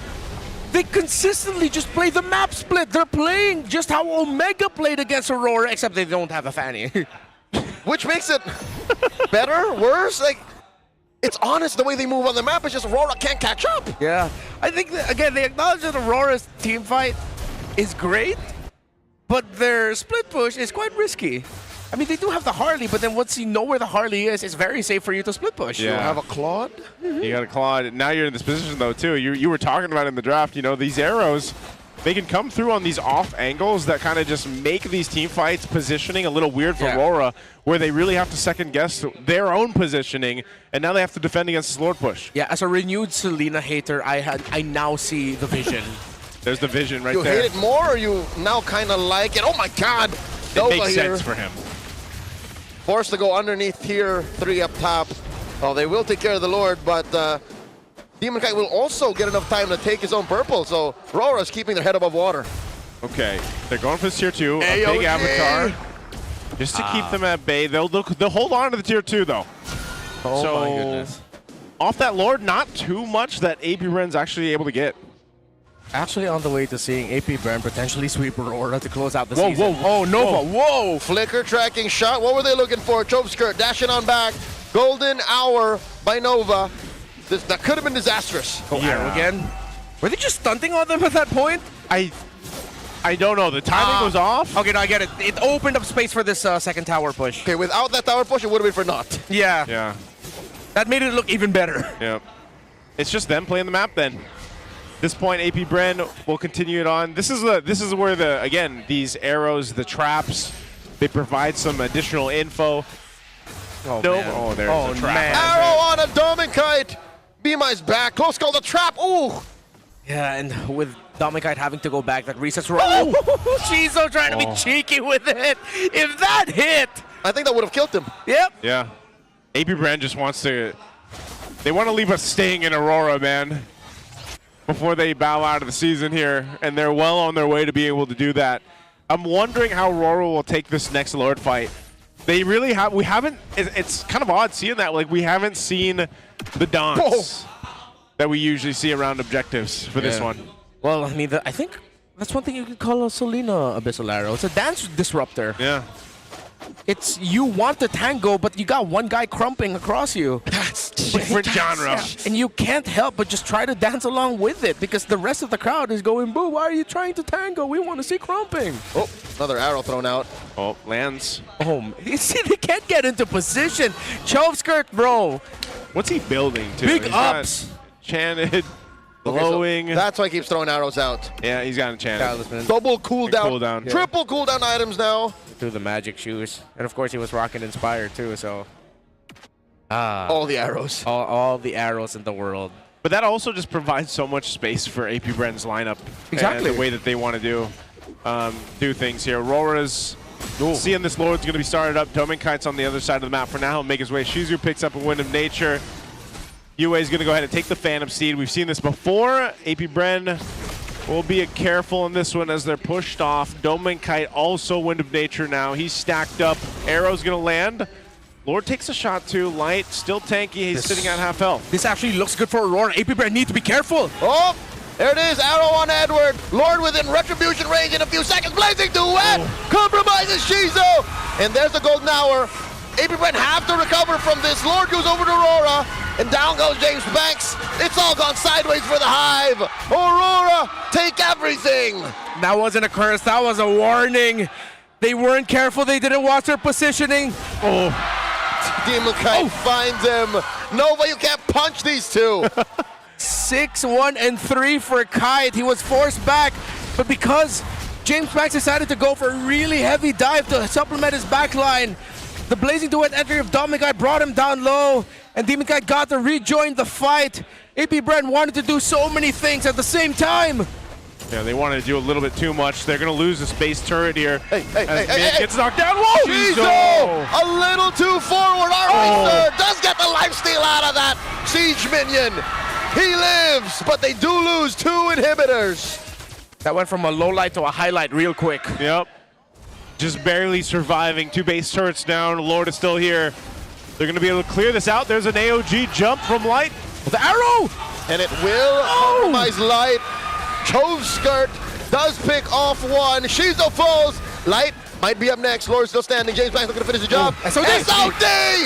Light falls! And it's a 2-for-1. APBR get to keep their base, at least for now. Okay, they keep their base. They get a couple kills out of it. But all base turrets fall. Rora's back in control. And APBR, they can't take another fight like they did for that Lord. Ooh. After I saw the damage dished out by Yue and Nova, usually that's a telltale sign of how well another team can make a comeback. If the mid laner that you're up against can melt your roamer pretty quick. With a Shadow Strike and just a few Wisp dashes from the Wisp, he was actually able to bring Nova down to like, not down to 20%, but like shave off 15 to 20% of his health. So that should have been the sign that APBR should have been ready for a very aggressive charge. So with a Blazing Duet, with a Dark Wave. Oh my God, Chove skirt! No. He will try to survive, procs it, and James Banks says, no. Clutch moves by Nova, saving Chove. Big brain move using the golden hour to save him. That's a teammate right there, keeping him alive. The smile on Nova's face, The smile on Nova's face. Unfortunately, the sad thing about that is Demon Kite can just do that again. Yep. Deadly Magic, low cooldown. He can find Choke Skirt again. And it's, you know, if you have to use the Golden Hour that way, then that might not work out in your favor for AP Brent. So Rora's has control of this side of the jungle, and they're in it. Okay, say what you will about that happening again, but at least Choke Skirt did not flicker. Yeah. So I guess there was some communication between them. If they can just land an Abyssal Arrow either onto Demon Kite or Domin Kite, with them packing flickers and no purifies, it should be close to a sure kill. Except maybe the Harley is going to be the most difficult one to take. Yeah. You need to Dwayne build got the Lantern. So this Lord is up, Roar in control. AP Brand throwing out some arrows here to get some information, but they might be a little bit too late to this fight. Shizu making his way from the base. He's got to clear out the minions here, though, so Roar just has control. Oh, they can only do it via post-Lord fight, and now it breaks out! Securing the Lord, Rora has to face the wrath of AP Brand! And Choke Skirt and Shizu backing off. Domin Kite very low. AOG keeps him down! Demon Kite secures the kill on Shizu. AP Brand gotta get the hell out of here, Golden Hour. Nova with the shield from CalVJ can only delay the inevitable. In comes James Banks. He calls in Barbiel. Yue with a stolen Phantom Steed. Pushes him out. There's no way James Banks survives. Nova left to defend. It's just a matter of time. Rora are taking us all the way. We'll close out our season with a full series. Despite getting completely and utterly destroyed by AP Brand in game number 1, Rora showing their experience, their veterancy, and their patience, coming back, punishing errors and forcing a third game. The Lights, the Auroras, they needed this one in game 2. They find it, and it was a little messy in the beginning, but they got control, they made things happen, and it won't slip out of their hands for this one. Hopefully they're able to go ahead and bring a great game 3. But it's great to end the regular season in a 3-game series and get the 3 games. Get the bang, bang, bang. Yes. I've been blunt towards Aurora for the series. I also got to make it fair and be blunt towards AP Bren. Like I respect in that one big fight that they lost. It's as if they were playing thinking that they had an even bigger gold lead, that there was no damage from the Valentina, that there's no damage yet from the Claude, and they just got completely punished. It was an easy punish by them. Yeah, again, that little look there on the Golden Hour usage. Keeping Choke Skirt alive. But unfortunately, not enough, you know, not enough for these team fights. This one was also really interesting. Is this the one you're talking about, Redmar? No, the previous one. The previous one? The one with the Lord. Even this one, I feel like it was really tough for them to take. They weren't really in the best positioning, and they were also too late to get even in range of the Lord. Yeah. Actually, after that was a good check by Rora. After Nova got even just a few hits from Demon Kite's Deadly Magic, they knew because of the distance that Demon Kite was able to force Nova back, that the Lord was free for them. Because they want to push the Marcel back because they're just trying to keep the Golden Hour as far away as possible. Yeah. And after what happened in game number 1, Demon Kite deserves the game MVP. Here, his Harley was in the zone. Only 1 or 2 deaths, if I'm not mistaken. I think, yeah, just a single one. 9 kills, 3 assists. He was on point. Gotta give it to him. Yeah, he was locked in here on the Harley. There's a reason why the Harley is such a dominant pick right now and favored by a lot of teams. And you get in the hands of Demon Kite like this, he's able to go ahead and rotate quickly around the map, get the kills that he wants to. And that's what I'm saying. Even if you keep some of your members alive using the Golden Hour or whatever, Deadly Magic is deadly, man, and Harley's able to go ahead and cap out on a lot of kills. I don't know, the nerf really wasn't a nerf, you know, and that's I think that's where we've come to the conclusion here after the patch and as we've gotten into week 8 and through this all. Yeah, again, the only thing that can nerf Harley is if you extend the cooldown of his Space Escape. That's it. Extend that by like 2 more seconds, bring it back to what it was before he was buffed. It's gonna be not as easy to play the Harley anymore. It was this one. Oh, this fight. Yep. Point blank AOG also from Light. That means AP Brand committed to a lot of dashes and were greedy with it. Frustrating to see because they looked like they were going to take control of it and they slipped. But it just goes to show how demanding playing in MPL is. Just one little moment can completely just turn the tide. Yeah, that's how I felt in this one, where it was just that one team fight where really momentum went in favor of RORA, and also they were just able to go ahead and I feel like Light, even in a sense, on this Ganakacha was able to get really good pressure with his Avatar, the Guardian usage, even the Unbreakable, the peel or initiate if you had to, and even Yue, man. Yue was great, and we kind of hinted at this through the draft. You know, he'd be taking the Phantom Seed, he'd be taking some of the different options that he had here, but mostly it was just the amount of damage he was able to do and provide for the team allowed that to happen. And even in a sense, Dominkai didn't have to do too much on the Claw. Like the Blaze Duet obviously still had damage, but the team was handling things on their own throughout that mid-game especially. You had played a fantastic Valentina game as well. He kept the farm close despite the fast rotations from APBR. I know that RORA were also able to get some resources around the map, some towers. They were able to get a turtle before that Lord 1 fight. Still, the fact that Yue was still able to get farm, despite all the kills and assists that Choveskirt was getting, as a Selena rotating around the map faster, higher damage dealt, he got his items. And with him being able to get his items, being able to get Nova low, because now you have two options to bring Nova down low. It's not just the Harley, it's not just Demon Kai showing up with Deadly Magic. Yue can get up to the Marcel's face and force AP Brand back. I just think looking at these stats too, I don't know, the Selena obviously was useful, we talked about here, but there's just one of those things where if you're not landing the arrows, you're not able to go ahead and get the entry points you're looking for, whether that's with the Marcel or even kill VJ on the Lapu Lapu, then unfortunately your team fight kind of falls apart. And you saw Shizu, he got blasted a lot of times when he followed through with the SOD. It was lethal, but fragile. Yeah. So unless it's working out completely and you get the full two-step process done, then there's really no big payoff. So again, they were already in a deficit after disrespecting the damage output. After the second Lord, it seemed like. It went downhill from there. Everything else that they did was like highlights for the sake of. They couldn't really capitalize. If you went back to the item chart earlier, the timings, despite the almost 2 minute gap between the first glowing wands, after that it was just like a few seconds or close to a minute off until Yue got the corresponding item also that Choveskirt got. So that also showed that it was as you mentioned, fragile, but I think it was also a bit of a mirage, the lead that they had.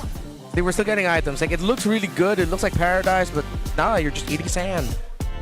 What is this? Like a mirage. Oh, like a mirage.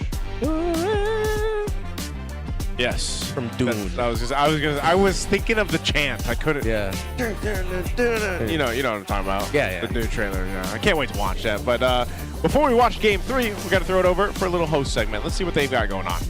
It's our last game for the regular season, and we're tied 1 game apiece for APBR and Aurora Gaming. But before we head on to Game 3, we're here with some super fans, guys. What's your name? Angela po. Angela and? Angela din po. Angela, pareho kayong Angela men. At pwede mo namin malaman kung taga saan kayo? From Tarlac po. Tarlac? Medyo malayo. Davao po. Ay, ayaw talaga nilang magpatalo pati sa palayuan. Ang lapit Oo, Angela ng Tarlac at Angela ng Davao. So, kumusta ang biyahe mo? Kasi ang layo pa ng pinanggalingan mo. So far po, it's my first time to travel here in Manila.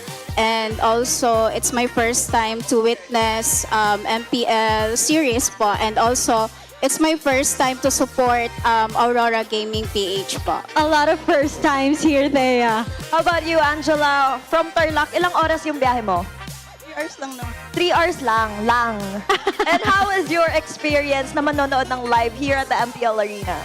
Masaya naman po. Sinong team naman ang sinusuportahan mo, Angela? APBR. APBR. So last match na din to ng APBR. Meron ka bang bias player? Si Shizu po. Okay, si Shizu. So ano bang gusto mo sabihin sa kanya? Shizu, pakita mo lang sino ka. Yan. How about for Angela? Grabe, hindi si halata kung Edward sino yung bias. Edward, Si so what's your Edward. message for Edward naman? Yung message ko po, hindi lang kay Edward, pati din po sa lahat ng team ng Aurora, keep the fire burning. Yun lang po. Thank you. Short but sweet and impactful, Thea. Ngayon, gusto ko malaman, nandito ka pa ba pagdating ng playoffs? Titingnan ko po muna if meron po. But I'll try po to, tawag yan, ma-witness din yung playoffs po.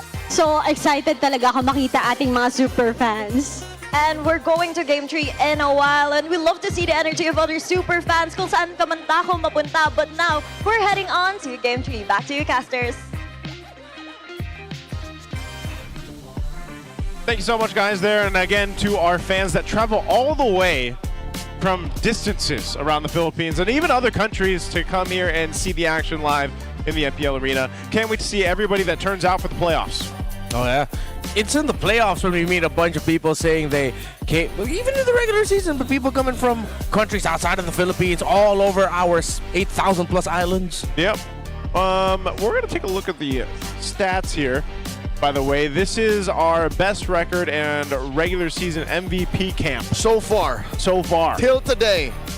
Because records might still be beaten. Until the final game. Till the final game, yeah. Bro, I'm thinking that maybe Carl Teasy's looking at this chart and he won it all, man. He wants to get 3 in a row here somewhere, man. He'll get the high skills in the game at one point in the playoffs. He'll take all the damage in the world. End the game at 10-27. Yeah, the game 10-27. Man, our longest 31-37, huh? He'll break his own team's record again.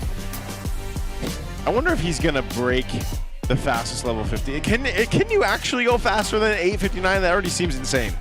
I don't know. At that point, it's your 8:58. You have to investigate the opposing team.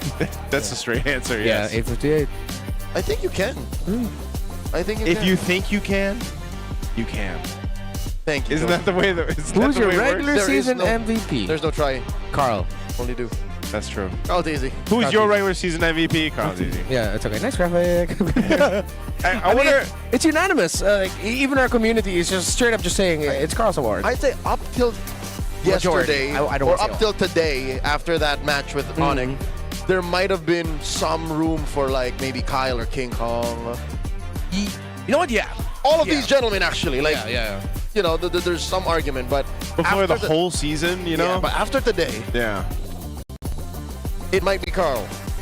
And much to my historically accurate chagrin, someone corrected me in the comment section when I said regular season MVP and grand finals MVP has never been done. But it has been done by one man. Salik Imam. Haji. Haji has done it in season 8. Right. Oh, season 8. Yeah. And now Carl is on the fast track to do that again. Yeah. The second man to do that, possibly in the history of the league. Would be Carl Teasy. You guys want hot trivia? I want to know first what chagrin means. Oh, it's like to my knowledge, to my discomfort. Yeah. Oh, to your discomfort. Yeah. Like I don't like that. Yeah. I'm chagrining. No, my chagrin is like Oh, my chagrin. discomfort. Yeah. Don't chagrin me. Is that right? It's not a verb. I'm chagrining right now. No, it's not. It's not a verb. Nice. Okay. Regardless, before the release of this week's rollout of a perfect player. Okay. Do you want to know who Carl TC sees as his biggest rival? Who? In the history of his career? In the history? Yeah. Is it in the Philippines? Yeah. Take a guess. His biggest rival? Yeah. This is an English broadcast Game 3 of the last match of the regular season exclusive. Before the video comes out. If I want to guess, I want to say Kyle? 1. Few. Okay. Wouldn't it have to be in his like role though? Before we snap back into the match, Carl's biggest rival, which will make more sense when the video comes out, is Haji. Haji. I wanted to say Haji, but oh, cool. Season 6, M2s. Yeah. That's when they were, you know, just... So ever since, like that's... That makes sense, because Carl always says he feels like his biggest prime was really in M2. During that time, the only one you could compare to Carl was Haji. There you go. So he would be hearing all of those conversations about like, KDA machine, Carl Teasy. Oh, no, he wasn't the KDA machine just yet. He wasn't yet. He was about to be. Yeah, that's insane. That's good trivia. Now you guys know over here watching on the English stream. Let's go ahead and jump into our last and final, super final game of the regular season. Here we go. I like it. That's a lot of trivia you got there locked away. You know? I literally just got it like an hour ago. Oh, okay. That's pretty good. That's pretty crazy that they came, by the way, from Carl Teasy to say that M2 is his He says his peak? Yeah. I mean, it was definitely career high, dude. Yeah. Okay. When he was with AP Bren. What's that? Oh yeah, when he was AP Bren, yeah. Bren, When he was technically. Bren Esports. Now we gotta circle back. Yeah. We're back on it's the circle of life, man. Whoa. Someone's getting that game. Cool. I know that sound effect. Yeah. I think AP Brent has to respect the Harley here. Aurora already took out the option of the fray. I think, although Aurora might be forcing AP Brent to ban out the Harley because they can pick up the juice in. His coach giving options. Coach Bomb is like, okay, all right. Coach, maybe it is the Harley. Because, okay, if they ban out the juice in, then you lose a strong mid laner to help deal with the Harley. So they ban out the Eve instead. So if ever they pick up the Harley, they can pick up the juice in here. Yeah. But then they'll have to consider picking up the Khalid. They need those really strong duo bullies in the center of the map. Because if Juicin doesn't get the good early game, just like Zetian, she's one of the heroes difficult to make a comeback with. Yeah. Also adds the question of, does that mean that Choskirt is going to be the Sky Piercer holder? Oh. And Rora swerve, they pick up the Juicin instead. They're confident about the roam mid this time. You guys make the call which jungler comes through first. Yeah. Because they, since they banned out the Suyo and Harley goes over to AP Bren, what does Rora just take? Do they just end up taking a Leo Mord? Yeah. Yeah. Should be fine for them. I'm trying to go through my list. Juicin, they go Fove. They can go utility maybe. Go the Eve, so they play the Harith and the Fovis together. Because they can also still get the Leo Mord and swing back. Yeah. You can wait on it later. If ever AP Brent doesn't get it, might just I think Aurora needs to, as much as people don't usually like it, the Fredrin might be good, but with the Harley already still open, it's so enticing for Aurora to just lock it in. Yeah, lock the Fred, yeah. You should. This is, there's usually a pretty good tendency for this when that Jushin does come through first pick. So you've got your utility pretty much lined up. Oh, and Fanny is going to go in the hands of James Panks. That was on the draft prediction. It was at least in top 5. Yeah.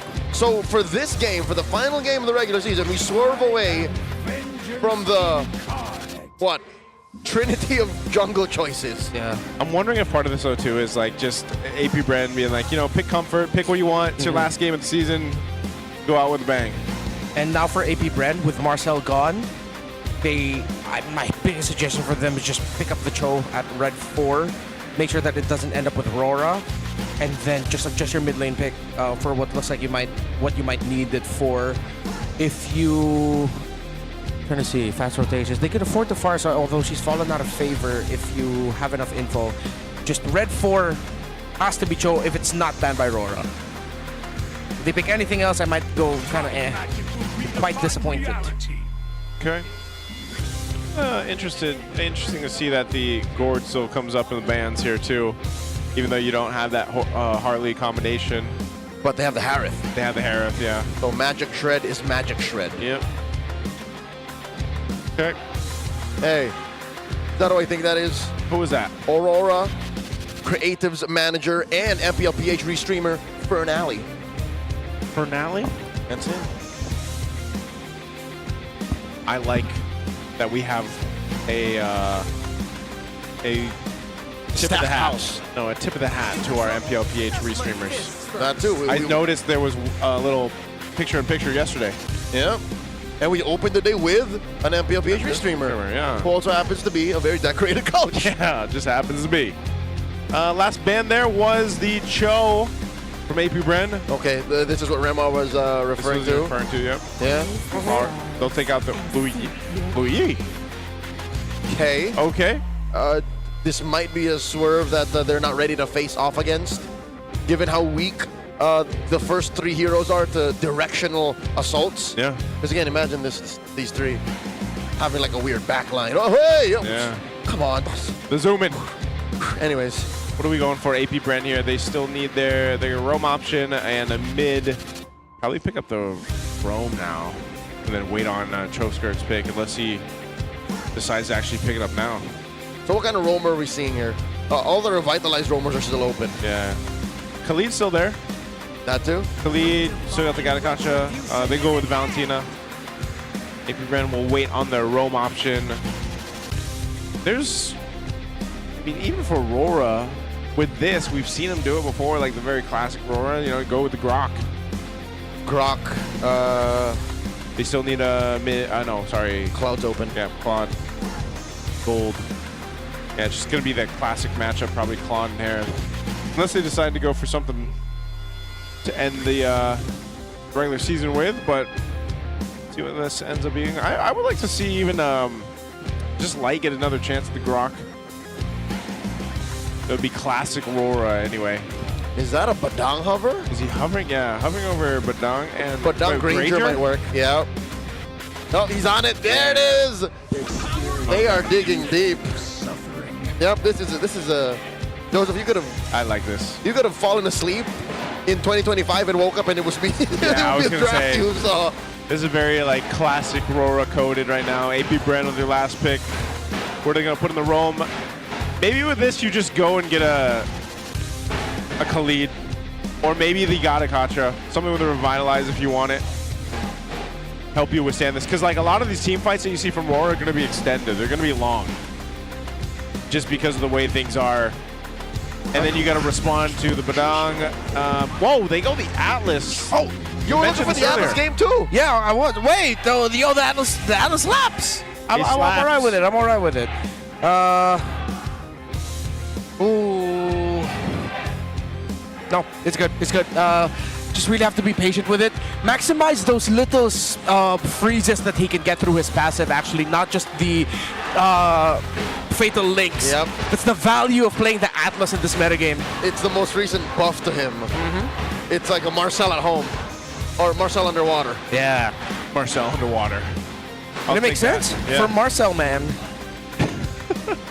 He is Marcel. He is Marcel man, though. Yeah, even before Ogwin was Marcel man, he was Marcel man. That's why you need these purifies over here too. You don't want to get fatal links to death. Well, you guys can let us know. It's our final one, our final game here, and our final series of our regular season 17 here for the MPL Philippines. Will it end on a high note for Aurora as they get ready to prep for the playoffs going in the last spot? Or will AP Bren give them the final sting before they bow out of the season? Let's jump into it. Yeah, cooldown focused, Badang. Nova, I like that he went for Vitality instead. You're already going to pack Rapid Boots. You don't need to get Agility with it and pull yourself together. It's a must for playing Atlas now. Faster flickers. Yep. Okay. Nova's going to be fine. Taking a little bit of damage. This is one thing, though, too. I feel like in AP Bren sense, part of the hard part for Nova is can he get the Purifies down or at least find the right target acquisition? And yet sometimes, even if that's Demon Kai, if it happens to be the Fredrin, I feel like they'll eventually have enough damage to go ahead and even burst Fredrin down. Yeah. Between Shizu and Choveskirt, yeah. Even in the early. Being a fanny, James Banks decided to go for his purple buff. It's straight into the gold crab. The gold is what you're looking for the most, actually more than XP. You just want to get your items fast because that allows you to chain snowball kills. His job is going to be simple. He'll have to look for Yue before objective fights start up once he hits level 4 and once he's feeling it and he feels comfortable with being able to burst down or bring Yue down low. If you're not going to kill him, just force out the Crimson Beacon. Yeah. Action here in the mid. James Banks hitting that level 4. He's got it. Whoa, James Banks, a lot of damage on you, There we go. Puts him down a third of his HP. Yeah, forces out the regen.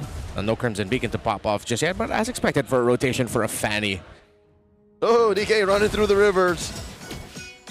Engaging onto Kiel VJ.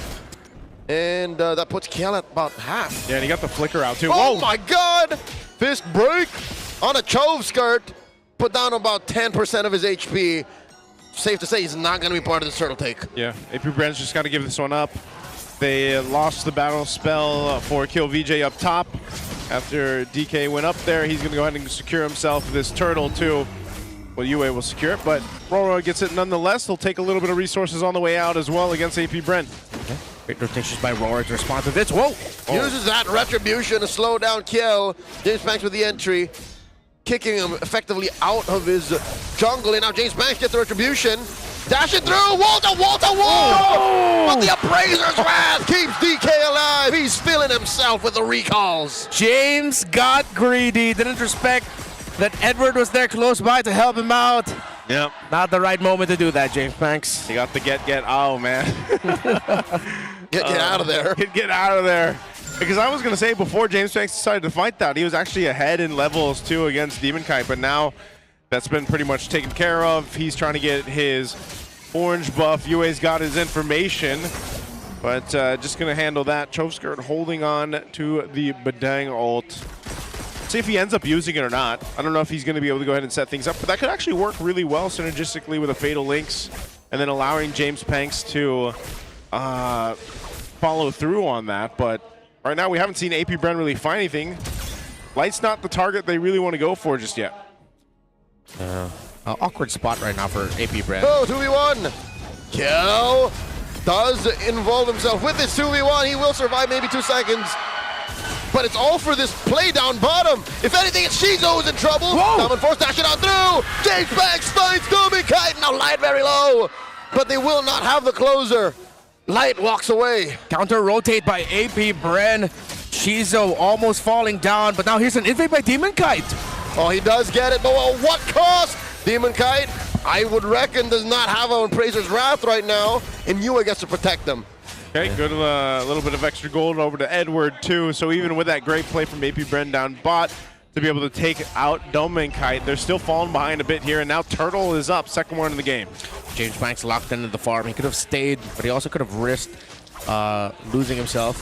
I think he's going to go for the push for the minion wave up top. And I think that's why he decided to just go up top instead of staying around and trying to see if he could get a kill on that Fredrin. Did he? Yeah, he used his Retribution on the minions. He wants to flow that minion wave and get gold for himself.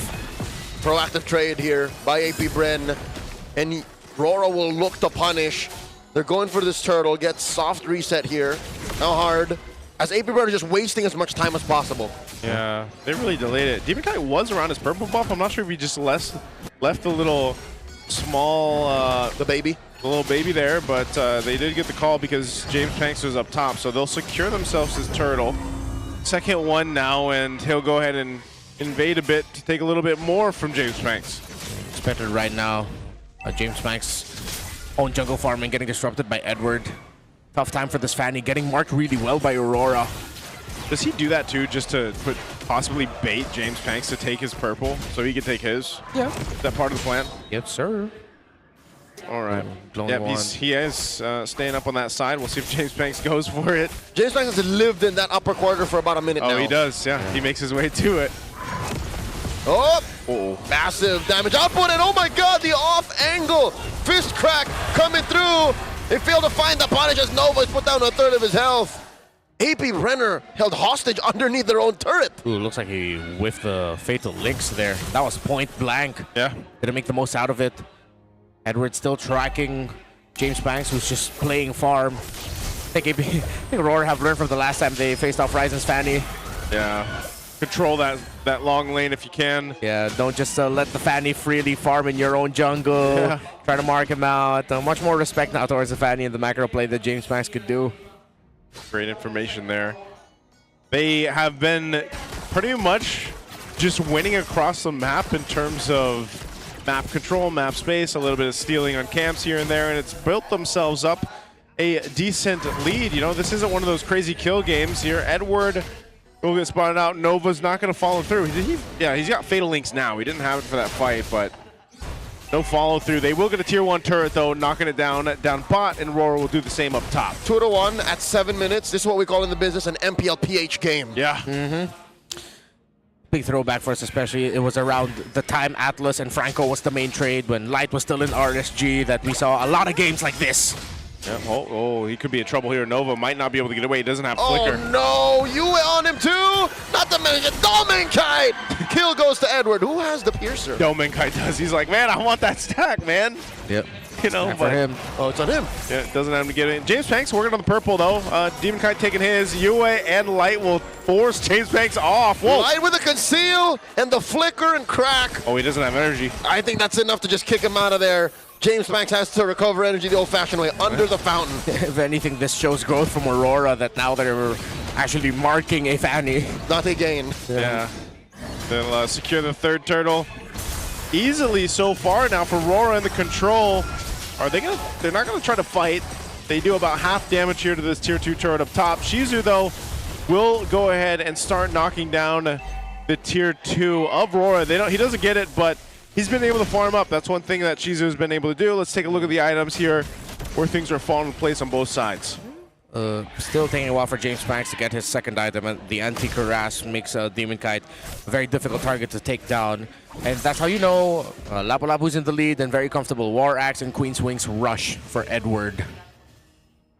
In terms of the gold laners, a 800 or so gold difference between Domikite and Shizo. Of course, favoring Domikite. Yeah, it's manageable. Yeah. Oh man, his orange buff is gonna get taken as well. James Banks is just, he's starving, man. He does get a Malefic Roar, but oh, this might be a forced fight for the tier 1 turret. Oh, nice crack here coming in from Light. Demokai takes down Chokeskirt, and the back line looks a little more dangerous. Kill VJ, he only wanted to protect his turret and his teammates. Pays the price. 2 for none, plus everything else, but James Banks trying to get cheeky. Goes for that orange buff and this split lane push. Oh, but he can't get both. He's gonna have to try again. Yeah, he needed to choose. Oh, that's unfortunate. He didn't even get the last hit on the turret down bottom. So close. Oh, no, he'll get it. There we go. Oh, wait. Energy. Uh-oh. James Banks. Yeah, he has no purple. Edward's not going to be able to catch him, so... He got it the hard way. Yeah.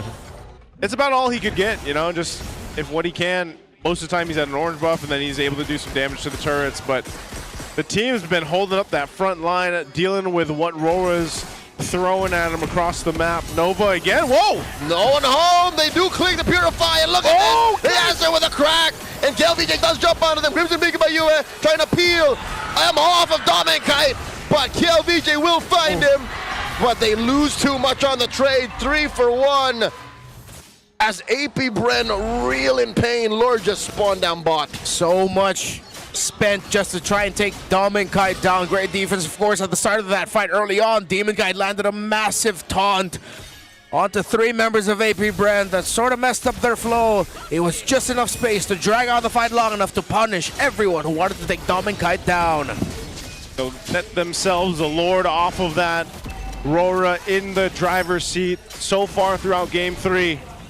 APBR scrambling across the map to see what they can get. They do get a couple turrets down, but what more can they do? Can they just defend? Can they turn it around? They need plenty of time.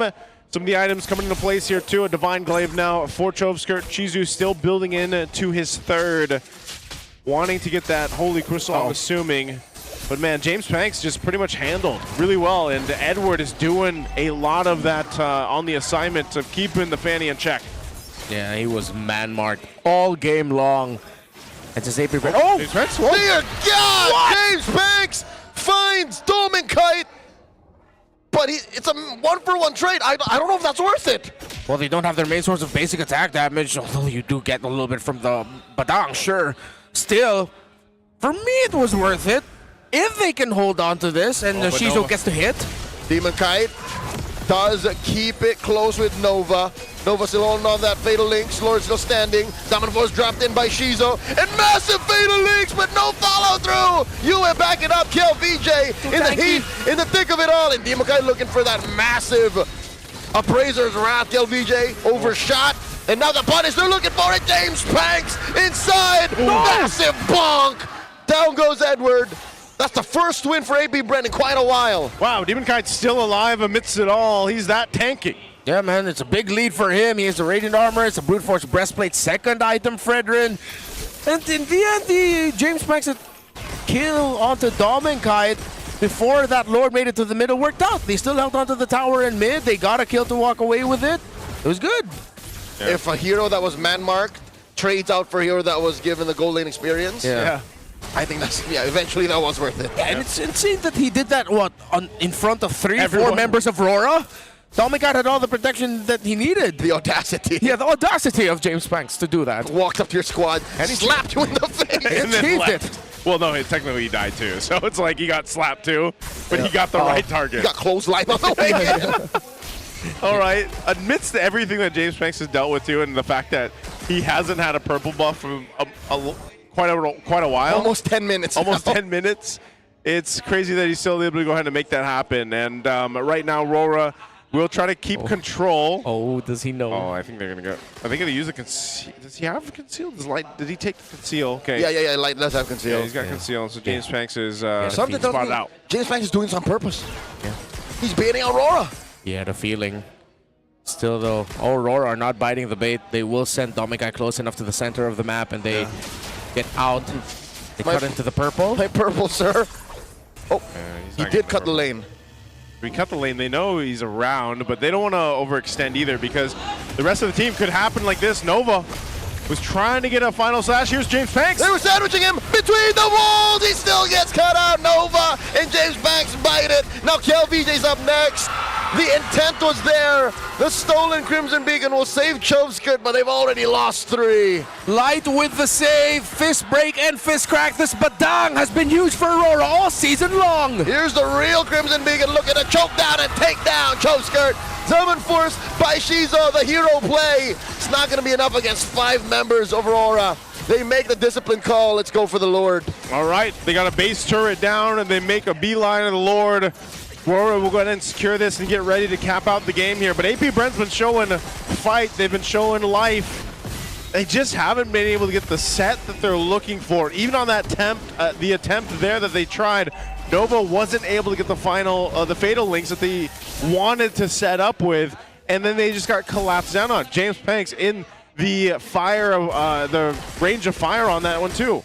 Yeah, it's not like Domikai has hella stacks as well. That's making it tough for Nova. It's just that the other members of Aurora just got their items way quicker, and plus there's only so much you can do to deal with the Appraiser's Wrath burst, even if you try to itemize for it. Finally has the anti-crash, should help a little bit, but it's the Chastise Pauldron that I think would be good for him. No, but the difficult thing about packing Chastise is it's not even a Sea Halberd Granger. Yeah. So there's no point. Even if you get a little bit of attack speed from the Rose Gold meter, it's not worth it. Yep. Good cut here from James Panks, though. He'll get back to the base defense. Guardian Helm picked up for Demon Kite. You got the core items locked in here, too, for Chovskirt, but they got to deal with this Lord push in now. Nova put down a half health, forced the flicker back. Lord still standing. Bullets rain down on him. Dom and Kite clearing the waves. AP Bren are still breathing. They get to clear out the Lord and the wave crashing in. Oh, Clock of Destiny there for you. This Juicing is not going to be burstable. James Panks, he thought there would be a purple, but it's just a little guy. Just a little guy, just a little Fenrir. Ooh. They have another wave to push in. They want to get this bottom turret. He did cut those waves earlier on, and that bought him enough time. They're going to have to watch this bottom base turret fall. Are they looking to fight? Summon force by Shiza pushing back. Dom and Kite. The reverse collapse coming through. Stolen Crimson Beacon. Go again! And James Panks gets caught by the crack and the break. But KLVJ does find Demakai 1-for-1. Domakai still alive, juggling that immortality. Down goes Shizo. Edward hunts him down, and Light follows up. 2-for-2 so far the trade. And now Nova bites it. Stack for Dom and Kite. KLVJ the king, corner between 3. And they all bite it. The wipeout. The triple kill on Dominic Del Mundo, going straight for the base. And they'll take the base down. Aurora fought for it, and they'll take out the series 2-1 against AP Brent. It didn't start off the way that they wanted. AP Brent took it to them, dominated them, and AP Brent weren't just valiant in their last game of the season, they were valiant all throughout. But the team that has already secured their playoff slot is looking to ride momentum. They end the season 2 series in a row. Aurora with the dub. Hey man, the reverse card worked. Yeah, the reverse card worked. Yeah, his persona had it, man, and Aurora will get the reverse sweep. They needed that though. Again, for all the lights, the Auroras out there, they really needed this win before the playoffs broke out. And so they've gotten themselves here up to this point. We're going to have to go ahead and hear on this as AP Brent takes the bow here. Let's go ahead and throw it over on stage. Ladies and gentlemen, it's a team. This is a team Season. ending their season. Heart. Let's put our hands together. With heart, let's put our hands together for AP Brent. Kiel VJ. Yo, VJ. Nice to have you back in the Philippines. So nice to have you back in the Philippines. This series showed a glimpse of what you guys can do as a team. This series shows you have a glimpse as a team. Mo sa pagtanggap sa'yo this season. What would you like to say to your team? Sa APBR kasi Thank you so much to APBR. Because when I came in, everybody really welcomed me, especially the coaches. pero I really wanted to make the playoffs, but bawi talaga ako. I blame myself that we didn't make it. Nagsisimula ka lang ulit bumalik dito sa Pilipinas at sana makita ka namin ulit in the next season. Hopefully we get to see you back here, Kill VJ. Right now I want to talk to James Banks, the man with a million moves. I'm really wanting to talk to James Banks. Signature hero sa last game nyo. At alam ko na We got to see one of your signature heroes in the last game.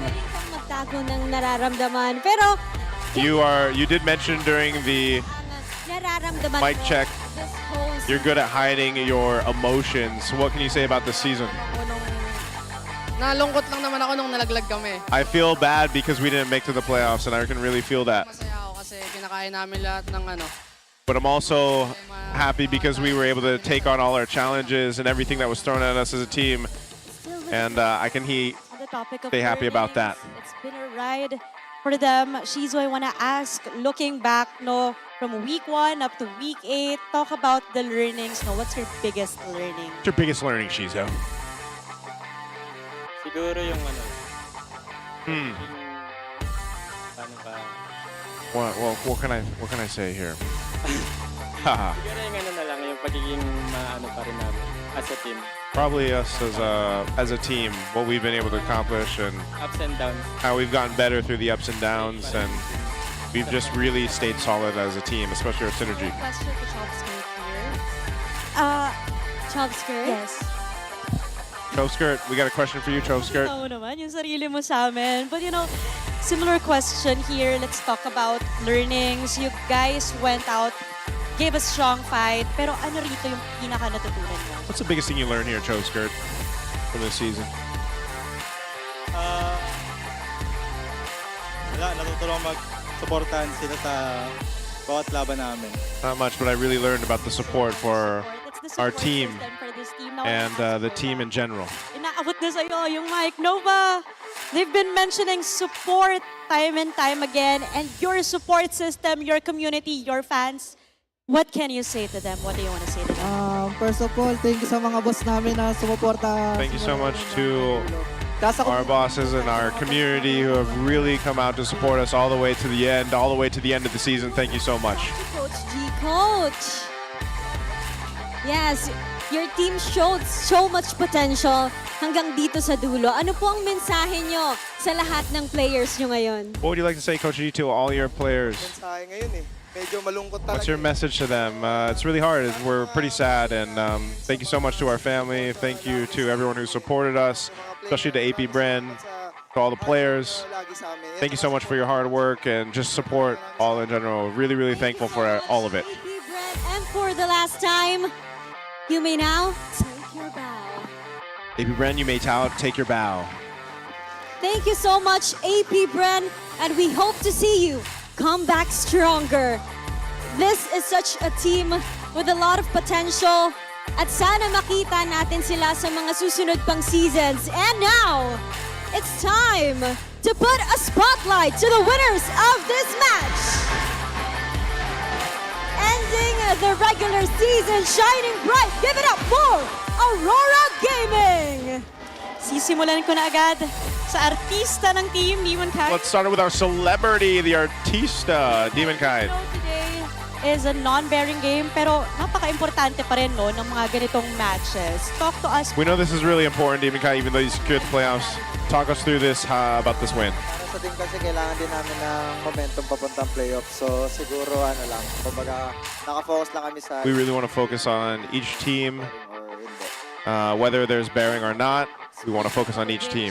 Demon Kai, I want to also ask about your learnings. We are at the last match of the regular season. Ano dito yung pinaka-tumatak sa'yo na natutunan mo? What's the biggest thing you learned here, Demon Kai? siguro yung What's your biggest learning? discipline and syempre yung focus lang pagdating sa team kasi I really learned discipline and focus because there's so many things that can happen, especially new things, and Siyempre, may I gotta stay disciplined. gusto ko naman makausap si Edward. Edward, dito ka muna. I'd like to talk to Edward. Let's talk to Edward. Edward, you started with a lot of expectations this season and you are ending the regular season na hindi nyo inaasahan yung placement. You didn't expect this placement, Edward. Ito sa mentality nyo as a team. How do you help your mentality as a team? Talagang masusubok yung yung gano'ng katibay yung mental health mo kasi ayun nga. Grabe yung yung The pressure namin and the losses that they've shared, it can really affect your mental, and you got to prepare for the playoffs. What's your expect for the team? What do you guys look forward to? Darating na playoffs, mas disiplinado. Probably when we get to the playoffs, we're going to be more disciplined. And we really want to show our M7 form, the World Championship form that we've showed before. We want to show it in the playoffs. Excited also to know who the match MVP is. Sabay-sabay nating alamin yan. We're excited to see who our match MVP is. Let's take a look at the screen right here, right now. And the match MVP is UA. UA. Ikaw ang match MVP. You're the match MVP. And look at the front. Everybody's so full in the seats. What do you want to say to all your supporters? Salamat sa mga patuloy na suporta sa amin. Thank you to everybody who continues to support us. Yung buhay namin. You know, even when we were 50-50. Thank you so much to everybody who came out to the venue and continue to support us. Congratulations to our team, Aurora Gaming. You may now take your bow and take your rock of victory. Odin, grabe yung binitawan nun. Ibalik ang M7 form. Aren't you just excited for that? Yeah, I'm sure lahat ay aabangan din ang form ng Aurora Gaming. At kumapit tayo sa mga sinabi nila. But bago tayo tumungo dyan, alamin muna natin what happened in that match with our casters. Casters, palag na to. Palagnato, thank you so much, Odin and Denise. Congratulations there to Rora for the win. And hats off and come back stronger to AP Bren. You know, again, we had to say goodbye to two teams before we get to the playoffs. But Rora needed this win. UA gets the MVP here. He also got the MVP of the match. And they definitely needed this to bring the momentum. It's great to hear them, too, mention that they really want to come back more disciplined and their M7 form. They acknowledged it. Yeah. They may have found some of the lights within, but there's definitely more to show. A lot more room to work with. Speaking of room to work with, James Banks had none here. He got a few. He got some few kills, but that started off there. I feel like that is unfortunate precedence for what to expect in this game, wherein you just didn't realize how hard the Fanny split push would get marked. He did get that great kill onto Domikite, but then Light just started sticking beside the Granger, and fist break, fist crack. Despite all the bursts you could dish out as a Fanny, he just couldn't get to pop his immortality and even take him down. Also, another start to the game that we saw was that there was an initial trade in the mid wherein Yue was able to get a good amount of health down from Choveskirt, which ruined the rotation of AP Bren quite early on because it sent Choveskirt back. Ruined it in the sense that Demon Kite was just unbothered. It stopped Nova from being able to show up in the side lanes to provide any help, and it made sure that Rora controlled the river. Yeah, even at the end there, you know, you see the, I think Dominikai got the triple. We were talking about, like, is he going to be able to get the stacks when he had the Sky Piercer, but he gets it there towards the end of the game. But this was just really good coverage by Light. This is kind of what we expect him to do when he has that Badang pick, and he does it so well to protect their gold laner. Light or Demon Kite would have been my secondary MVP. Yeah. The fact that they did so well to keep James Banks down in both ways. Again, purple control, rotational man marking. Speaking of man marking, Edward did amazing, but that was more towards the later half. But all throughout the game, the reason why James Banks did not really fly, or as we put in the Infinite Keys to Victory, cook, is because Light just made sure that he was going nowhere. Yeah, they did. This is what they needed. Like, it's a form of Aurora, like even this composition that we're used to seeing. Familiar. Yeah, it's very familiar. So they know how to play it. They know how to execute it. And it even showcased, like we mentioned, the development of what they learned on how to deal with a Fanny across map, you know, playing the map, keeping coverage there. Because James Banks was well on his way to do what we've seen Ryzen do before with the Fanny, but also, again, just how confident he is playing that hero. One of his marquee heroes that he likes to pick up. We saw him go 1v5 and just get the kill when he needed to. But overall, it was just APBR struggling to deal with, one, how tanky that front line of RORA was, how much peel that lineup provided them, especially with the Jushin there. And then again, just trying to catch the right targets. They couldn't pull that off. Yeah, almost 3-minute difference between Light getting his Thunder Belt and Nova getting his first full item in the Dominance Eyes. Of course, he went with the component route. He needed to get the Silent Robe first so that it would help with the damage from the Jushin. But then not having the Dominance Eyes much quicker, I think, hurt him. It's one of those scenarios, little tidbits of itemization that you would want to pick a side, whether you're going to rush the Radiant Armor or rush the Dominance Eyes. Nova decided to try and juggle both, and it delayed them in the long run. Still, though, I feel like APBR has a lot to look forward to in the future, in the sense that there are a lot more wins this season for them, and a lot more highlights that we can really say, hey, APBR, I can't wait to see what they have for the next. Yeah, I definitely liked what they brought to the season. It's just unfortunate that you have so much competitiveness, you know, between all these teams, the 8 teams here in the MPL Philippines, and unfortunately they weren't able to get it together. But let's hear the Infinix mic check with RORA on the win. Talaga mo wide. Paano mo? 10 seconds blue. Pabito. Ayun, bigay ng taming ha, pagka dito sa kanya kunin. Para tayong Pobios. Okay, Pobios. Nice one! Ay, sa blue bat nila, pre. Pwede pa rin ko sa taming. Ay, dito sa akin ha. Wala. Mga sobre na sa kanya. Gago, pinig yun. Kaya. Ton ko tatlo. Sige, sa akin. Nakapertig ako, Meng. Ay, ton ako. Nakapertig ako. Pobios. Maraming dami. Busto. Ikaw na lang talaga palit uli, pre. Kung wala ako, patay lang, plus third na tayo. Diyan lang kayo ha, huwag nyo kami. Ay, nagkakasagod! Sa akin po, tabi ako. Nasa-print kami. Down ko na ba, pre? Oo, uli kami. Nakapani. Nasa harlit ako. Double to. Ready pa kayo? Oo, ready pa. Ready pa sa Edward. Baka, pre. Wala ako ulti, pre. Bali mo dito. Balaban! GG. Balaban! Si Minion, sa Minion. Purify. Papasag ako, pre. Papalo rin ako. Kill sa akin, pre. Ton ko. Ay, dami ko. Ready ako. Ready ako. Matuton ko ng mga harap. Pani, Meng. Boya ko. Tara! Kaya sabi na wala na mga skill yun nasa likod. Kanya. Wala na skill yung mga nasa likod. Boy. One-super na lang yan, pre. Wala trigger to. Kill BJ.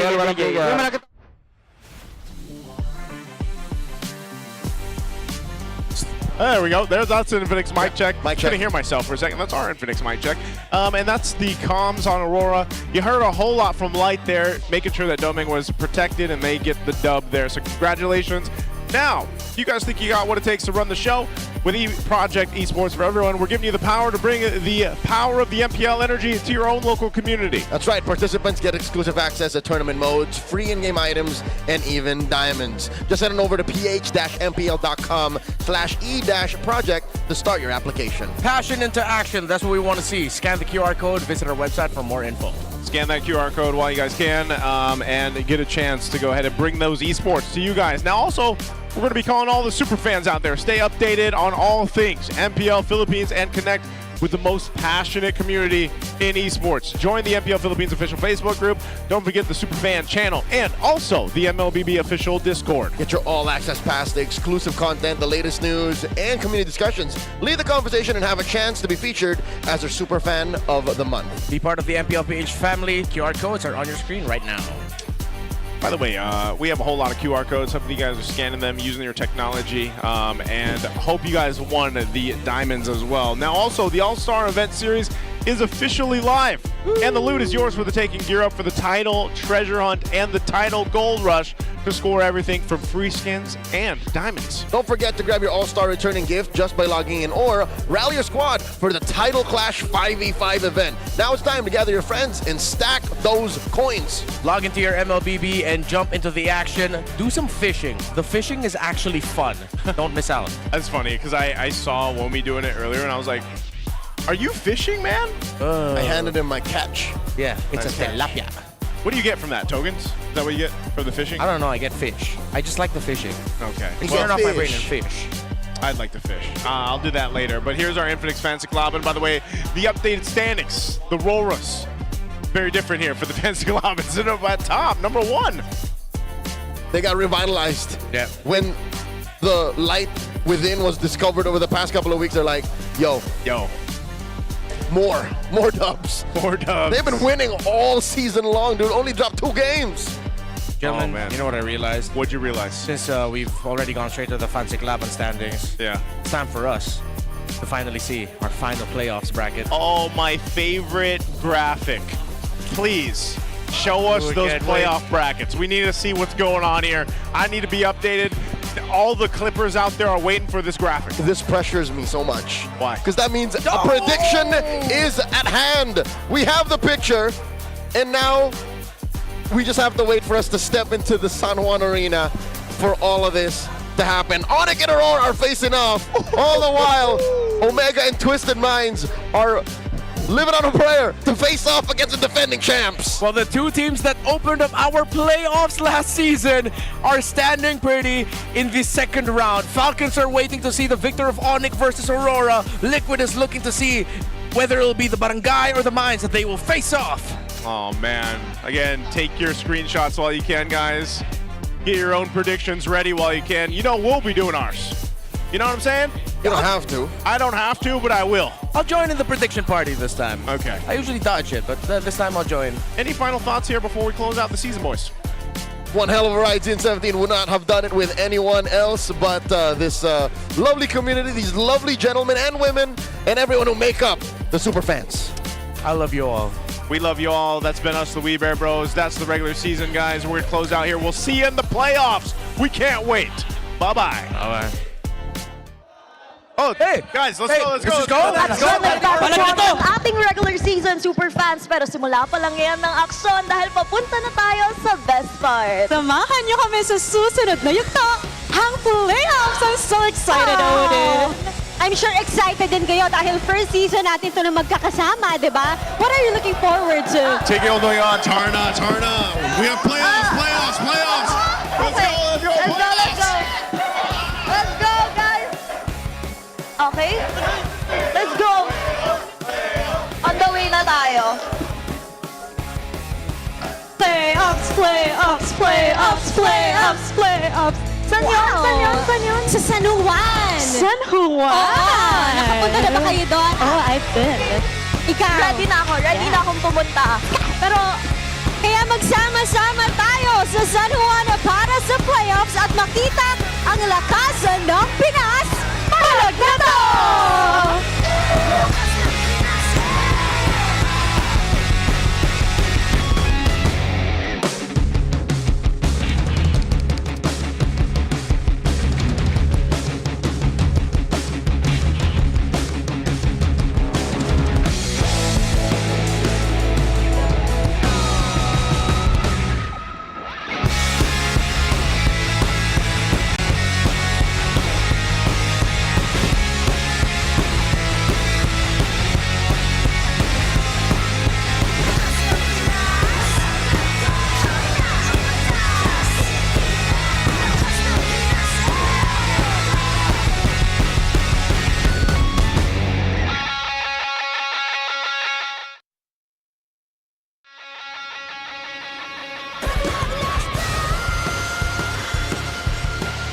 Tapusin na natin to. Week 8.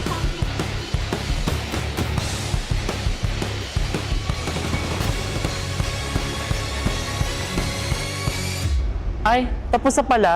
O tara, palo ka ba? Palo!